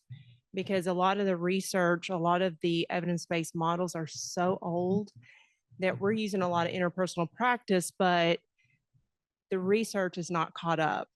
And we're just having to use what we know, and we're combining that lived experience. But on a broader level, it's really hard to duplicate. Yeah. So that's not something I directly do, but it's something I've also felt the same way, that there needs to be better translation from what the research says into practical field, better systems in place to build these connections with each other and build these networks, and to increase participation in some of the studies and different things. I know in like the prevention space, there's a lot of people doing things same as treatment, and they want to be a part of research. A lot of people do, but they don't know how to do it. They don't know who to reach out to. And then as a researcher, we just identify a few places that are good areas and we reach out to them. But I do think there needs to be a stronger database, or a stronger something that can connect people together with practitioners and researchers beyond just conferences and other things, but something in place to help build that communication, to translate the science and get it out there.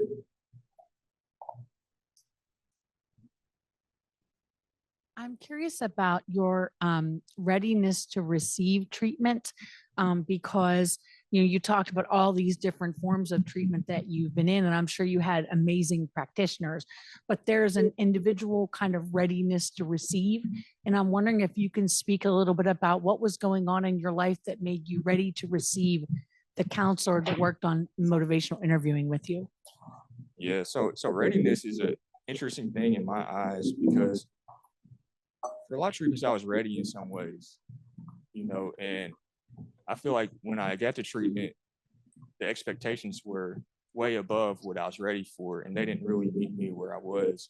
So I wouldn't say I wasn't ready, and I would always hear these terms like, oh, he hasn't had enough, he'll come back when he's ready. Well, it wasn't that I wasn't ready. It didn't meet me where I was. And I think that last time, having that counselor meet me where I was, I told her, I said, hey, I just want to grow marijuana. She's like, okay, stay out of trouble and stay alive, and we focus on things that I could control. She didn't sit there and tell me, no, you shouldn't do that. That's not right. And I think that the readiness is different for everybody. Their motivation is different for everybody. And it's important to understand that individual and like what their life trajectory is, and to meet them where they are. So I think at that time, my readiness had gone through so many experiences that I didn't want to do opioids. I was serious. I had these intense physical health problems, but I don't feel like they should have to get that far. I don't feel like people should have to hit such a rock bottom to seek treatment and for treatment to work for them. And I'm happy to see the harm reduction techniques, the different stages of care that they're giving people to meet them where they are, because it's those small things. You could treat someone with harm reduction and they could get some physical health and have some confidence. And now they may want to exercise. They may want to do something healthier. And so I think readiness is just an interesting concept for me with the experience that I've had and the way I've seen it used in treatment context, where they say someone's not ready or they haven't had enough. When I think that it's on us to find where they are ready to meet them where they are. Great. So I want to thank you again. Really powerful talk. We're going to take 5 minutes and then go into our last session. So thank you again, Eric.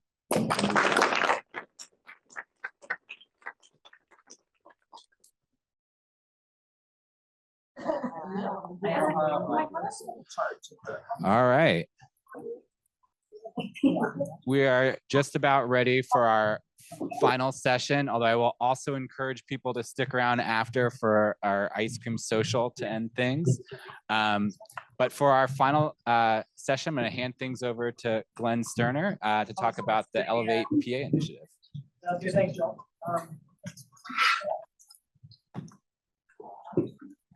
Good to go. Okay, cool. Thanks, Joel. My name is Glenn Sterner, Associate Professor of Criminal Justice and a CSUA co-funded faculty member. Really excited to be able to talk to you a little bit more about this work that we've been engaged in for several years now regarding the opioid settlements. It's called the Elevate Pennsylvania Initiative, and really what we're trying to do is think thoroughly around how it is that we might be able to find ways to maximize the impacts of these settlement funds across Pennsylvania and on a national perspective. And so it's been such an honor to work with such great colleagues in an interdisciplinary format across the entire Penn State system, across multiple institutions, Temple and University of Pittsburgh, and across, frankly, all of Pennsylvania. For those of you who are not aware, we have settlement funding coming to the Commonwealth of Pennsylvania, and it's being distributed across, frankly, nearly every state and area across the country. These individual lawsuits came to a head in roughly 2017, 2019, when we had some of the largest settlements, some of the largest lawsuits being levied against Johnson & Johnson and some of the distributors of the opioid settlement, prescription opioid painkillers. And as you just heard in that last story, it's an incredibly important endeavor for us to hold these companies accountable and then frankly utilize these funds in ways that will hopefully benefit public health and safety outcomes over time. These funds will be spent and distributed across roughly 18 plus years. And frankly, we're just at the beginning. The wave one was 26 billion, but we are seeing wave after wave of additional settlements being finalized in the national scale. And frankly, Pennsylvania is going to be receiving a large section of that funding. roughly $2.0 billion, if not a little bit more than that, will come into the Commonwealth of Pennsylvania over that time. And we've already started to see those dollars come into the Commonwealth and be distributed down to our communities and into our counties. In Pennsylvania, we have this distributed between the state of Pennsylvania, Pennsylvania counties, and initial litigating entities through what is called the Pennsylvania Opioid Addiction and Pennsylvania Opioid Misuse, Addiction, and Abatement Trust. It's a very long word, but so I typically just say the trust. But all of these funds come through the trust in Pennsylvania. It is a non-governmental entity. It is not controlled by the legislature. They specifically have representatives across the Commonwealth and across government to then distribute these funds to these 3 areas. But most of that funding in Pennsylvania goes down to the local level. 85% of it, in fact, will go to Pennsylvania counties or these initial litigating entities. These are like counties, municipalities, these entities that levied lawsuits in the very beginning. The Commonwealth of Pennsylvania, the state of Pennsylvania, has been distributing those funds through the state legislature. Those funds have actually mostly gone to the Department of Drug and Alcohol Programs, which then filter back down to the local level. So you see the incredible amount of possibilities here, specifically when we start to look at the local implementation of these settlement funds in Pennsylvania. And so for us, we really have been thinking thoroughly around this for quite some time. This helps to outline some of the more formulaic experiences of how it is that we distributed these funds and developed that formula for the Commonwealth of Pennsylvania through the work, thanks to the work of these colleagues on this paper, Dennis Scanlon, others associated with CSUA. But one of the things that is really important here is that we know that these funds need to make sure that they are getting down into places where we will hopefully see positive impacts on individual all the way up to public health level outcomes. But the only way that we can do that is frankly to monitor the use over time and monitor the impacts of these uses over time, and then find ways to hopefully turn that back into a learning experience so that we can make sure that we are continuously thinking thoroughly around how it is that we can maximize those impacts at the community and individual level. And so that's where we developed, and some of you have heard me talk about this project many times at this stage, but that's why we helped to develop what we call the Elevate Pennsylvania Initiative. This is really a partnership between 3 higher education institutions, Penn State, University of Pittsburgh, and Temple University, the Trust, as well as several NGOs, including the County Commissioners Association of Pennsylvania and the Pennsylvania Association of County Drug and Alcohol Administrators, PACTA. It has been also really important to note that we have had really wonderful local community partners that have been willing to pilot experiences, pilot data collection experiences, give us feedback along the way. And frankly, this community connection has been so strong that we are continuing to work with them now and into the future.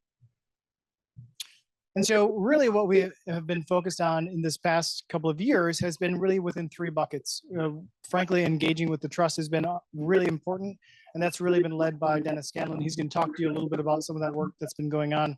But we've also really been thinking thoroughly around how it is that we might both monitor and evaluate these interventions and their implementation in the communities across Pennsylvania.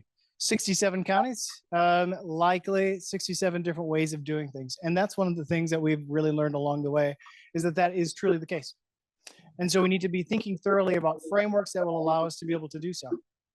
We also need to make sure that we are thinking thoroughly around the outcomes that we want to monitor and identify over time, that we can hopefully demonstrate that there will be an impact on these outcomes, both substance use related, but opioid use related, but also substance use related more generally.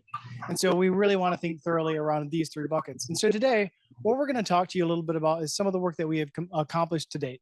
And we'll also be talking a little bit about some of the work that we're thinking thoroughly through for the future, because as I mentioned, 18 years is a very long time, and it's a great opportunity for us to be thinking in a longitudinal way how it is that we can have a positive impact on Pennsylvania public health and safety outcomes. And so for that, we have 4 presentations that we're going to discuss today. Christina Brandt and Haley Campman are going to talk a little bit about the perceptions of the implementation of this settlement funding at the local level. I'll be talking a little bit about an evaluation framework that we can use to monitor the impacts and hopefully utilize that to then identify ways to learn over time how to maximize the positive impacts of this funding. Dennis Scanlon is going to talk a little bit about the actual experiences of distribution and the reporting that has gone on specifically around the funding of interventions down at the local level across our counties in Pennsylvania. And Jonathan Larson from Temple University is going to talk a little bit about the national scope. So how do we compare to the other states across the United States and territories that are implementing these funds at the state level? So with that, I'm going to turn it over to Christina right now to talk a little bit about her experience.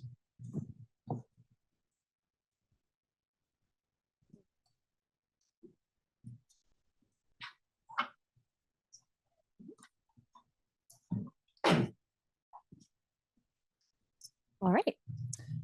So as Glenn introduced, the Elevate Pennsylvania initiative has several moving parts that are all kind of managed by different teams. And so Haley, who's joining us via Zoom, and I will be tag teaming to share some of the work being carried out by our team, which is the local evaluation team. This team is led by Glenn, and then we have several different members. Chris, myself and Haley are members, along with Brian King, Janet Welsh, Sarah Chalinsky, Haley Campman, and Maya Weinberg, all here from Penn State, as well as Renee Cloutier from Pitt. So I'm going to provide a brief overview of the early work of our team, and then I'm going to pass it over to Haley, who's going to share some of the findings from one of our first publications. All right, the Elevate Pennsylvania initiative as a whole, right, aims to track the impact of the opioid settlement funds in our state. And of course, an essential part of that then is cataloging what interventions are being funded. And Dennis is going to look at that in a little bit. Our team, though, considers how ultimately the interventions that are funded depend on the unique decision-making processes that each county is undertaking. So we're thinking about how the interventions that are funded and thus the impact that they ultimately have are dependent on those counties' processes. Why do we think it's important to capture these processes? First, collecting data at this stage is going to hopefully allow us to identify associations between specific types of decision-making processes and structures, and then the interventions that those counties decide to fund. We're going to be looking, for example, at whether counties that include people with lived experience in their decision-making processes end up choosing specific types of interventions, or counties that issue public requests for proposals. Perhaps those are more likely to end up funding specific types of interventions. And then second, this is going to hopefully allow us to also identify specific touch points where technical assistance could be useful. So we can figure out who's interested in technical assistance, what types of technical assistance would be useful, and how those should ultimately be provided to help people select the interventions that could make the biggest impact for them. So I'll tell you a little bit about how we're getting at this decision making. As a first step, we wanted to do an exploratory deep dive into a handful of pilot counties. What counties we're thinking of really was largely a black box at this time. It still really is in many places. And so we wanted to select a few counties and talk to a lot of stakeholders in those counties to learn what people were thinking about funds and how they were starting to use them. So we specifically selected 6 pilot counties to do this exploratory data collection work. We purposefully selected the counties to have geographic diversity. So we have 3 counties that were considered rural by the Center for Rural Pennsylvania and 3 that are urban. They're also geographically dispersed across the state. We had 2 that are in the eastern part, 2 in the central, and 2 in the western region of the state. They have demographic diversity. So specifically in terms of ethnic and racial diversity, one of our counties had a sizable Hispanic Latino population, one had a sizable Black population. And they also experienced kind of a range of harm due to the overdose crisis. So in the year where these counties really peaked with overdose death rates, that was 2016, our county that had the least level of harm had 27.2 deaths per 100,000 people that year, whereas the county that experienced the most had 70. So the counties represent kind of like a range of harm incurred by the crisis. So within each of these pilot counties, we first started with a focus group. We asked county commissioners to help us identify kind of the key informants, people who were in the know about what was going on, to be a part of that focus group. And then of people who participated in the focus group, we asked for help identifying kind of key players, either who are involved in local decision-making, who are maybe leading interventions that are being funded already, or who just kind of have a good idea of the substance use landscape in that county. So we ended up doing approximately 10 interviews in each of the counties with these key stakeholders. Our focus groups and the interviews were semi-structured, and they had 3 key sections. So we asked folks to tell us more about the landscape of substance use and services in the county. We wanted to know more about the people's knowledge of or their perception of the local planning and decision-making processes. And we wanted to know more about the types of interventions that had been funded and why those interventions were funded, if that had started happening already. All right, we then conducted analysis. So the data collection pretty much all happened in 2023. We turned to analysis in 2024. And we first wrote analytical memos at the individual level. So we were kind of summarizing what we learned from each person, and then we could compare across people to get a better sense of what was going on with the county. We also did a more traditional inductive coding process of all of our transcripts. And that coding is what led to the paper that Haley will talk to you about. Here's a brief look at the sample of participants that stemmed from this pilot data collection process. We really had 4 main groups of participants, right? We didn't select on these factors. This is just kind of how we ended up categorizing the snowball sampling method we used. So our participants fell into really 4 groups. We had elected officials who were mostly county commissioners themselves, sometimes city council members. We had folks who worked in the substance use services sector, and that was across prevention, treatment, recovery, services. We had local government workers. These tended to be people like those who were involved in actually doling out the funds, kind of in accounting, or folks who were in areas that would know more about substance use, like folks who worked at the local prisons or law enforcement. And then we also had a number of local drug and alcohol department staff, folks that work at the single county authorities who were often pretty key in making decisions in their counties. So before turning it over to Haley, I'm also going to tell you a little bit about what we're working on now. So this is outside the scope of the paper that Haley will present. So after wrapping up this pilot data collection, we used our findings to then design a survey that we could deploy to all 67 counties. We essentially had a typology of different structures that counties were using to make decisions, and we wanted to be able to know which structure each of the 67 counties fell into. So our survey asks about planning processes. So we want to know, before you started making decisions, who was consulted? How did they provide input? What was the plan you all came up with? What was your logic model behind the plan? We also ask about the specific allocation decisions that are happening in the county. Who's making those decisions? How do ideas come to the table? What factors lead them to decide to fund something or not? Do they publicize the decisions? And then finally, if the interventions that they're funding are being evaluated.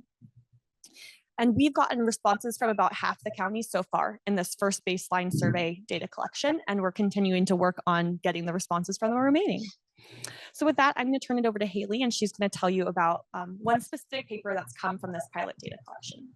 Haley, I'm going to be controlling the slides for you. So you just tell me next when you're ready for the next. Perfect. Thank you so much. And thanks to Glenn for the introduction of the project and for Christina for the introduction for our team's particular work. As Christina said, I'll be talking about a paper that is in the process of being published in Substance Abuse Treatment, Prevention, and Policy that's looking at initial stakeholder perceptions around these settlement funds. So our research question, next slide, really just looks at how county level key informants perceive processes of spending newly available opioid settlement funds within their counties. So we're getting kind of at these very early stage questions around spending. In terms of our findings, I organized it into kind of the thematic ideas that came up in these conversations. So the first idea that came up was that there was an overwhelming sense of confusion. It was the most commonly expressed sentiment across all roles. So elected officials said this, service providers said this, the public said this, and participants often lacked clarity on rules. So there's a kind of a set of guidelines called Exhibit E, and folks could be confused about deadlines or what was counted within that, and just in general how to apply that. There was an absence of centralized guidance. Some folks called for more technical assistance, and they noted that general public awareness of the funds was low. One of the participants said, kind of summed up these ideas by saying, there's a whole lot of stuff that we don't know, more than we do know. And we're running with bags of money through the community, and we're not sure how we can spend it or if we can spend it. The second theme that came up was around excitement. So there was confusion, but there was also excitement about potential innovation. So participants felt that there was flexibility of the spending guidelines. Again, within Exhibit E, there's a big list of things you can spend money on. And so a bunch of participants saw the funds as a chance to test new or creative approaches to prevention, treatment, recovery, and harm reduction. Especially smaller and grassroots organizations that may have been overlooked in traditional funding structures felt that they could now access resources, and they were excited about that. There were some concerns about administrative spending caps or the inability to address the really root causes, but those are kind of mixed up with this general sense of excitement. One of the participants, said that I think for this first round, what we saw was very few entities thinking outside the box because they never had the opportunity to do that. So this new opportunity to think outside the box. Okay, the next theme that came up was the importance of funding local, just getting funding into these 67 counties at the local level. Participants valued that decisions were made at the county level, and they generally they expressed ideas saying that local leaders often knew local needs the best. They made comparisons to past settlements. So if you're familiar with the tobacco settlements in the 90s, they felt that the current structure was more community focused and more efficient. Participants also emphasized the importance of involving community voices in decision-making and a demand for shared resources, so to learn from other counties' successes and failures. As one participant put it, the guidelines are so varied that it gives these local communities to look at the menu and find out from other community members, how can we resolve this problem together? They emphasize it's a collective. It's a community that really helps, it's a collaborative that helps the community as a whole get well as a whole. They referred to it as a village, which I thought was nice. Okay, so the next topic, or the next theme was around the importance of making the funds count. So these quotes that we pulled for this theme were very kind of emotional. There was a deep emotional connection that folks had to the crisis, and it kind of served as a motivator to get people to really use the funds wisely. They felt this sense of responsibility. There was a sense of duty to ensure that funds made a long-term impact. So some fears that maybe short-term or flashy spending could be tempting for different groups to fall into rather than sustainable change. So they would summarize it as example, this quoted participant said, as leaders, that's the only hope that we can provide families that have lost loved ones to the crisis. They described it as a real obligation. So related to this, there were also concerns about transparency. It was seen as a key to public trust and long-term success. So specifically, participants wanted metrics, like clearer metrics and public reporting. Some said, oh, we wish we had county websites listing funded activities or things like that. They also said community engagement was valued, but seen as hard to execute meaningfully, especially with underserved populations who would have diverse kind of needs that would require a diversity of different programs to meet. Participants were asking for tools like databases and toolkits, like the website I mentioned, to support transparency and evaluation. Like this participant said, we as prevention providers are really into figuring it out better. We actually want to do a better job, but we're not data statistic experts. We have to probably buy a program that someone can come in and train us or whatever. So they're referencing this kind of need for technical assistance. So the last theme that came up was a recognition of kind of community trauma and the settlement limits.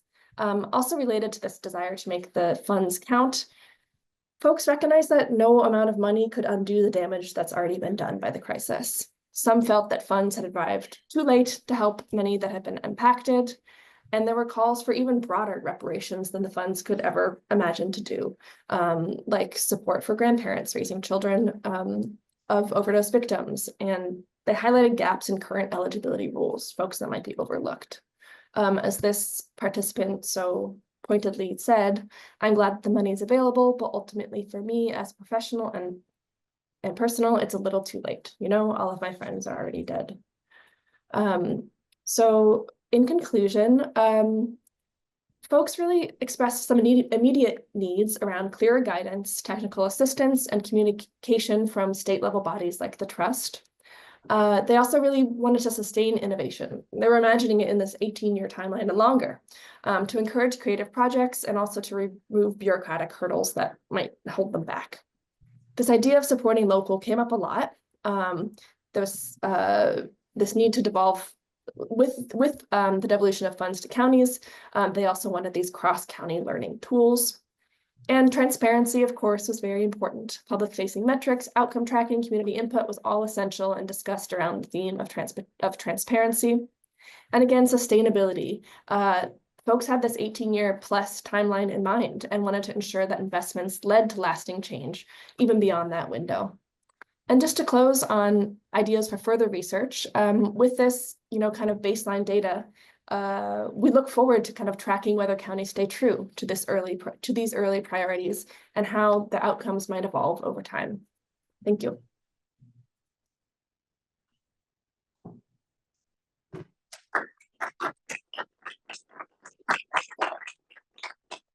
Haley, thanks for that.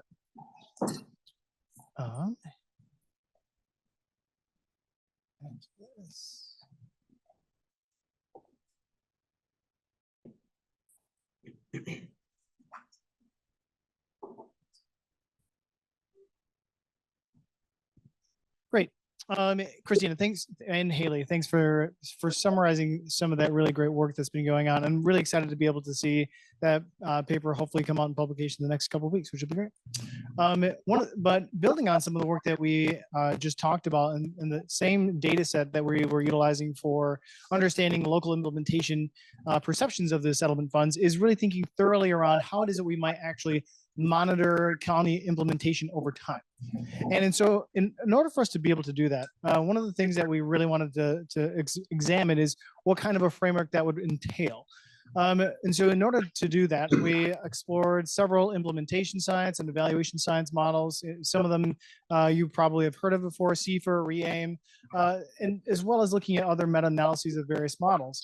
And so with that, we utilized several of these tenets of these models, but we didn't really feel like any one of them specifically fit for the context in which we were thinking thoroughly around. And so we came together, developed a preliminary model, and then utilizing the data that Christina was just talking about from our pilot 6 counties, we then examined the specific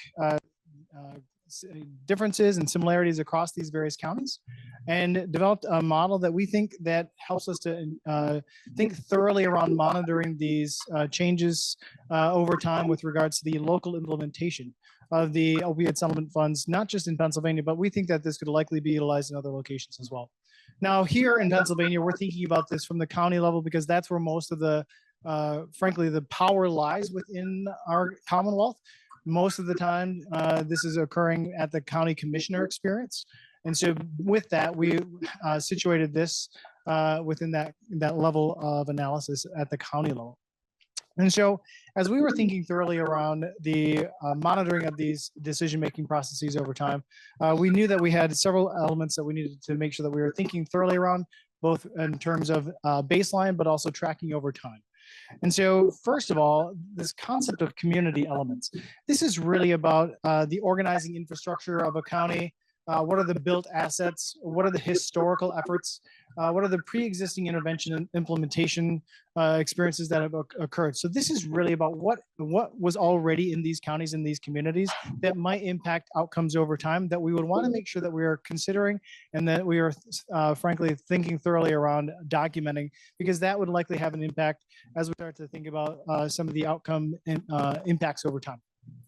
The second item that we knew that we were going to have to really start to think about, and this is getting towards some of the things that Christina was starting to allude to within that previous paper, is this concept of initiation. So when these counties receive these funds, or when they're thinking thoroughly about receiving these funds, what is it that they were starting to do, and how is it that they were organizing specifically in order to be able to implement these funds in their local context?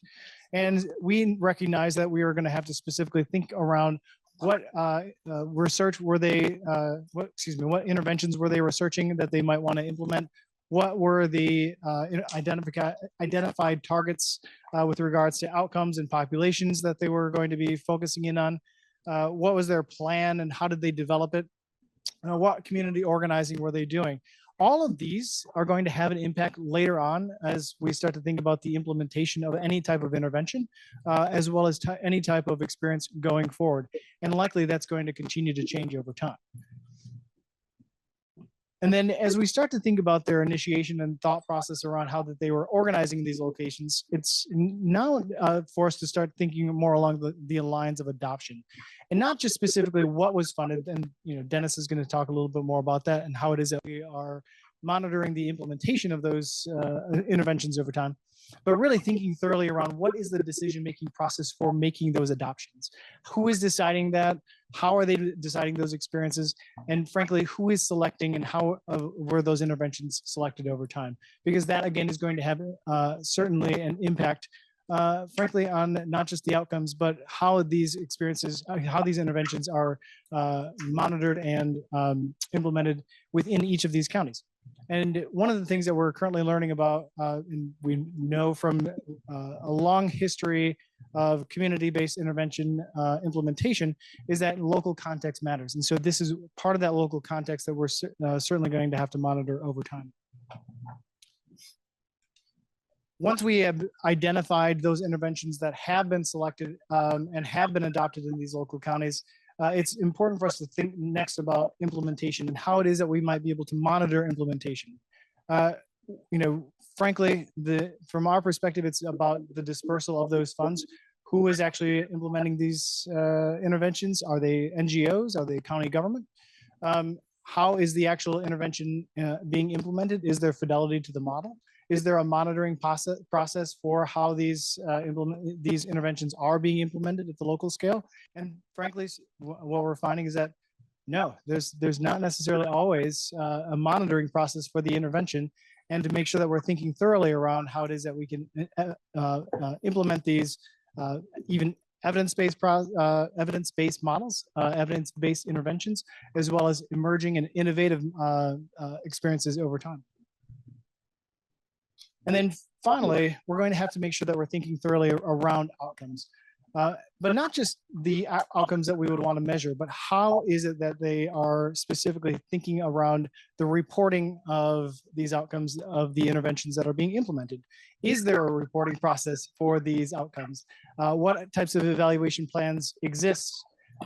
What are the potential impacts on their targeted outcomes and populations that they identified previously in their process? And frankly, what also might be some secondary impacts that they didn't expect over time, both positive and negative. Now, we recognize that this process is probably not going to be linear. It is not going to be stage-based fully based on what we've talked about. And frankly, that was what some of the data that we've already been able to collect and analyze has shown. Sometimes it's circular. Sometimes it is, counties and communities get stalled in one of these phases, or they frankly are just completely unprepared and they haven't spent any of the funds. And there are only a couple of those counties in the Commonwealth of Pennsylvania, but certainly that can't be the case across the entire country. And so that's when we start to both measure and monitor the implementation of these funds over time, it's important for us to be able to then identify ways that we can help counties and communities move forward in their process. And that's why having this concept of a continuous quality improvement component to this is going to be really important. We're going to have to make sure that we're capturing those things that are occurring that will help encourage a learning process over time. We know that this is going to occur over 18 years, and that is going to be, that's going to likely occur potentially 18 different times, 18, 20, 25 different times of this planning process in each of these communities. That is a lot of community work and a lot of community process and planning. And so there has to be some way that we are capturing some of those continuous quality improvements. What are they learning and how are they learning over time? In addition, there are contextual factors that are going to be specifically impacting this entire process. Historical outcomes associated with overdose deaths, that is likely impacting those types of experiences that are being both selected and researched and adopted and implemented over time. And so we want to make sure that we're measuring those as well. And we also have to make sure that we're thinking thoroughly around some of those interactions between the trust and the Commonwealth of Pennsylvania state government. You heard that there has been some need for some clarification. Well, there's been some more clarification from that trust. And we want to make sure that we're monitoring that over time as well. All this to say is that Christina mentioned that we are developing a monitoring survey. This instrument is helping to monitor county level implementation over time.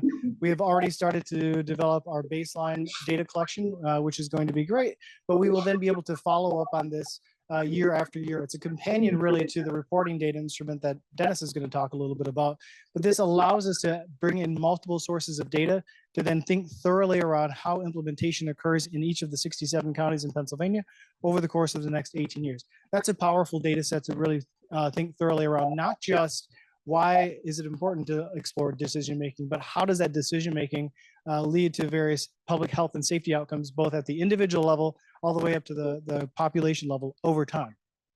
And so one of the counties that we have spent a lot of time in, I just wanted to give a little bit of an example of some of the things that we've been able to measure and monitor already with the pilot data collection, both in terms of the qualitative interviews, but also with regards to the survey that we've been implementing in counties. And so Bucks County is one of those counties that we feel has been documenting and delivering on the work that they've been doing in their county. Frankly, from the very beginning of the opioid settlements, they've been really having engaged in a robust organizing process. They've engaged multiple stakeholders across their community. They've specifically conducted community outreach and input and allowed input into the targets and the focus of the fund use over time. They created a special community board and position for oversight. And they've also developed a public plan with options for input with regards to how it is that they might change that plan over time. And as we start to think about some of the things that they've been adopting and selecting, that adoption process has really been through their community board review of interventions, frankly, to decide what it is that they're going to fund.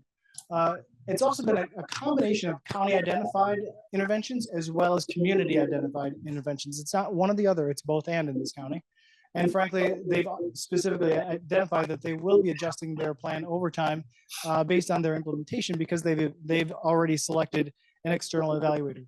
And so right now, they're just now into the adoption and into the implementation phase. They haven't yet gotten into the outcomes monitoring experience. And so we're really excited to be able to follow up with Bucks County and several other counties now and into the future. And so the implications of this is specifically that we have the opportunity to identify opportunities for assisting county level decision-making, hopefully to maximize the impacts of these funds in a positive way over time.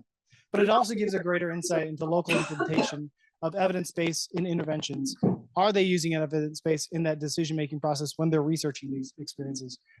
And also it gives us the opportunity to grow the evidence base when we start to see promising interventions, both implemented and monitored over time. It gives us a really much clearer understanding of the external impacts on local implementation. And frankly, it demonstrates options for impacting longitudinal substance use related public health and safety outcomes by connecting with local stakeholders in each of the counties in Pennsylvania. And so we're really excited about this part of the work. But in order for us to be able to do so, we have to know what's been funded. And so with that, I'm going to turn it over to Dennis.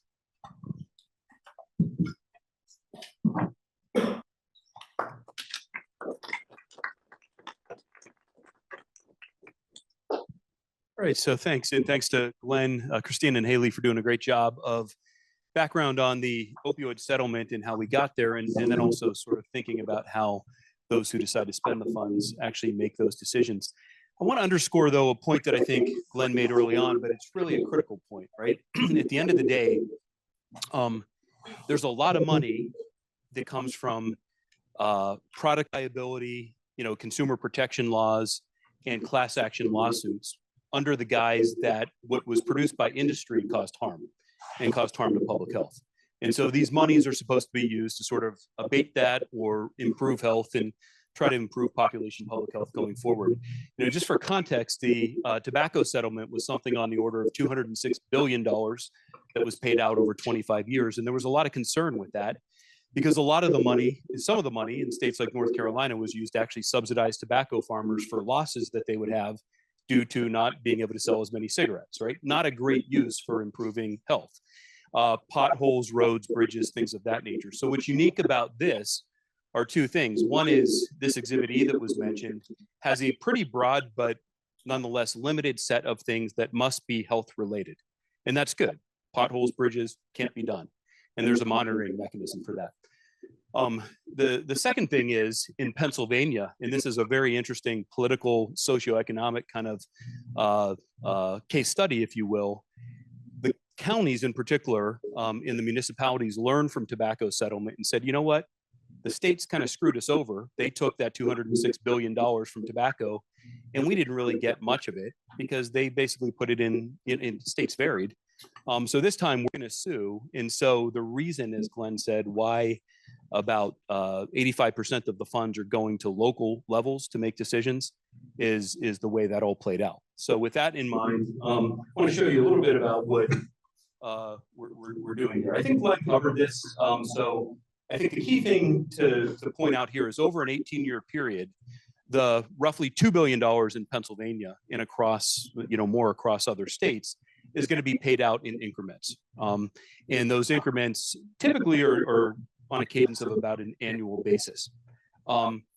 These are, I don't expect you to be able to kind of see these, but what we have done is developed a reporting tool so that anybody receiving money, counties, municipalities, have to basically document what that money is going towards. And basically each use is called what we call a remediation program.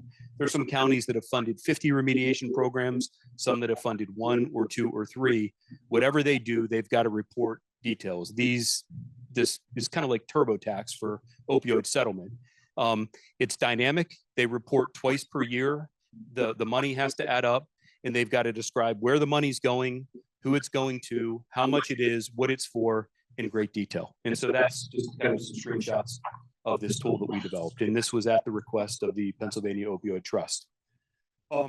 This is not live yet, but very excited that we've made a lot of progress on this. This will probably go live July 2025, in part because the trust has to make final approvals of the last report, which was submitted on March 15th. But what you'll see here when it does go live is a couple different ways to sort of look at how the money's being spent. This is a Commonwealth level figure where the left bar is sort of all the monies that have been allocated or paid out to various counties, municipalities, and others.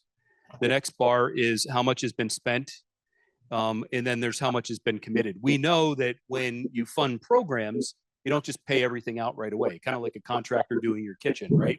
You don't just give them all the money until they finish the kitchen, but you have to pay them sometimes incrementally because they've got to buy their materials, they've got to pay their labor, or whatever the case may be.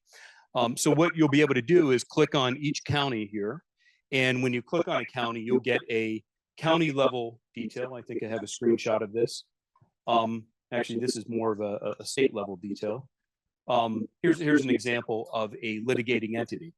And so you'll be able to click on any entity that's received funds. You'll be able to see how much they've received to date, how much they've spent to date.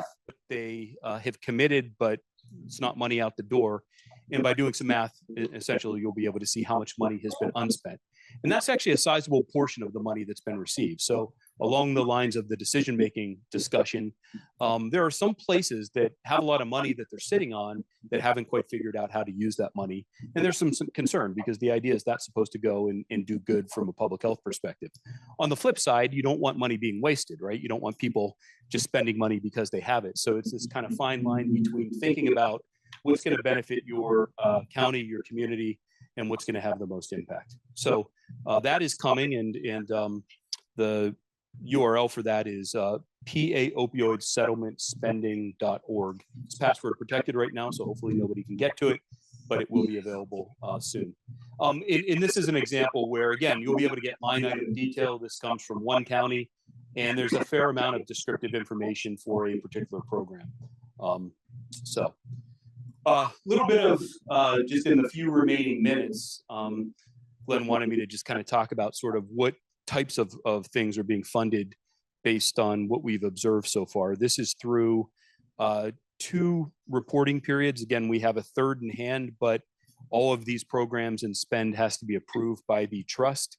And so the third wave, we have the data, but it hasn't been approved by the trust yet. So we've kind of backed those out.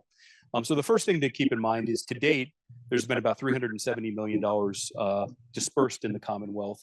And so that's 370 that should go to, hopefully impacting in a positive way, individuals, communities, families, providers, so forth and so on. Just by way of illustration, picked a couple counties so that you can see how this differs, right, by county. And obviously larger counties like Allegheny or Philadelphia are going to get more, in part because that's highly correlated with population, but population actually was not considered.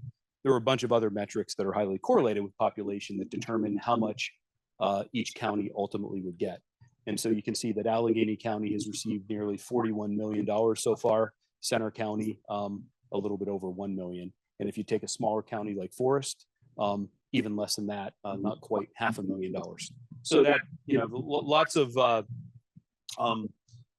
differences in terms of variation in terms of how much each gets. I'm going to skip that in the interest of time. Again, I'll just kind of talk you through some of these.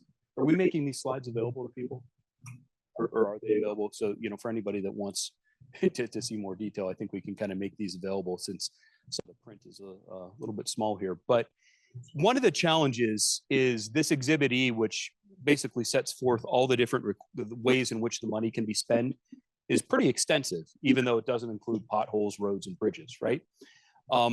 One of the things that we had to do is take a bunch of counties reporting specific programs with some detail and say, how do we categorize these into meaningful buckets that are parsimonious to some degree, so that we don't get 3,000 different programs and we're reporting essentially line item details. We are reporting line item details. You'll be able to get to that, but we've categorized this. So we went through this process to create a taxonomy. Others have tried to do this, and we borrowed from that. We also used our own research team here at Penn State. And generally we report, and this is the way we're going to report these, into categories that hopefully sound somewhat familiar. Harm reduction, naloxone in particular, other types of harm reduction, infrastructure support, which might be for facilities or capital projects, could be for hospitals, could be for treatment centers, prevention. There are various categories of treatment, such as MOUD, and then categories like stigma reduction, safe disposal, so forth and so on. So we've asked counties to tag each of their programs into one of these categories. In some cases, they tag multiple categories. And when we report this out, that's how we allocate the dollars. So basically, you can see from these numbers across the entire Commonwealth in these various periods, the three reporting periods that we've had so far, how much of the money that's been spent has gone to these various categories. And treatment clearly is one of the biggest components so far. If we drill down further, we also asked, what I think many people are interested in is, what types of populations are these programs and interventions being geared towards? So is it adolescents, those under 18? Is it adults, 18 and above? Community members that are impacted by the opioid epidemic, which pretty much is most every community member, family members of those who use opioids, first responders, healthcare personnel, so forth and so on. So not only do they have to tag whether this is prevention or treatment or harm reduction, but we ask them also to tag what population, and they can have multiple populations in these programs. So another way in which we can see how the dollars are going. But of course, dollars are dollars, right? They're not the detail of what is the substance of the intervention. Is the intervention evidence-based? Where did it come from? How did they arrive at it? How is it being implemented? Over what time period? How many people are being impacted? So forth and so on. So we ask for detailed descriptions in terms of detail of the program. So I've got a couple examples here. The first one being a county jail medical assistance treatment program. The second one being a maternal substance use disorder evidence-based program. And again, with the description and detail as provided by the county. We ask for a bunch of other information as well. Who's, again, the organization? Is it a healthcare provider organization? Is it a community-based organization? Is it some other entity that they're contracting with? So we have all that detail in our database, which allows us to track down further. If they say it's evidence-based, okay, what's the evidence for saying it's evidence-based? We can usually track back with the information we have. Is SAMHSA aware? Has this been vetted through Hopkins or any of the other various sources that are there? So here's an example of some school-based remediation programs. There are a number of counties in Pennsylvania that are using something called the Saltworks Theater Production Program. We see that pop up from time to time. There's some examples of warm handoff programs. The first one, a community addiction support team, in again detailed description of what that does. So I realize again, in the interest of time and 5 panelists or 4 panelists here, that we can only get into so much detail, but hopefully that gives you a flavor of, in addition to the qualitative stuff around how are you making decisions, we're actually tracking and document the specifics with the money. And so ultimately, I think that will provide us an opportunity to look at variation across the Commonwealth. And at the end of the day, really over time, try to correlate the interventions that are funded with changes in those outcomes. That's kind of the goal from a research perspective. All right, turn it over to John. Thanks so much, Nunes. All right, well, it's an absolute honor to be here at Penn State. This is the first time I got to experience State College, so thanks very much, Glenn, for finding our work from the Center for Public Health Law Research at Temple University's Beasley School of Law. I'm going to talk a little bit more about how we're using policy surveillance to better understand opioid litigation proceeds across the state. So getting a little bit of a national perspective and try to make sense of some of the best practices. I want to refer back to something that Eric said during his excellent presentation about trying to meet people where they are. So when we talk about policy interventions in the law, it seem pretty impersonal, can often feel draconian and heartless, but ultimately what we're trying to do is to try to find policy solutions to meet people where they are with $50 billion+ across all of the states that have slightly different rules, slightly different cultures of how they're going to deal with those funds. What communities exist in those different places are all really important aspects of what's going on. So through policy surveillance, I'm going to skip this little background on my center, but through policy surveillance, we can see change over time, right? We can see where those legal interventions that we're trying to put into place, in this case specifically, legal interventions that are directing the opioid funds, how the master settlement agreement is structured, how those interventions are actually going to change people's experiences and how they're going to help improve health outcomes. Because if we're not doing that, we're doing it wrong. So here's just a few examples, historical examples from the CDC, the greatest things that happened in public health in the 20th century. Think about vaccination approvals that resulted in vaccinations being mandated for school-age children. Think about motor vehicle safety implementation, workplace safety, seatbelts, some things that can be really simple, but have massive, massive implications for health outcomes, improving mortality, saving people's lives. Through the lens of the work that we're doing here across Penn State, Pitt, Temple, and academia at large, we're trying to make sense of what's happening with the opioid settlement. So we at Temple are using a lens called legal epidemiology. It's a scientific study and deployment of law as a factor in the cause, distribution, and prevention of disease and injury in a population. Well, that's all well and good, but how are we actually going to make that concept into something tangible? So we use scientific method and something called policy surveillance, which we used to analyze state laws that direct opioid funds. Policy surveillance is a systematic collection, analysis, and dissemination of laws and policies across jurisdictions or institutions in overtime. And overtime is really important because we want to have a longitudinal lens on what's happening. If you just have a snapshot in time, you can't say how something impacted the situation. So we want to know that the interventions that we're currently putting in place across the counties and Pennsylvania are having impacts and really improving health outcomes.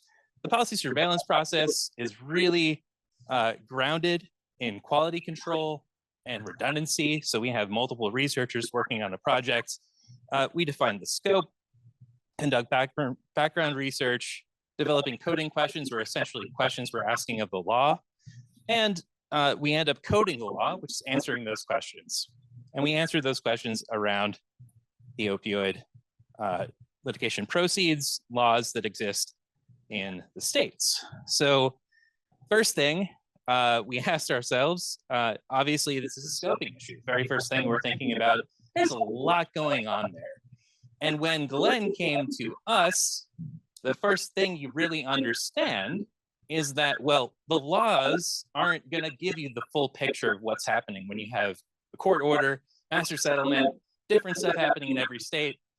That was out of scope for our funding for what we could do. So we focused on just understanding what the laws are, and to Dennis's earlier point, specifically a law that was developed by ONDCP, the Office of National Drug Control Policy at the White House, 2021. They developed model legislation to avoid the pitfalls that happened during the tobacco settlement, right? So some of those pitfalls are letting settlement funds go back to the general fund, being able to use funds for any purpose, supplant existing funding. Imagine the opioid funding that we had supplanted existing opioid funding programs, and they just took it and then move that money, and then we don't make any progress. We're just funding existing programs. States have control over that, and states can pass laws to make sure those things don't happen. So we mapped out all 50 states and DC. 40 states in DC as of December 1st, 2023 had some type of legislation that was directing their opioid funds, including Pennsylvania. And 26 states and DC had laws mandated the creation of an opioid fund council. Now, what we see in Pennsylvania, that comes from the master settlement agreement. So some of this ends up being a black box. It's not coming directly from the statute. And that ends up that the opioid trust here in Pennsylvania is then not really fully explored in our research. However, through the work of Adam Mushmore at Penn State and Christopher Lehman, we're kind of filling in the rest of the picture so we can understand all of the other things that are happening. And we're currently working on a paper that we will be finishing up hopefully this month, submitting for publication, that will give us a better sense of best practices across all 50 states and see what those structures look like in the different states. So you have some states that have nonprofits set up, you have some states that have different processes. Who's in charge of the funds? Who makes the decisions around this? Is it just the governor? Is it the governor with the legislature? Is it some other structure that exists that doesn't have community involvement? Does it have community involvement?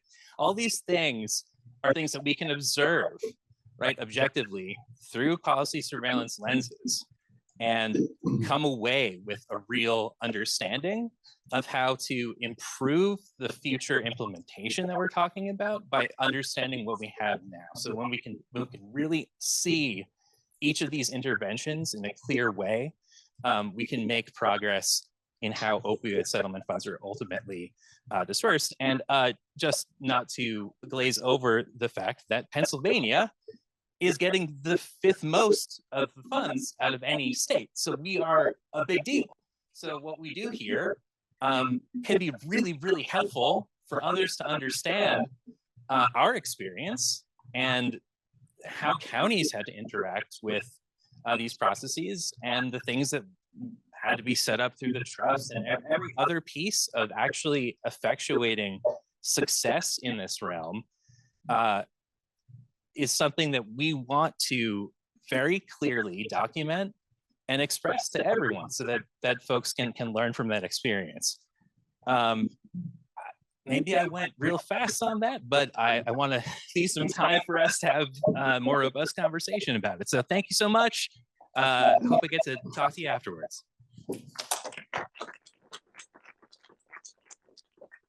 Thank you. Again, we're helping to fill in some of these gaps at the national level so that we can also understand how some of these processes might impact all the way down to the local level and frankly on individual and population health over time. And so that's really what we've been focusing on thus far with the Elevate Pennsylvania initiative. And I'm trying to pull this up here, but there is an issue. Let's see. There we go. Got it. And you know, we've been engaged in this work for several years at this stage, thanks in large part to the funds from the Social Science Research Institute and the leadership of Ehrenthal through the CSUA. But one of the things that I really want to highlight, and I don't think that this is showing you yet, because I hadn't hit the button, is that it's a really robust set of folks across the institution, but we also have lots of room for your assistance and your ideas as well. And so if you have ideas around how it is that we might take what we've been doing thus far, pushing it into the future, please reach out. If you're interested in this work, engaging in any work associated with monitoring and understanding the opioid settlement funds over time, as well as thinking thoroughly around how it is that we can monitor and measure their impact on public health and safety, really encourage you to get in touch. This is a big umbrella, and we know that there's lots of work and there's a lot of data out there that will need to be monitored and analyzed over time. And so we welcome ideas and we welcome innovative thoughts around this work. And with that, we'll take a couple of questions. Appreciate it.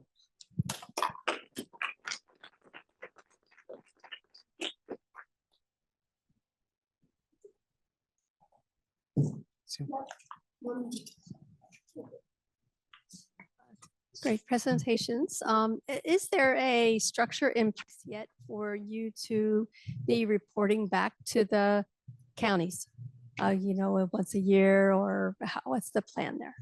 Yeah, so that is exactly what we're going to be working on over the summer, is really engaging those stakeholders from the county level as well as other NGOs that are interested in this work on a national scale. So that's part of our work to make sure that we're thinking thoroughly around that. But the really great thing is that Dennis's website will also provide that opportunity for us to summarize some of the expenditures across the Commonwealth on a public scale.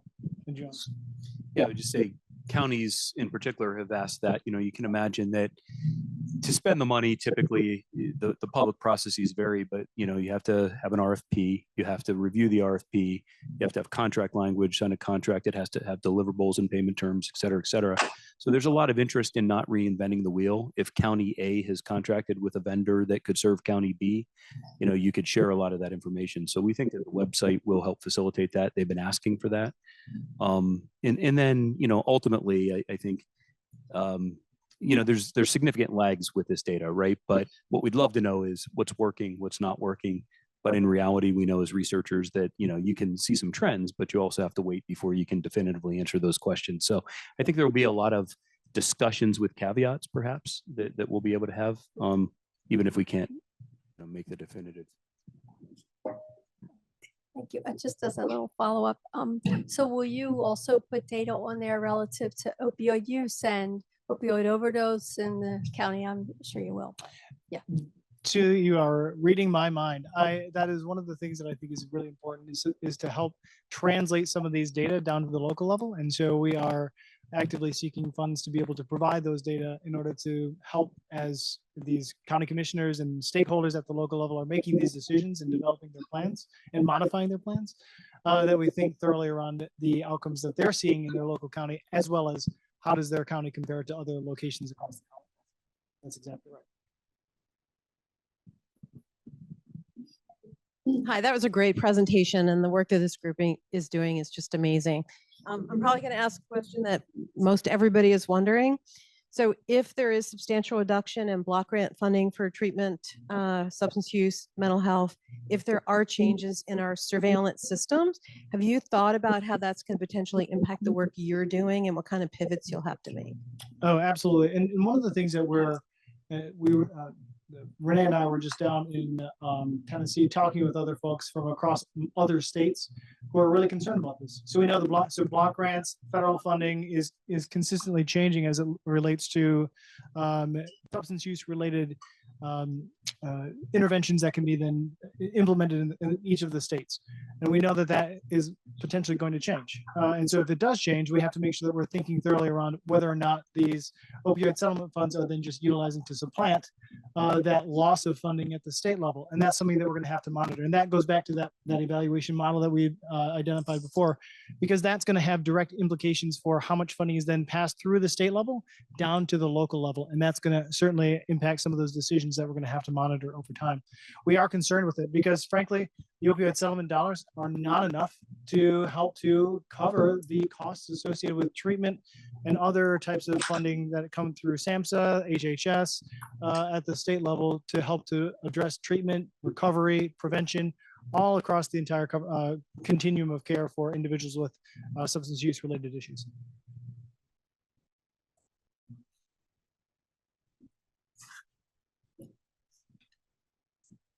Other questions? Question online. Oh, question online.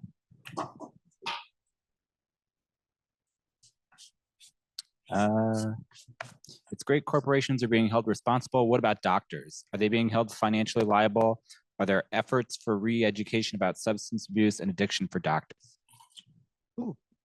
So this is meant to be holding corporations individually liable for these issues. So these are very specifically targeted at large companies, not necessarily individuals. I do know that there are individuals who are being held accountable, and frankly, our state police in the Commonwealth of Pennsylvania have been very aggressive in making sure that we're thinking thoroughly around how it is that we can disrupt and interrupt those who are illicitly and unethically prescribing these prescription opioid painkillers, as well as other types of controlled substances in the Commonwealth. And so it is really important that we think thoroughly around how it is that we utilize the legal mechanisms for addressing these types of issues as well. And there's another aspect of that too, and we are seeing a lot of the sizable use of funds is provider education, right? So there's the intentional, profiteering or sort of other illicit prescription of these. But then there's just, lack of awareness, right? Thinking opioids are safer than they really are, not understanding polypharmacy issues, understanding sort of, when to prescribe, when not to prescribe, so forth and so on. So I think a number of those types of programs are being funded with these settlement dollars.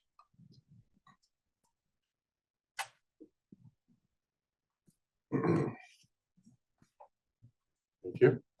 Great presentation. I had a question. After looking at what funds have been allotted, lots of it seems to be addressing individuals.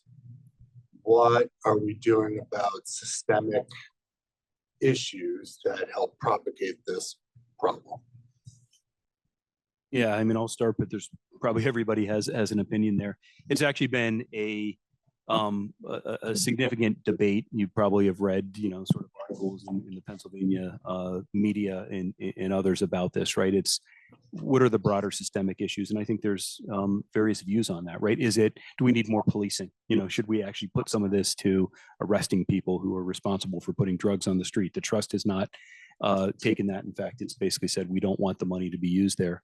The trust has had a significant, a brouhaha, if you will, with the Philadelphia area, in particular Kensington in particular, where they've wanted to spend money on playgrounds and recreational activities in areas to have more safe outdoor opportunities for children. So I do think there are a lot of those. I mean, just as a couple examples, right? Depending on one's view of systemic issues, but others may have thoughts on this as well. Much of the work, and Christina, you can also weigh in here too, I think is really important, but much of the funding that is going on at the county level has really been individual interventions, and whether that is interventions that have been interventions that have been implemented through the county level or through NGOs in these counties. The good part is that we have the ability to make decisions at the local level. The bad part is that makes it really difficult to make decisions across that local level, right? And so you have to have counties that are willing to work together in order to spend their funds in coordinated ways. And we've seen some of those examples, but we certainly don't see that on what you would consider a systemic and systematic level. That is here in Pennsylvania. In other states, we do see some of those experiences occurring where they are putting much of their funds either at the state level. So in Delaware, we see all of the funds being controlled at the state level, and then they are utilizing that for system-wide experiences. We have some of those funds here in Pennsylvania. We're addressing some workforce development issues through the Department of Drug and Alcohol programs, but because of the structure of our settlement structure in Pennsylvania, it makes it much more difficult to do so. I guess the other thing I'd add, when you said systemic issues, I was thinking about being able to address communities' social determinants of health. And as of right now, that category of recovery supports would include interventions that address social determinants of health for people in recovery, but not for communities as a whole. And I definitely heard grievances around not being able to do that. I heard them in West Virginia last weekend too, or last week. So I know that that similar grievance is broader than outside of Pennsylvania. But like I said, at least there are counties that are trying to do this for populations in recovery. The other thing that's tricky is like the number up there looks so large, but when it comes down to many counties, that number really isn't that large. Like one of the counties we did data collection in, they were receiving $100K for their first year. And so when you're faced with also trying to expand treatment and trying to expand recovery services, then like what money is left for broader social determinants of health interventions in the county, right? So like once you boil it down to the dollar amount in a specific locality, it looks really difficult to try to do that larger thing. So I think that even counties that wanted to, if they could, still didn't have the dollars they needed to do that. Thanks. We really appreciate your attention. Oh, sorry. Do we have one more question?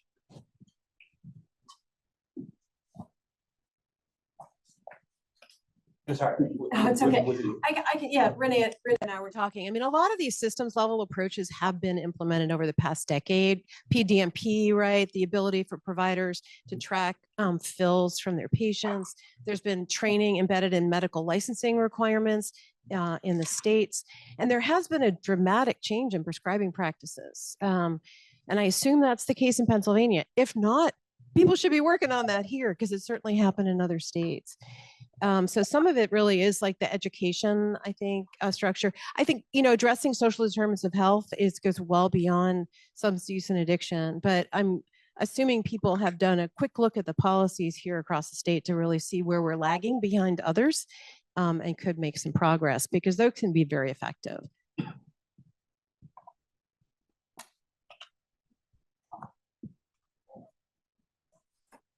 All right, well, thank you for a great session. That will actually conclude our, this is our final session. So I just want to say first, a huge thank you to all the different presentations today. They were all incredible. I think really good discussion. I think really highlights the breadth and depth of the type of work that's being done here and at Temple and Pitt and in the area of substance use and addiction. You know, both in terms of populations served and focused on, as well as different substances, as well as all along the life course, as well as sort of across the continuum of the research continuum, again, from bench to bedside to population. So I do want to say thank you again. I also want to say thank you again to Melissa, Barbara, and Robin for organizing this. This has been incredible. Food's been great. The ice cream, I'm sure, will be great in a second. And the last thing I wanted to announce is we, as part of the poster session, we had the votes are in for sort of our 3 best of posters. And so I just want to announce those really quickly. So our 3 best of CSUA conference posters are Josh Fansler, Madison Kelm, and Sujung Park. We can follow up afterwards, but maybe a round of applause for those 3.